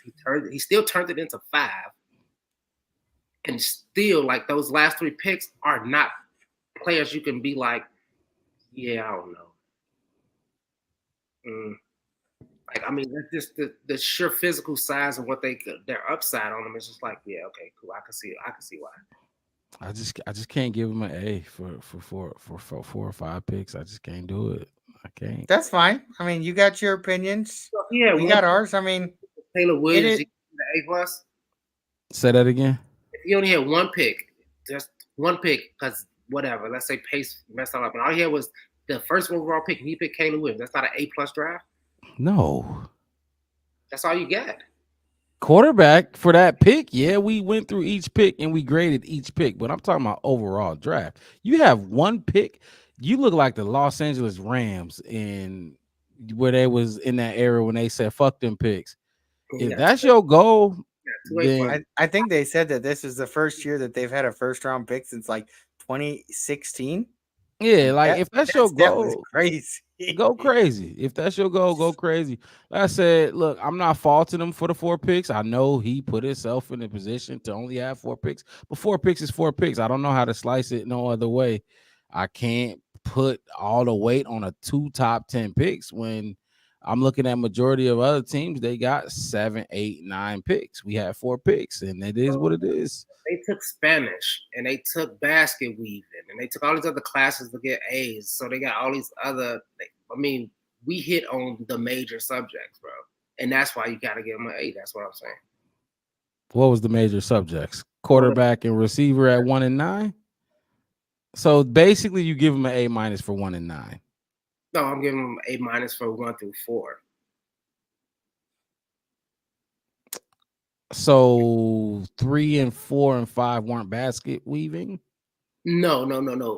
3 was AP trigonometry. We didn't think we were going to. It was a surprise. We took that class, and when you went to college university, it's like you took AP trigonometry. That's what we like, those kind of students. And you didn't know that your interviewer was a AP trigonometry teacher, and they're like, yeah, you get to talk to them, and you're like, man, I'm so happy I took that class. We're gonna be so happy we took that. That's what I'm saying. We're gonna be so freaking happy we took that.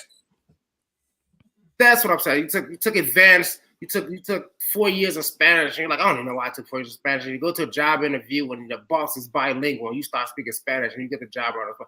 That's what I mean about that 3rd pick. That's why I'm telling you, it's. If he does, I'm just saying, if he does what he did already, just like if Caleb does what he did and Rome does what he do, if Tory Taylor does what he did at Iowa, Hey. You get a beast on offensive line, and it's just like, okay, man, dude, like you said, Braxton Jones, he finna be sitting there. I'm pretty sure he's at home doing push-ups and looking at tape, like, man, this dude might come and take my job. We could chop it up individually. Yes. But I'm saying overall, 4 picks, it's hard to get an A when you pick. First of all, 1 and 9, like I can't weigh everything on 1 and 9. I mean that's you. Devin, you can't go do ahead that, and give but your other grade. people seem to. So I was with the A- 5 as well, Jesus Christ. because I mean you seem to focus on what they didn't have. I focused on what they. No, you said 4 was not enough. So you focused on what they did not have. Okay, I looked at what they had going in. There are teams that had 11 But picks. but am I wrong? Bears Like you're had focusing 4. on what they did not have. You're As focusing far as on picks or players or positions. as far as picks. You're focusing on like you're grading on the fact that they didn't have more picks. Like that's affecting your grade. Yes. When you're grading a draft, for me, you're looking at what they picked, not how many they had. Okay, so you're looking at what they picked. I'm glad you said that. Let's look at what they picked, because outside of 1 and 9, there's nothing else that you can actually say was an A- for real. Like, am I being? Let's be 100 though. Let's keep it 100. I said A- for Tory Taylor. So clearly, I feel like they did. So Tory Taylor is a dog of a punter. But look, I'm saying if we're not gonna talk about picks, we're gonna talk about what they picked. Let's be honest then. Austin Booker, Tory Taylor, and Kyron Amagaji, they ain't household names. Those aren't A- picks. You know what I mean? How, like, what good is household name? I mean, wait, what you mean? They're not. We're not talking about those. So, no. You're not getting an A unless you're a household name. Popularity? No. That's what you mean by household names. Like, talk about where they fall, or you just want to talk about them household names. Tory Taylor is the best punter in it. I mean, he's a punter. Now let's talk about positional value. Positional and value. That's what I'm saying. That's why I'm giving them an A- grade. And yet, when we were talking about it, you said field position was very important, but now you're backtracking and say no, I ain't not backtracking. as big of a deal. Look. Listen, I'm not backtracking. First of all, let's stop with the antics and let's talk about football now. Okay, punter is not, when you talk about positional value. Like, he was the best punter. You know what I mean? He was the best punter. Ray Guy Award, best punter in college. But when we talk about positional value, it's not an A-. Like, how can I like? That's like, okay. We just talked that's about where it Devin boils Hester. down to opinion. There, we just talked. It's not opinion. It's fact. No, you're time out. You saying it's not A- is your opinion of him. No. You can't say that is punter. He is an A+++ as a punter. Look. I'm saying he is A+++ punter. But when we talk about positional value, a punter is not more valuable than an edge rusher or a cornerback or a quarterback or even a fucking running back. And we know the running back position is dropped. So what I'm saying is, yes, A+++ for Tory Taylor himself, but you cannot give the Bears an A- pick for taking a punter in the 4th round. Like, you just can't do that. You know what I mean? No, I do not know what you mean. Right. You can like him. Because the problem is now. when you boil it down to the specific position, like, there are terrible ass edge rushers that Tory Taylor is a better pick than, regardless of who they are. Like, there are terrible ass edge rushers that would never make a single team. Okay, like, but then then you could also say there are terrible quarterbacks that would never make a team. Like, you're boiling it down to position, and at the end of the day, you have to look at the player as well, because that's what we did. I mean, when you boil it down to, oh, well, we picked a punter. It's not that you picked a punter; you picked the punter. Like, when you try to take out who they are as players and their statistics, then it's being utilized to further your own argument. Because I'm not going to further anybody else's argument. Why would I? Well, but you're manipulating things to further. I'm not, because oh my gosh, listen. Positional value. Let's talk about premium positions in the NFL.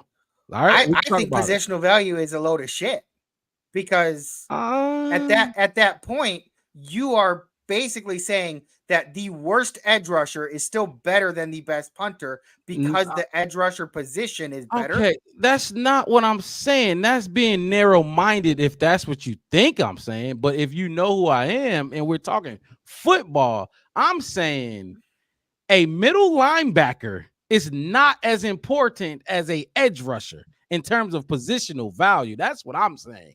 Meaning, let's say, we'll take the Detroit Lions drafted what's his name? Josh Campbell. What the fuck is his name? The linebacker. I think Jack Campbell. Jack Campbell. Thank you. That Jack Campbell with the 16th pick, I think 12th pick, one of the two. last year. That Semi-low. pick is not.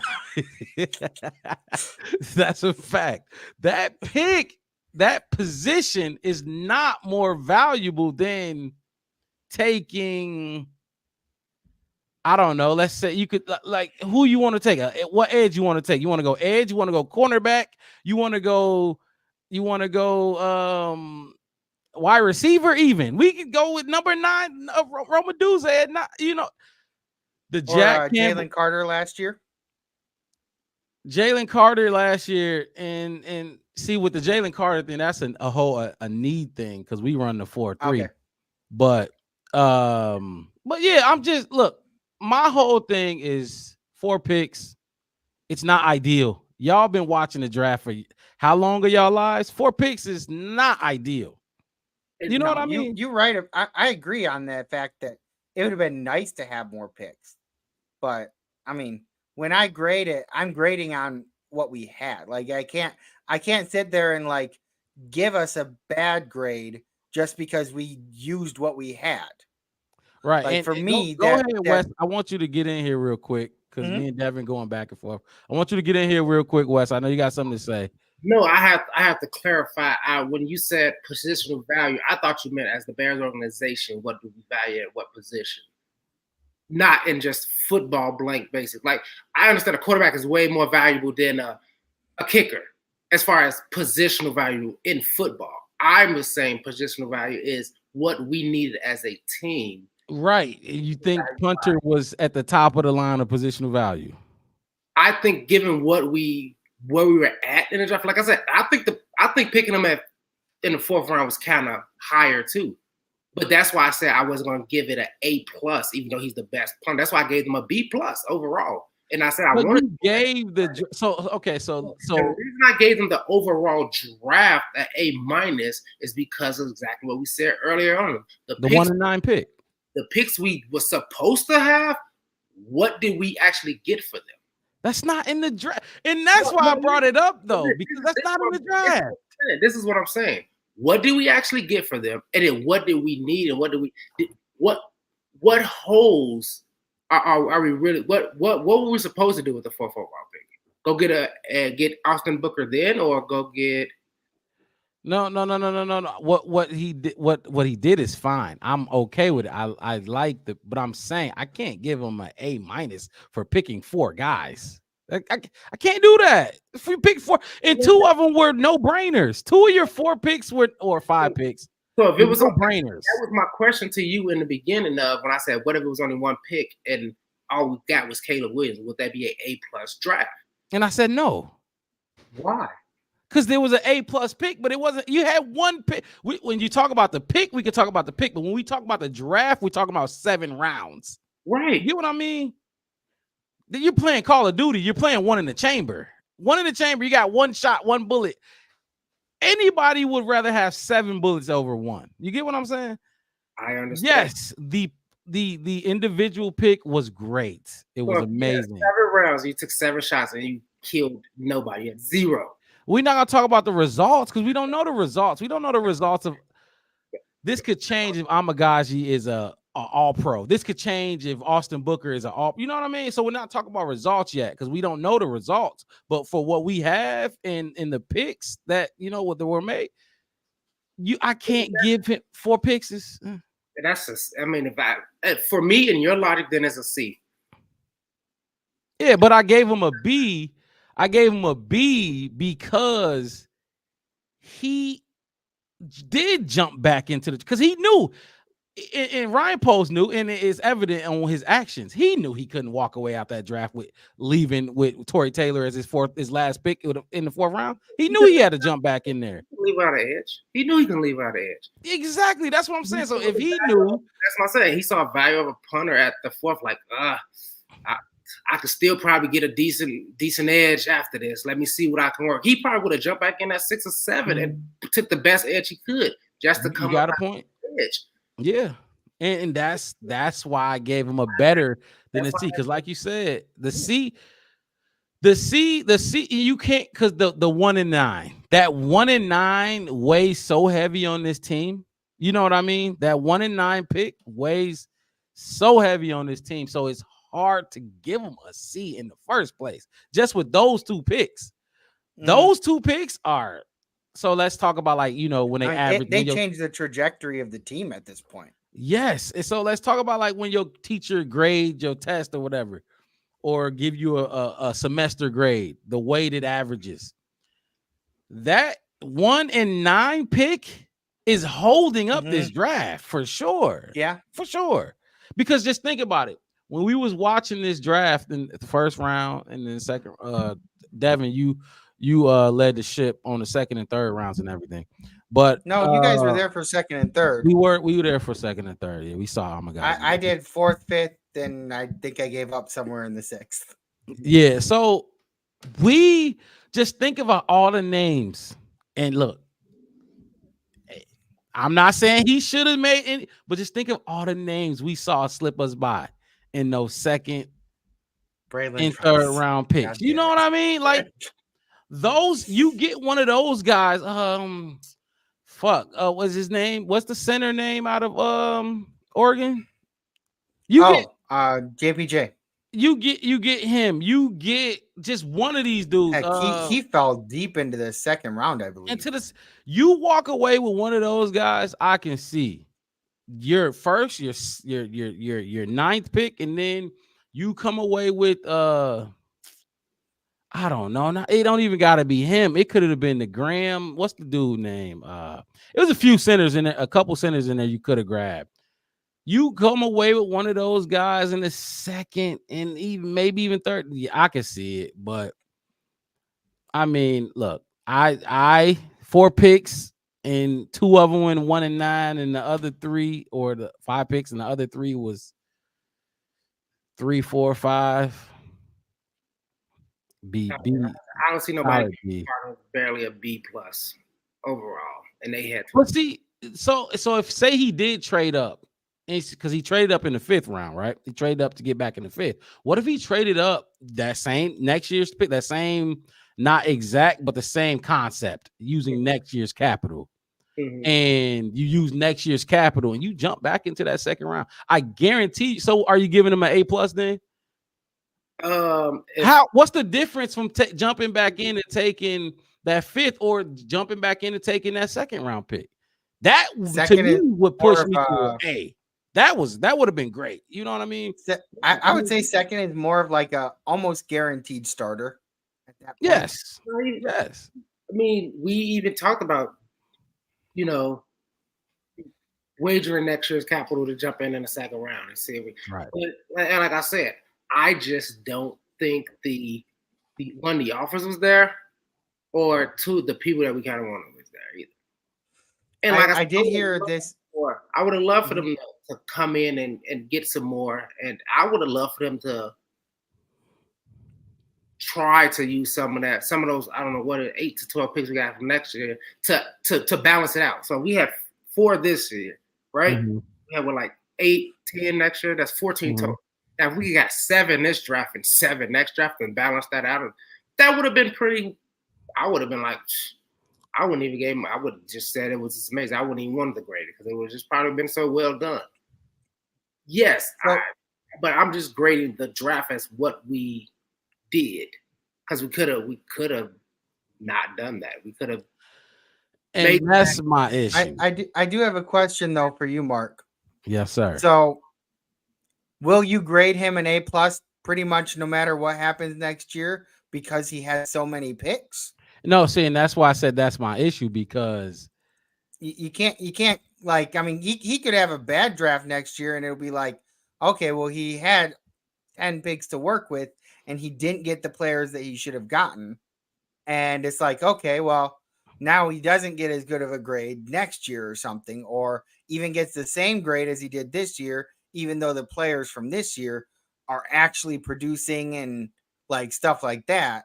But like, I mean, I get where you're coming from, and I understand that like people have different opinions on how they view certain things. Of course. But for me, I can only really grade on what we had to work with. And by the time the draft started, what we had to work with was 4 picks. I wish we had more, but at the end of the day, I realized the value that we got for those other picks that we got rid of. And so I'm not going to use that as like a negative against, because like, I mean, I didn't see us signing a wide receiver instead of trading for one, or signing in the offseason. I mean, they're edge rushers. There was not much available this offseason. That's a I fact. thought for sure there was going to be more, because I was really hopeful because we needed somebody, and I was hoping that we could go out and get somebody. And like the few really good ones got taken up right away. And then like even the semi good to like okay ones kind of got taken pretty quickly. I was like, damn, we didn't move fast enough, or they were asking for too much money. And I don't know what the deal was with that, because I know we had a few come in that ended up signing somewhere else. Like they came into the building and stuff like that, and I don't know what happened there. So I was like, yeah, I would have liked more picks, but I can't really, like, to me, I don't fault him for the fact that like he only had 4 picks. Like I just can't do that. Right, because he had to do what he had to do. You know what I mean? He did what he had to do, but I'm not holding Ryan Poles. This is my thing, because look, Bears fans do this often. We just gave this man an A draft, and like the dudes he drafted might not even make impacts. You know what I mean? Like Roschon Johnson, people loved the kid last year. Like he just like Ryan Poles walked away with this crazy steal. For the look, as far as I'm concerned, Ryan Poles snapped with Kyler Gordon, Jaquan Brisker, and Darnell Wright, but that's a first round pick. So I mean, I guess didn't he get Tyreek Stevenson, or was that drafted by Pace? Tyreek Stevenson. That's 3 picks, really, because really, I mean, I could give him Darnell Wright, and I guess, I mean, y'all can give it to him. I'm not gonna handicap. I'm not gonna like take nothing away from it, because it's a first round pick. You better get the top 10 pick right. You better not miss. But I'm saying like let's just slow the roll on Poles with the draft. GM, he's dumb, but I'm saying with the draft, Kyler Gordon, Tyreek Stevenson, Jaquan Brisker. Am I missing anybody? Braxton Jones. If you turned the 5th round pick into a starting left tackle, you know what I mean? The team ain't did good with that starting left tackle. You won 3 games his rookie year, then you won 7 games his sophomore year. Other than those guys, who else? You know what I mean? Like Javon Dexter. Javon, and I'm not sold on Javon Dexter. He's coming along. I wouldn't say he's like really made a huge impact. Right. And I'm glad you brought up Dexter, because now he better. You know what I mean? Because I'm not holding these dudes' hands. He better play. He better improve. He better, the offseason workouts, his training. I don't know who he's working with. It better come into fruition, because him and Zach Pickens. Otherwise, like, you know what I mean? Justin Jones was our best D tackle. Him and Andrew Billings. Andrew Billings is going to start for us. You know what I mean? So I'm just like, Bears fans, I feel like we overhype our players sometimes, because Roschon Johnson to me ain't shit. If I'm going to be honest, Khalil Herbert ain't shit. I could get another running back. I could go Howard, not Howard, but we didn't even get a chance to get to Ian Wheeler and them. Ian Wheeler, he could come in there and do what Khalil Herbert and Roschon Johnson is doing. You know what I mean? So, and those are draft picks. I just, I can't give him an A on those picks.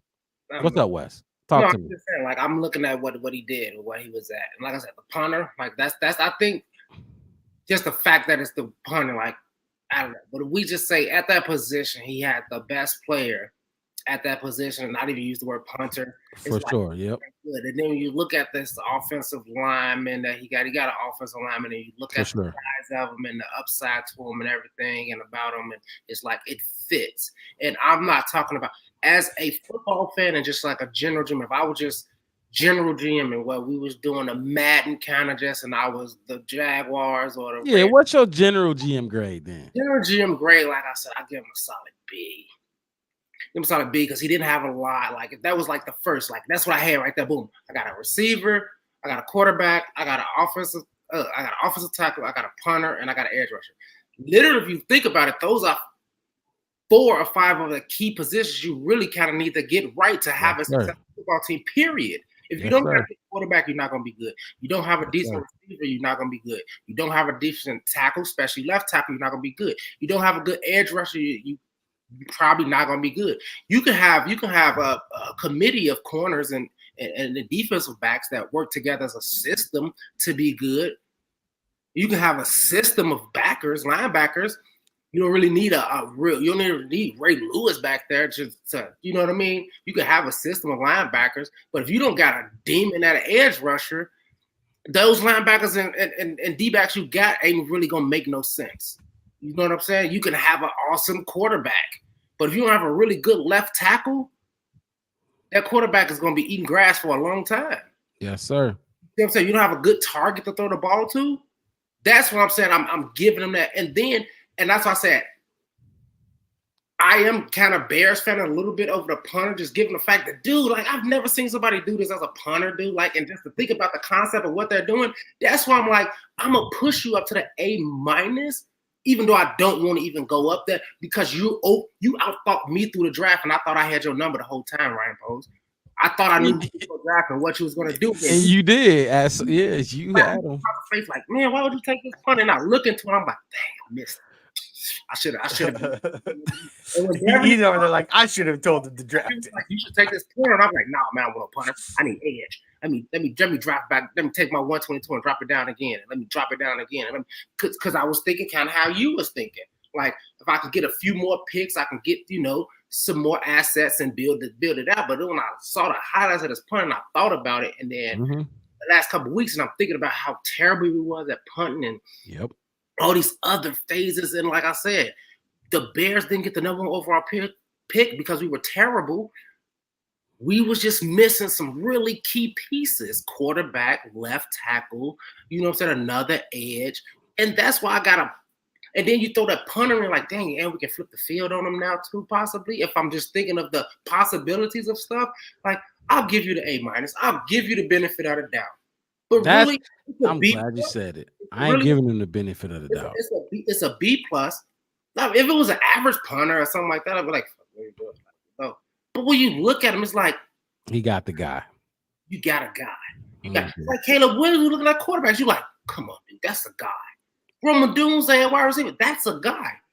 A punter, Torrey Taylor, that's a guy. That's a changer for you. And you did it with a small little bit. We were just talking about Austin Booker. Yeah, he only started once and all that, but look how many tackles for loss he led his team. Hey, yep, good point. Small sample size and what's weighted and what's not weighted. Yeah, they didn't have a lot.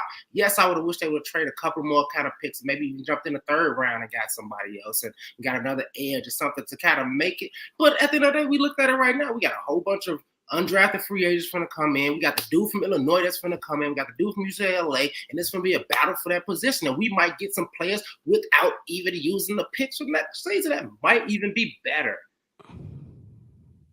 Look. We want to talk about those picks a little bit. Let's get into those because I gotta push y'all. We're not gonna ever be on here and just we're gonna be out here for 5 hours if we keep on going like that. Yeah, but I just want to say because we're not gonna ever go on here and spill out info and our opinions or whatever without being pushed. I'm going to push back. You know what I'm saying? Y'all get what I'm saying, right?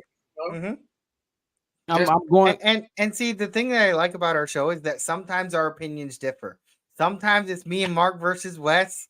Sometimes it's me and Wes versus Mark. Sometimes it's the two of you versus me. Like it's what makes our show more interesting, is because there are so many of these podcasts that you watch or you see these talk shows and they all just agree with each other. Like, yeah, I see what you're saying.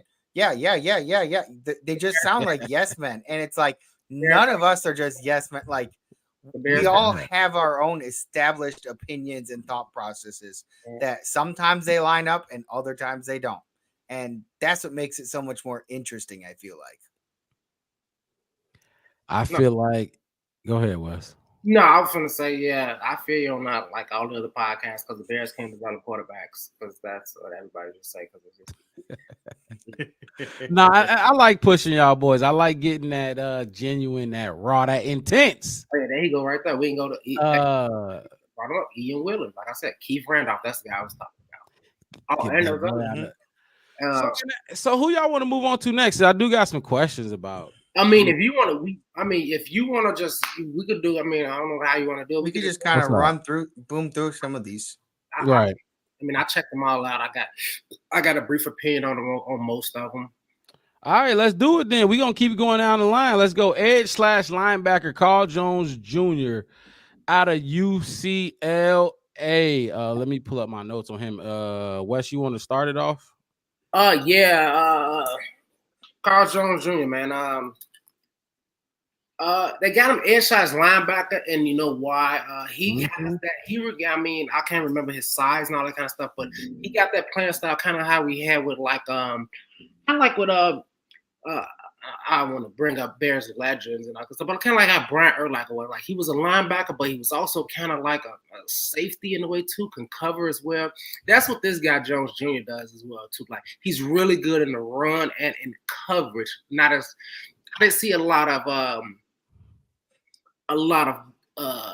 dominance in the pass rush, but definitely from sideline to sideline. Definitely good in the run game. Definitely keeps his eyes on the ball. Never gives up off the play.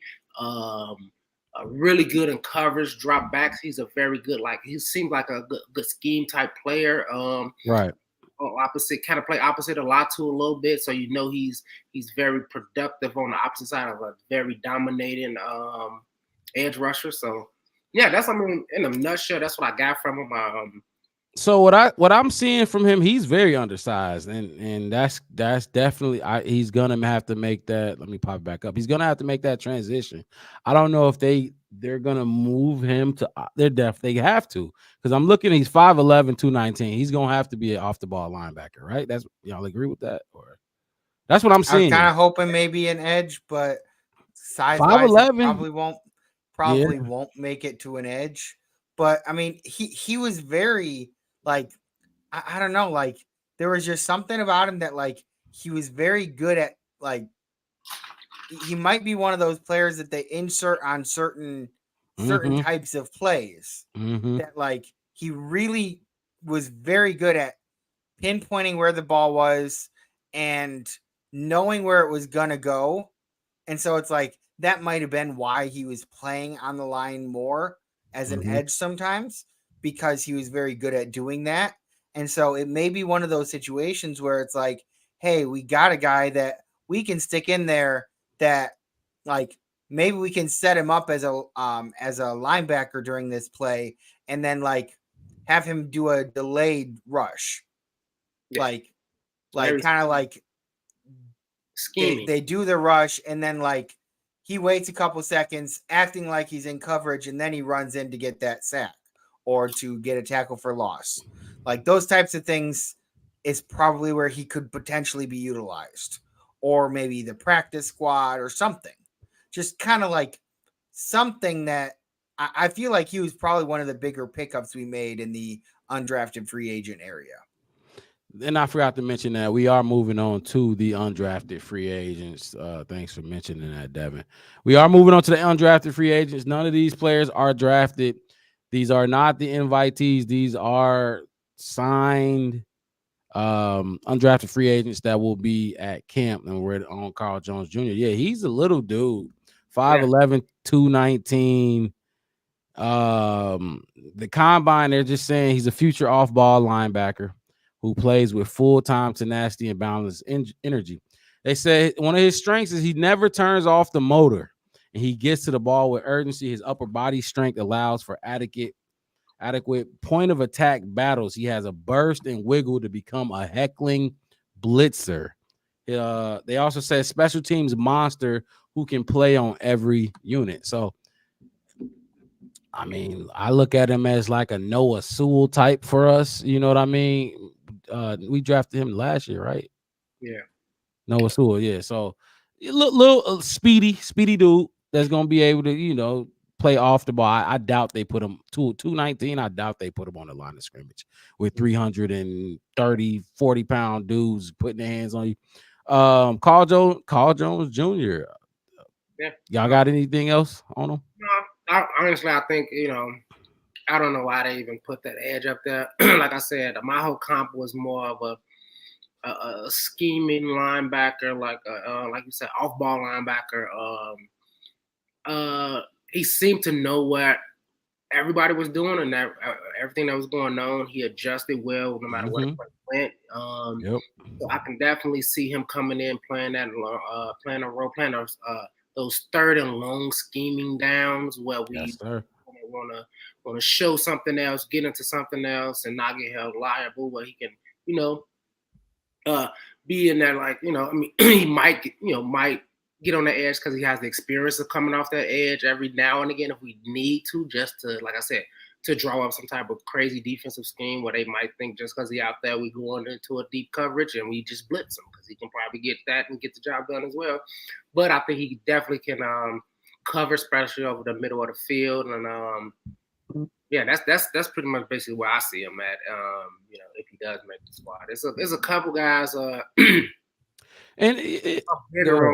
undrafted free agencies. It's still when we get to those guys, just let it be known these guys you looking at, because you, like I said, you rock the draft, so put it on record that these guys you looking at, and these are guys that you probably think could make the team if you feel like that. That linebacker, like I said, he could definitely add depth at linebacker. I don't even think he's probably maybe one of two that we're bringing in. That's I don't think nope. I think he's the only linebacker, honestly, that we have coming in. I think so too. I think we're pretty, like I said, I think we're pretty solid there. I think he would complement the linebacker room and all that kind of stuff. He plays kind of like I want to say like Tremaine, how he played last year, filled that middle of that field from time to time, and I know he got a couple picks playing back there coverage, especially after Montez. We got 2 invitees coming that were invited to mini camps, but yeah, it looks like I was just saying outside. I know invitees. I mean, I think we invited every position and somebody on every position. That's why I invited. we invited everybody we could at that point. I guess. I think we got a quarterback, wide receiver. I think we got a defensive coach coming in. I can't wait to get close to the training camp, because I want to know what y'all think about that. Not just the rookies, but like you said, Tremaine Edmonds. Like, I want to know what y'all think about. We ain't got all the time in the day, but I just want to know what y'all think about Tremaine. His season went TJ Edwards, and the players is already on the roster, which we gonna get into. We got a long off season. The season don't start. I see him compliment those guys really well. And like I said, special teams and all that kind of stuff. Let's be posable. That's true. Think of all 3 phases of it. We need somebody who can, I mean, even on special teams, the way if that's what he's doing on downs, just imagine on special teams, he can fly to end to end. He can see, he always sees what when we got Tory Taylor punting he out there going and tackling the guy. Yeah, he definitely. It sounds like he an Energizer bunny, so he gonna be moving. I mean, it's a good undrafted free agent, if you ask me. Moving on, Jamry Chroma. Did I say that right? Y'all say it the same way? Yeah. Y'all say it that way. Edge out of James Madison. Look, he's not necessarily undersized. He's a senior. 6'3", 271 pounds at the edge. Is another undrafted free agent signing for the Chicago Bears. Let me see if I can get.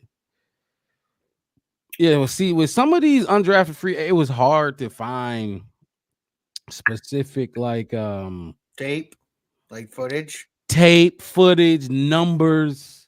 I caught I don't think I got his numbers here. I think I can't remember if it was this guy or somebody else, but I remember reading that one of these undrafted free agents ended up getting like a $20,000 signing bonus, which doesn't sound like very much, but apparently the only other person that's ever gotten that much of a signing bonus in the NFL, period, not just the Bears, in the NFL, was Tyson Bagent last year. And so I'm like, and like I don't put a whole lot of stock in him, but I mean, he came in and he won a couple games.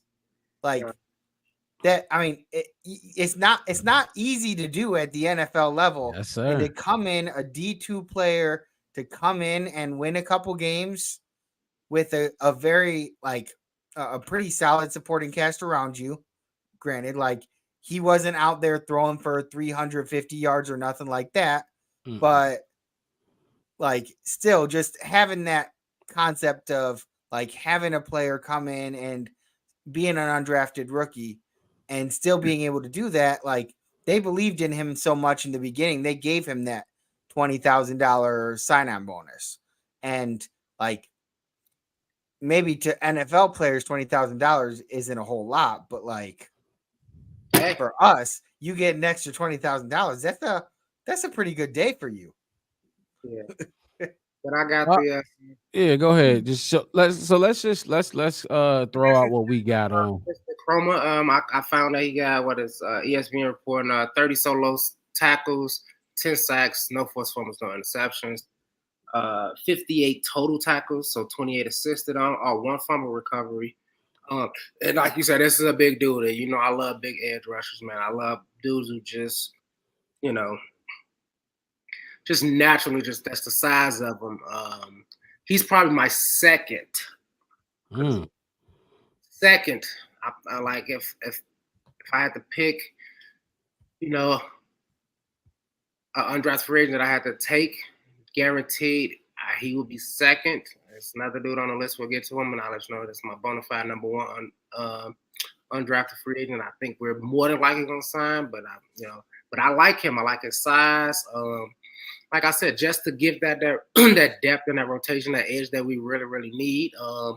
Yeah, man. I wouldn't be surprised if he probably wasn't still in there at the end of the day. Because, like I said, a lot of that defensive line on our team, man, they this summer some people is gonna be putting that little rag on a stick and walking down the railroad track.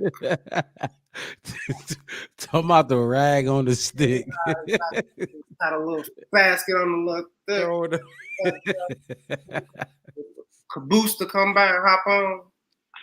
Well, man, like I said, these look young and hungry, and they got the size, they got some of them got the stats. This is a big dude, man. That's a big dude, man.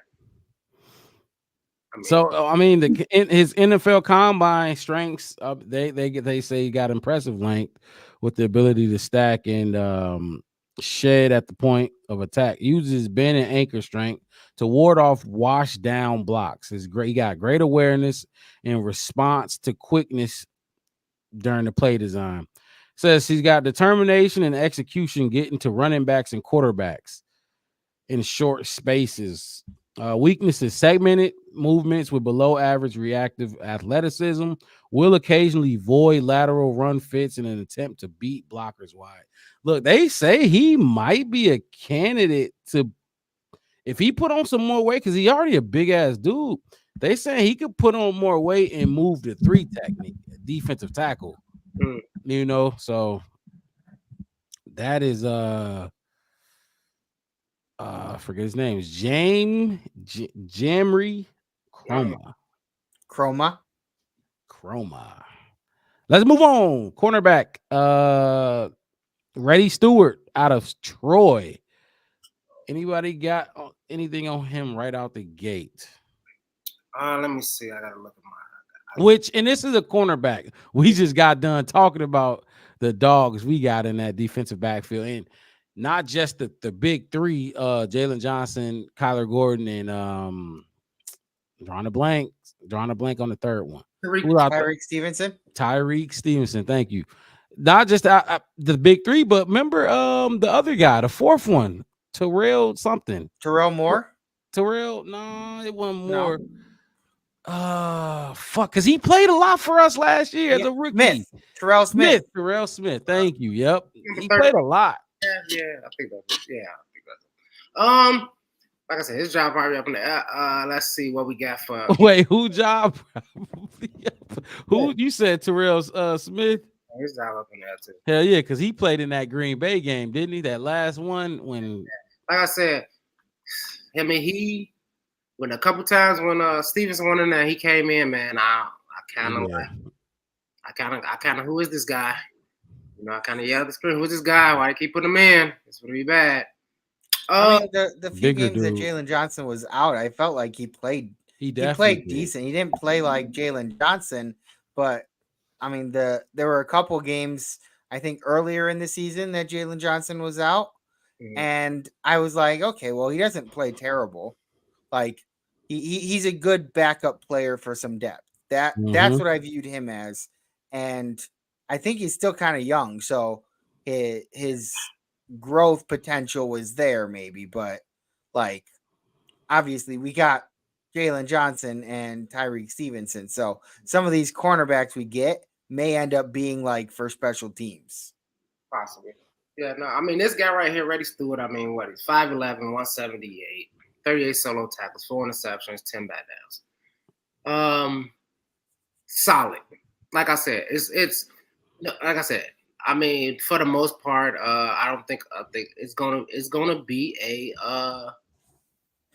I mean, but it has to be prove yourself this summer, or you won't be playing this fall. Oh yeah, it should be like that every single year. Yes, sir. I mean, like, yes, we just gave Jalen Johnson a big contract, but like he's still got to come out there and do his job in the off season too, or like training camps.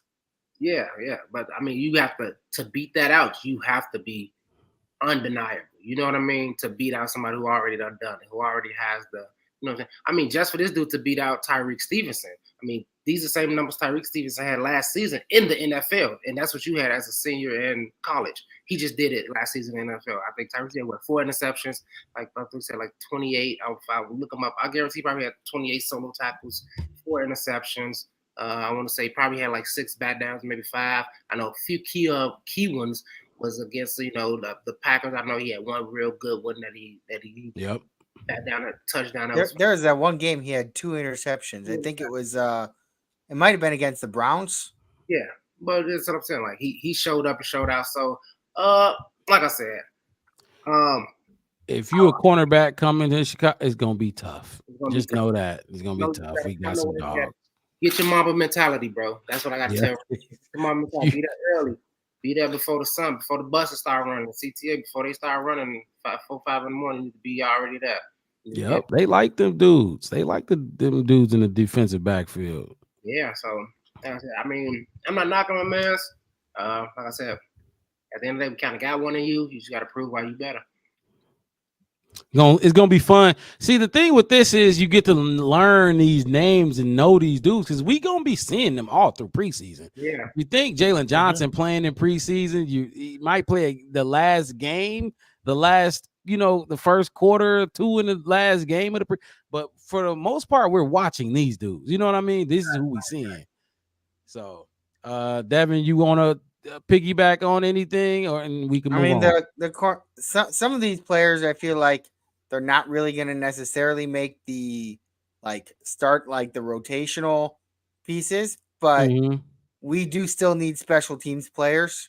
Yep. And there are definitely some of these players that they show spurts of greatness in college.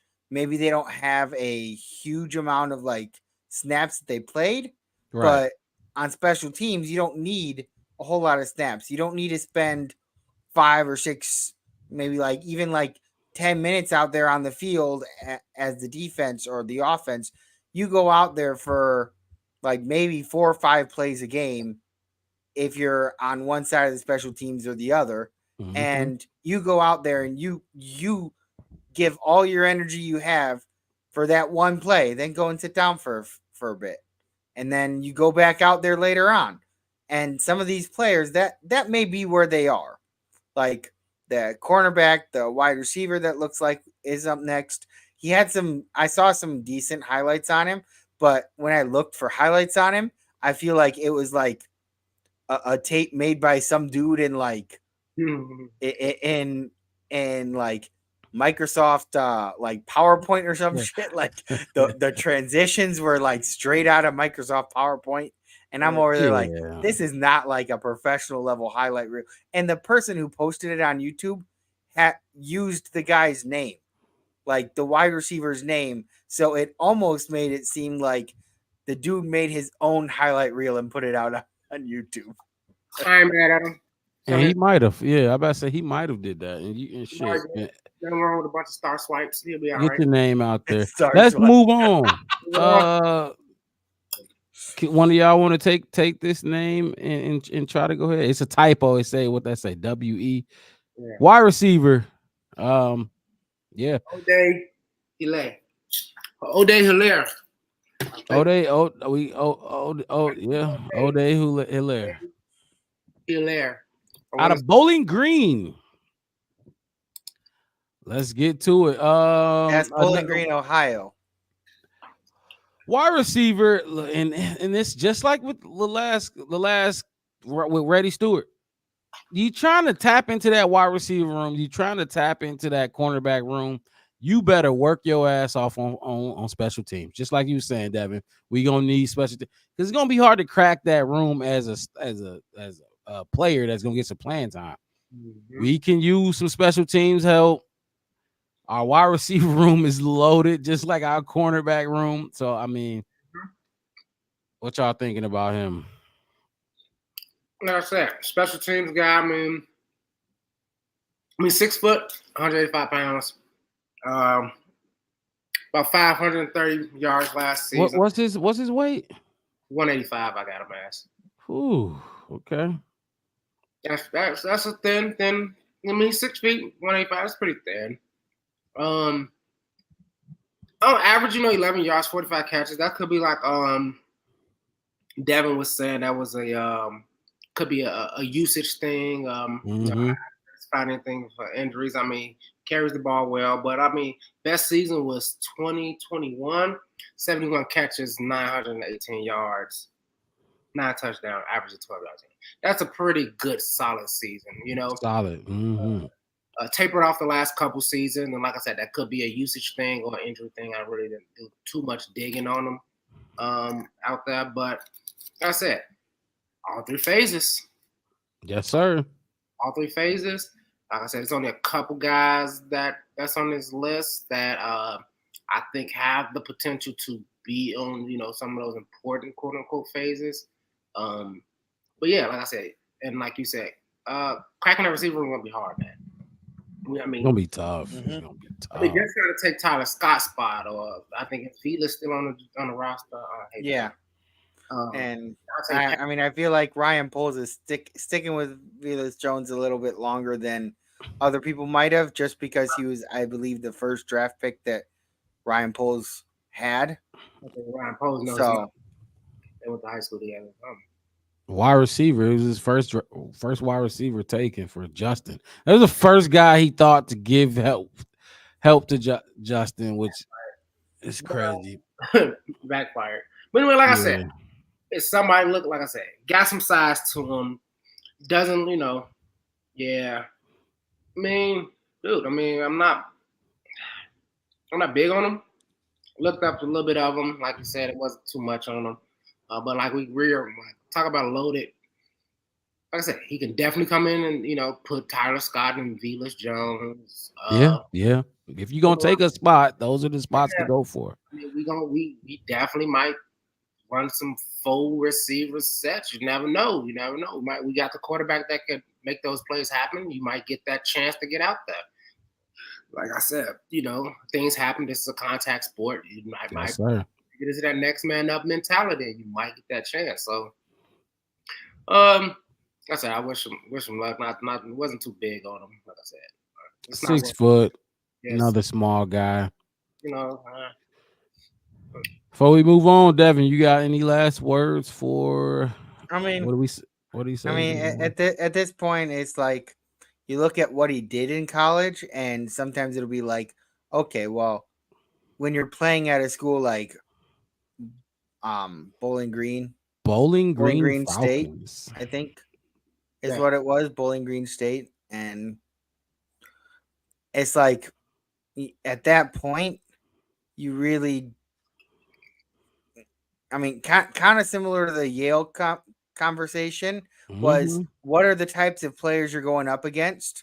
I mean, at least with Yale, it's like, okay, well, Yale is a very historic school, and it's like they don't really care as much about athletics, but they do still have athletics, and they go up against some of these bigger teams just kind of because of the fact that they want to go up against Yale. But I don't know anybody who's like picking in their schedule like, I want to go up against Bowling Green. It's just so. I mean, they probably play similar style of schools, and so I think he's probably just going to be another. If he makes the 52-man roster, it'll be for special teams most likely. And I don't see a need for him at wide receiver at this point. No. Like you said, you take Tyler Scott's spot, be our speedy guy. Tyler Scott a little dude too, so Right. And he got some catches. He made some big plays. He had his time. We know playmaker. Yeah, you know. But like I said, for me, it's that thing, like just piggybacking off what you were just saying, Davin. The difference between Kieran and this guy is Kieran is 6'5", 325. Size of all. This guy, dude. 6 foot, what did we say, 185, something like that. If he was 6'3", 225, I'd be like, okay, look, he's going to be somebody we can look out for. You know, yeah, he got a small sample size, but you come in because he has those traits you can't grow. You can't regrow the man. So, you know, all that, like I said, that size is really what's going to probably send him to that special teams. Like I said, barring anything happen to somebody, like I said, there's some receivers still on the team that, you know, like I said, it's places to fall in on this team still. You know, it's a 52 for a reason. I mean, I guess when you boil it down, like if you're trying to compare the two, Kieran and this guy, that when you boil it down, Kieran went to Yale for the education and he decided to play football. This guy, he probably went to Bowling Green because that might have been his best offer. Like, I'm not trying to like say like I know his life story or whatever, but right.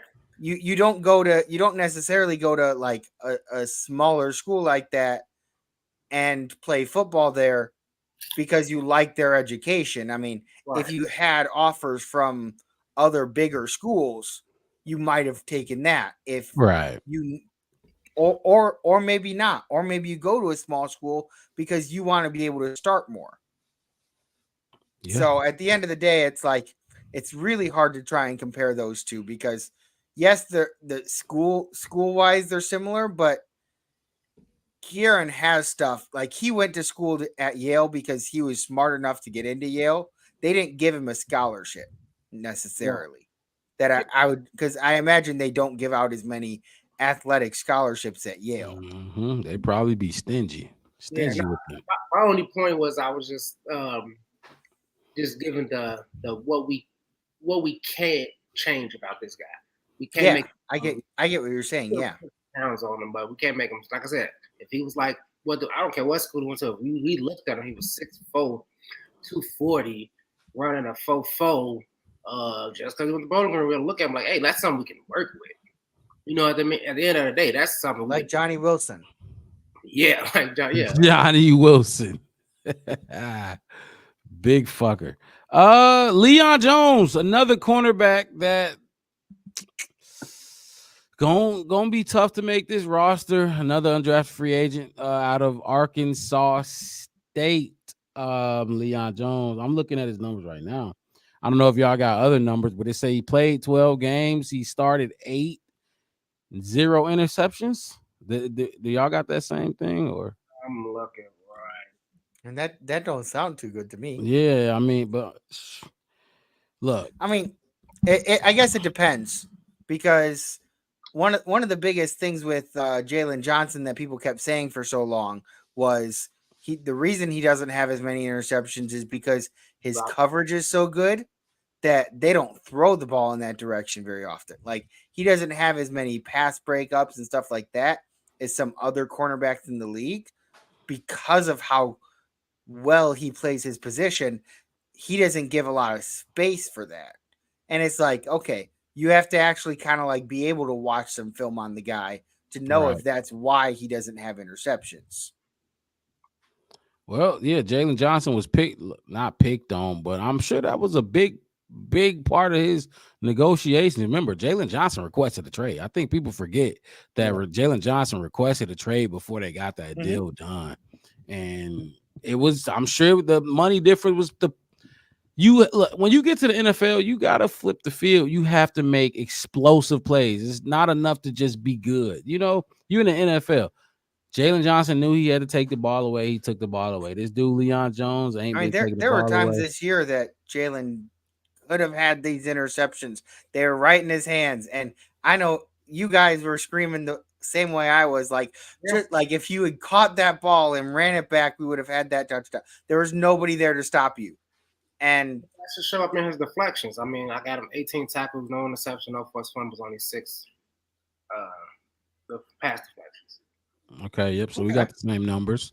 You know what I'm saying? So my whole thing is maybe they didn't throw the ball his way. Yeah. I mean, how many games? How many games did you say he played total? 12. I think 12. 12. Starting 8. That's what I'm saying. That's 18 solo tackles and 6 pass deflections in 12 games. That's half a deflection a game. Basically a tackle a game. Yeah, either the teams they playing against in this conference run the ball a shit ton, and you know, or they just not throwing his way, or he getting cooked out there. I just think, like I said, who knows? He get up in his camp and he show what he really can do. They tell him pick on him, you know what I'm saying? Put him across from a Dunze or DJ Moore and see what he can do, and see how he looks. If he's still out there getting 8 tackles, you know, one tackle. Missing tackles, missing the ball, getting burnt up out there, it'd be an easy decision. Like I said, I didn't really see nothing on him that kind of was like, oh yeah. But like I said, it's a different. That's why we have these rookie training camps to find those gems, to find. Yes, sir. And isn't the Chicago Bears our rookie mini camp start next week? Don't it? I believe so. They report next week, and we gonna keep our eyes on that. Yeah, we gonna keep our eyes out. Just to give you guys a fine point there, I'm sure you guys already know this, but we have a player that's starting for our team that was an undrafted free agent. TJ Edwards was an undrafted free agent, and he's one of the like anchors of our defense right now. So if you can find those diamonds in the rough like him and develop them into the like polish them up and stuff like that, like yes, he has led whatever team he's been on. I think for the past like 2-3 years, he has led whatever team he was on in tackles. Dude, like, he was something like not last year, but the year before when he was with the Eagles. I think he was something like the top 5 or something of tackles in the entire NFL. Yeah. And that's an undrafted free agent. Like there are good guys in this area. Yeah. So, and that's why I said it's still people on this team that can lose their jobs. I'm just saying what I'm looking at, what I'm seeing. You're gonna have to show out this, like I said, in the next few weeks. You gotta earn it. Yeah, you here, you gotta take it. You're gonna be led on the field, you're gonna suit up, you're gonna run drills, and you just gotta hold your best foot forward and go, like I said, go take somebody's job. Kind of like this next guy we're gonna talk about. Like Jack Sanborn, I think he was undrafted as well. Yeah. With TJ and Jack, you know, Bears fans love Jack Sanborn. And what's his name too? Fuck, I'm drawing a blank. Tyson Bagent. He's undrafted free agent as well. I mean, Bears fans tend to really love the backup quarterback. I don't know why. I know, right? That's crazy. They always think the backup quarterback is like the second coming of Jesus or something. That's the savior to everything. Keith Randolph Jr. This is and when I made this list, he was supposed to be more up top towards the front, but you know, I had to rearrange some shit, and so he toward the end. Keith Randolph Jr. School, Illinois. What's up, Wes? I see the finger. Talk to us. That's the man that's gonna make the team. Yep. I'm with you on that one. And I'm telling you, when I saw it come across the screen, I said, "Oh God!" So I got a question then about Keith Randolph Jr. because he's from Illinois with Johnny. Did they play next to each other? Was he backing him up? How was that going? I'm pretty sure they played right next to each other. Right next to each other. Okay, that's He big just then. stay really more inside, like defensive tackle, middle order. And I think somebody also told me he was recruited by Lovie Smith when Lovie Smith was the head coach at Illinois. Oh, that's right. Lovey was there. I believe Lovey was there for like a year, and that was when they recruited Randolph. I think.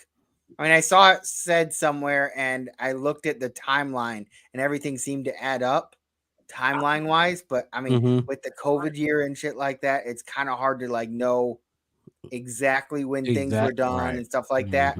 But I mean, this guy, he looked good in his tape, didn't he, Wes?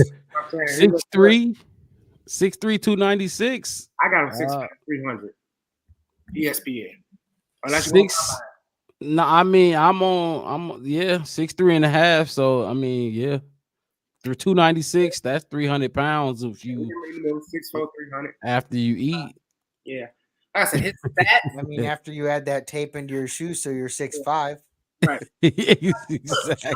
This is one of the other guys I was looking at when we was having a whole, trade back. What defensive line? Oh yeah. Johnny. Talk to us. And he was one of those names that came up. The fact that he went undrafted, I was just baffled. The fact that, I mean, I don't know, man. I don't know. Like I said, Pose might know something. I would have. I don't know, man. Because this is my whole Austin Booker versus Keith Randolph Jr. kind of comp. So I'm like, I mean, did we think just Austin Booker wasn't going to be there because he was so projected so high, or we were just like we kind of felt that Randolph might have dropped out? But like I said, he got 20 solo tackles, a sack and a half, and I know I just kind of clowned the cornerback for not having the stats. But if you look at the tape on this dude, man, you talk about somebody who's just move the line. Like they don't stop him. You have to like move, man. He just moves with the line. It's like a wave, dude, just crashing over the shores, dude. He just goes with that line, and he just, as soon as he gets in, as soon as he gets his opportunity, you can see him. He big hands, arm tackles. Arm tackles is something a lot of people don't really. I don't know if people like them as much as I do, especially when it comes to run defense. Those arm tackles. Those arm tackles. If you could take down the running back, ran right through. You know what I'm saying? But it's a bunch of defense tackles that could take a running back down with one arm. They can hold up a block and just clothesline. WWE Schmidt with the Rockets style, clothesline them right down on the line. Boom. That's a fact. That a lot, and it just brought me back to that whole just having that defensive line so healthy, so energized, so much energy, just hunger after the quarterback. He'll fit right in. You don't have to, he could rotate out. I don't see him on the edges much, but I can definitely see him clogging up that middle. I can definitely see him. He's definitely a deep. This dude is. Look, 2023 he was honorable mention All Big Ten conference. Big Ten ain't no conference to sniff at. We all know that. In 2023 he had 4 tackles for a loss with 1.5 sacks and 1 pass breakup. He missed 2 games with an ankle injury. But in 2022 he was third team All Big Ten conference. He played in 13 games, 12 starts. He had 13 tackles for a loss in 2022 as opposed to just 4 in 2023. I'm sure he was dealing with that ankle throughout the season. He had 4.5 sacks. His 2022 season was better than his 2023 season by far. I'm kind of curious when Jerzon Newton came into the picture. Yep. Could that have potentially affected his production, or who knows? Well, I wonder what type of defensive scheme that Illinois runs. That because either you got one D tackle or you got 2. And I heard something about like the potential for him. I was reading something that was saying that like he could potentially become, with the right proper training, he could become a 3 tech, but also saying that if you wanted him to, he could even become a 5 tech. Okay, so that's what it was. Then he okay, so Johnny was the 3 tech and he was the 5 tech. That's what I'm thinking. Okay.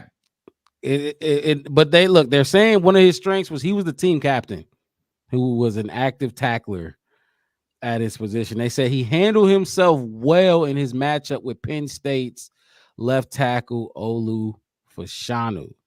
So they were moving this dude, man. He was outside edge rusher, inside, like you said, Devin. He could play 5 tech and 3 tech. Because I mean, I know that like this. Go ahead. Defensive tackle to me isn't the primary for like to get sacks. A lot of times it like their job is mainly to cause pressure, clog up the holes and stuff like that, while the edge rushers kind of bend around and get to that quarterback. And a lot of times the sacks that they get tends to be from pushing the offensive lineman back into the quarterback if he doesn't move around as much. Yeah, we need you to clog that lane and stop the run. So like, I mean, yes, sacks are going to be great to see. Like if we had the opportunity to get Jer'Zhan Newton, who had a shit ton of sacks, I definitely would have wanted him. But at the same time, the sacks are not the key statistic when we're looking at defensive tackle for me. Like it's an important aspect, but when you boil down the job that they have, right, it's not to tackle the quarterback as much. I mean, obviously, if you get the chance, you do, but I feel like that's more of the edge's responsibility. This is my favorite. Looking at this is my favorite undrafted free agent so far, and we only got. It's been my favorite since, like he was the all consensus. Like he was supposed to be a 5th round pick. Yes, he was the consensus best available player when they for the undrafted free agents, and the Bears snapped him up immediately.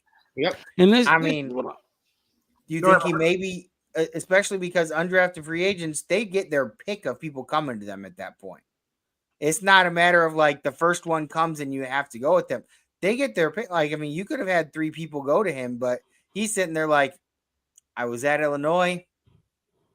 Now I'm going to the Bears. Going to Chicago. Yep. Yeah. Yes, sir. I'm looking at him and I love it because the training camp is gonna be lit as fuck. Gervon Dexter gonna have to bring that shit. Zach Pickens gonna have to bring this guy's it. gonna come in with a bit of a chip on his shoulder for not being drafted. Exactly. And he may fuck around and get a starting spot over there. What you over there doing? Defensive line for the Bears. Most of them guys is gonna be either. Or they're gonna be standing there with their helmet on the sideline down on their knee, just sitting there, watching him, just cleaning those white jerseys. I'm talking about they gonna be good win, still press creases. I love this pick. I love this signing. This is like I said. Other than what's his name, Karama. Mm-hmm. Guys, I think it was James Madison. Yeah, which I like because I like his size and I like his. And I feel like he's going to bring that tenacity and all that kind of stuff. That's why I called him my second favorite undrafted free agent. But this Keith Randolph. That's this dude. He's the one that I guarantee he's going to make the. I guarantee he's going to make the roster and he's going to put in time, dude. I think he's going to make the roster too. I think so too. He's going to put in time. He's going to put. Watching these training camps is going to be fun as shit. Watching them. Some of these guys up.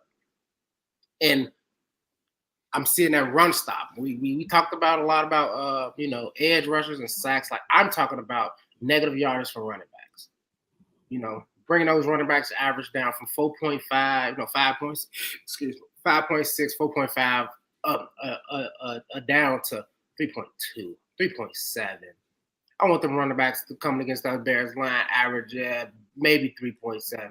Get it back, get it down to the 2018 numbers. Remember 2018 with Hicks in that middle? Well, up 3 yards a carry. Some of these running backs was coming out with 2.87. They had to go to the thousands of decimal points just to make them feel good. 2.8799. Just to make them feel. That's what I want. Like, I know we talk about Montez Sweat, we talk about Austin Bush, the edge, and all that kind of stuff. Yes, sir. That's great. But when we talk about that run style, we were just talking about TJ and Tremaine, Sanborn. Like, those guys some helps right up that middle. Let them eat two on that run. Come on. Everybody talk about King Henry finna re-energize himself. There's a lot of good running backs gonna be out there too. And like I said, every phase. I wanna look at our team and be like, okay, I don't think we play the Titans, but Henry coming into town. Wait till you see Keith. Wait till you see Keith. Wait till you see Tremaine and Sanborn. And wait till they load that box and all those big guys down there and let them, and that's what they gonna eat. Derrick Henry is crazy because you said remember he in Baltimore now, but yeah, that's wild. Anyway, I looking at this list, the Bears snapped with this pick, and like you said, Devin, the Bears probably was not the only team to trying to sign him. You know what I mean?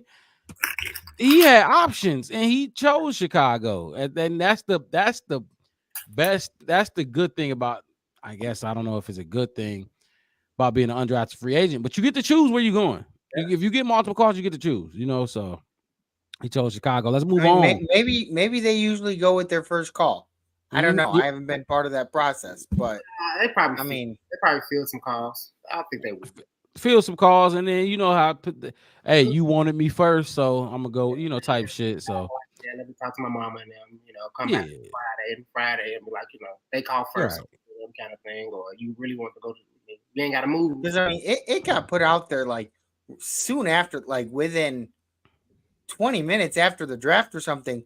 It was already being released that we had already signed him as an undrafted free agent. Like it was quick. Like I said, they talked about having this board that they had of all the people that they wanted. I'm pretty sure he was on that board. And that's why Poles made the decisions that he made to pop in, pop out, see who was going to fall. And like I said, to be honest, Ryan Pace fucked up the draft when he did the Penix Jr. thingy anyway. And everything just got all real weird and crazy. And it was very weird. It was a real little Jenga effect falling all through. And that's why you've seen a lot of teams in the 5th and 6th and 7th round trading up one pick. It's like you went up one spot. Like, that doesn't seem like too much of an advantage. And a team in front of you didn't even need the person that you picked. So what is this? It's like I was just doing stuff just to say I did it, making phone calls to say I made it. But like I said, early on, like I said, this is my guy that if I was a betting man, I would say he's definitely gonna make the team. We definitely gonna see him taking some snaps.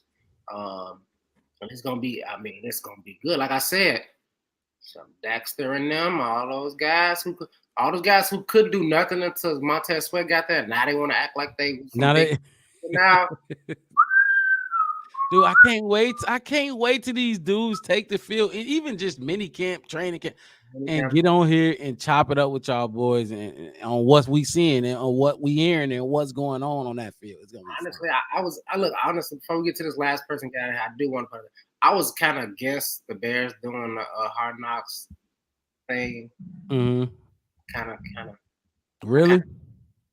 I mean, I've kind of not really wanted the added scrutiny and stuff like that, like the added but it's pressure of dealing with it. I just want to see it. I don't want to see it all. I just want to. Yeah, but I'm a little selfish now that with all the things that they've added, I'm with you, Wes. That like you want them to focus. Cool to be able to see. Yeah, I want them to focus, but I want to see. Like I live in Arizona, man. I can't. It'd be hard for me. I ain't gonna see them till it's live and in fact. So, me personally, and this is the theme today. I disagree. I want them on Hard Knocks. I want them to peel back the curtain. So as a fan, I can see every fucking thing.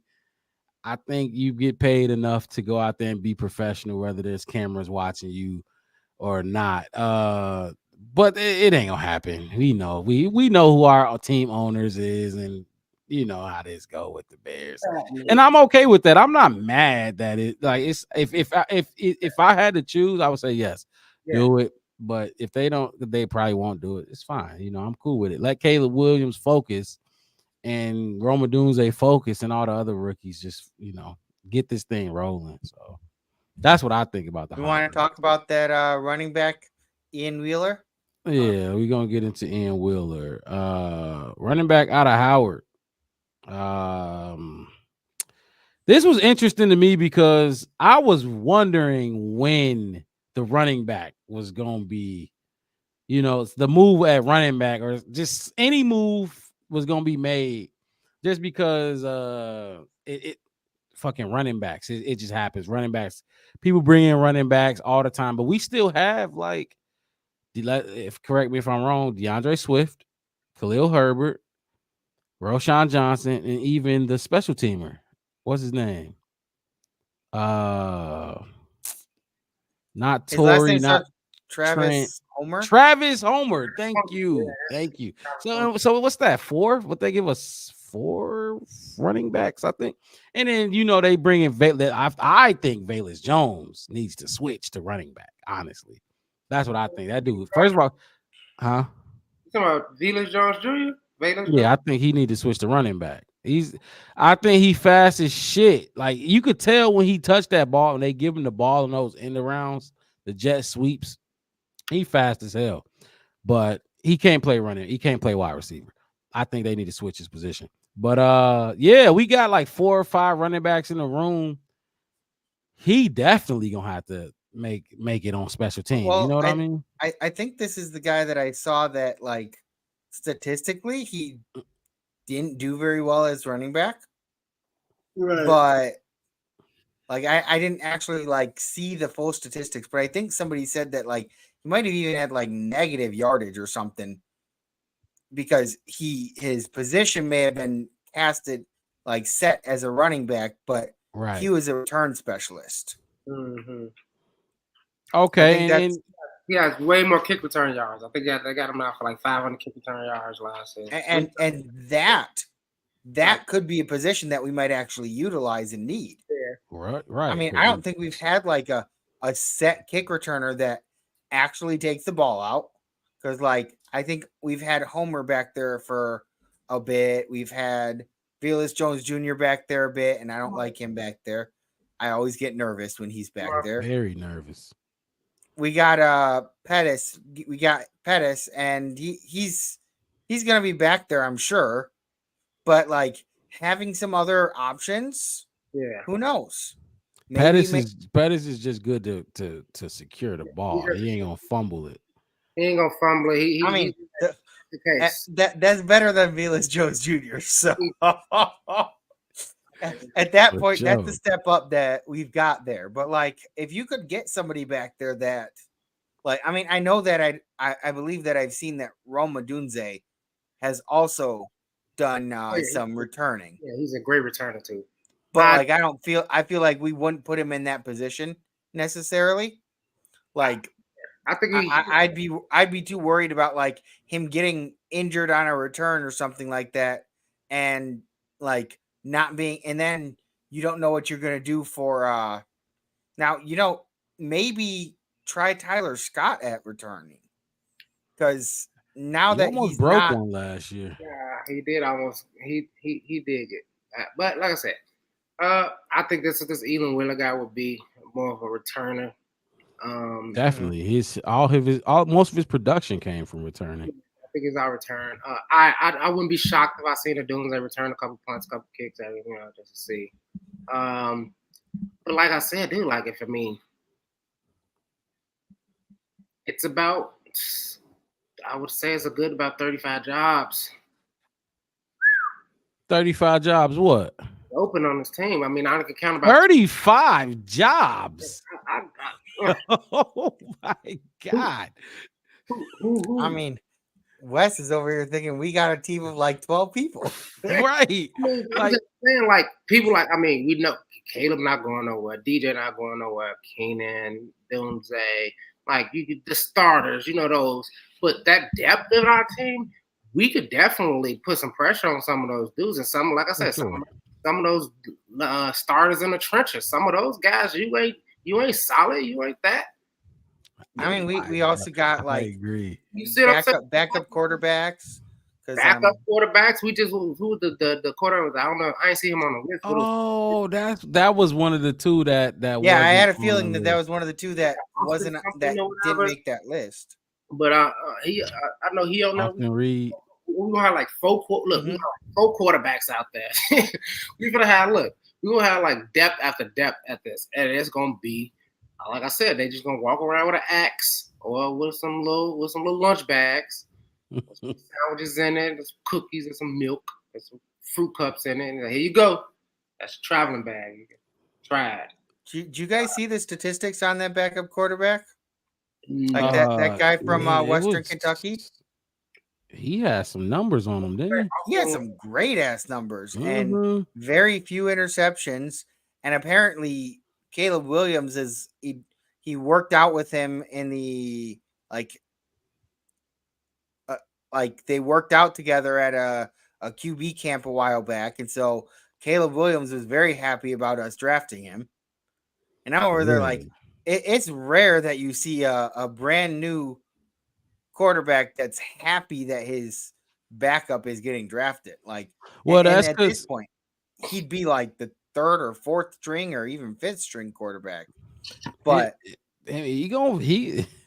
this is look, it's gonna be fun, and this is why it's fun to actually know in depth and not just the starters for this Chicago. But this preseason, Tyson Bagent gonna be like he's going to battle with Austin Reed as for that backup spot. Like, I mean, the thing that I liked about Austin Reed is that like he could potentially like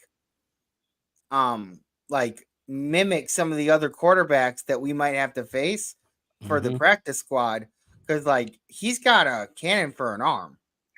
And they were saying like if you're going up against a quarterback like no, that, like I said, I mean, I know we got Ripon, whatever his name is, Ripon. Oh yeah, we got Brett Ripon. Oh shit, we do. We have like 4 quarterbacks out there.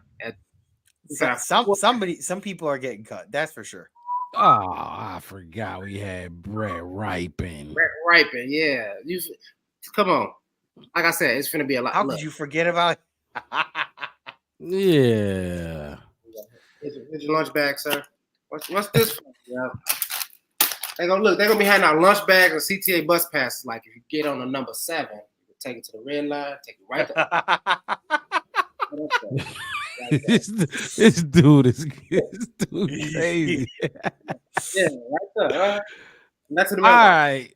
Look, but yeah, man, like I said, I feel like it's only I won't say a handful, but we know who don't really have to worry about their job, at least for right now.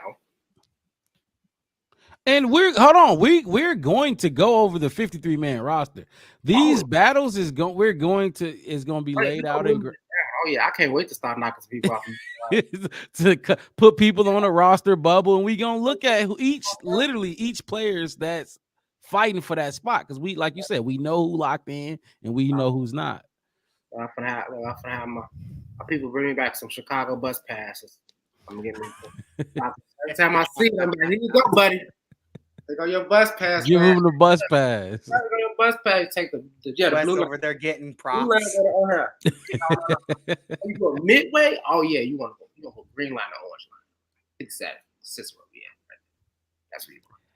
Look, appreciate everybody tuning in to the Black Bear Podcast today. Almost there, baby. We almost there. We almost there. Look, when the summer hit, that's when that training camp is gonna be crazy. We gonna cover it all. We gonna be here. The Black Bear Podcast is the place to be when this football season get going and kick off. Me, myself, Mark Rob, my guy Devin to the right, and then my guy Chef West, bottom of the map. We gonna be here giving y'all all the Bears coverage like we do, raw, genuine, and like we not holding back. Like We say what we mean, and we mean what we say. And that's what you're going to get with the Black Bear Podcast. We're not trying to make nobody feel good. We're not trying to make Ryan Poles feel good. We're not trying to make... We see it. We got our own eyes. We got our own ears. We see it, and we give our opinions. Y'all got anything y'all want to say to the people before we get up out of here? I just know I'm finna start. That's my new thing. I'm just gonna be like, look, you ain't acting right. Okay, like you said, Ryan Post too. You can get on this. You can get this bus pass. You get this bus pass. Fucking Eberflus too, because I'm watching Eberflus. That's one of the. I'm watching him more than I'm watching some of these players that we brought in. I'm giving Eberflus a 30-day right now. It's 30 days. 30 days. Jessica, I don't know when we might kick you up out of here, buddy, but you might need this right now. But I'm definitely watching Eberflus. I want to see how he is. He's been really stoic and kind of malleable, like not really trying to be under the radar. Yeah, like, but what do you think about his offensive players is? Yeah, you know, it's gonna be good practice for my defense. You know, good. It's like, man, look. I don't know. I'm not. We can talk about that later on. How I feel about. I don't think we really talked about coaching staff, but we got a long way to the season. We got a lot of content to get through. Even let me see in my wallet. I got a 7-day play right here, buddy. I think Eberflus should be gone. That's just. But look, of course, in honor of the number 1 overall draft pick, I got to leave y'all with this. And you know, I tend to, you know, create history and rewrite history. Stepped onto a college football field as a freshman at Oklahoma, down 28-7 against Texas in the biggest rivalry game in the country, leads them on a comeback. It generally never happens where a quarterback that I evaluate is excellent in all 5 categories that I'm trying to evaluate him. We were hired to break a cycle. The same thing when I was in Kansas City. Coach Reed, all of us were brought there to break a cycle. It's good that this quarterback is different, because what's never different is the result every single time you play the Packers. And I'll tell you what's weird. You know what's the weirdest thing about Caleb? That he's going to be a Bears quarterback who is actually good. Yeah. It's church. Hey. Feel like a king, feel like a god. I don't think no one can stop me.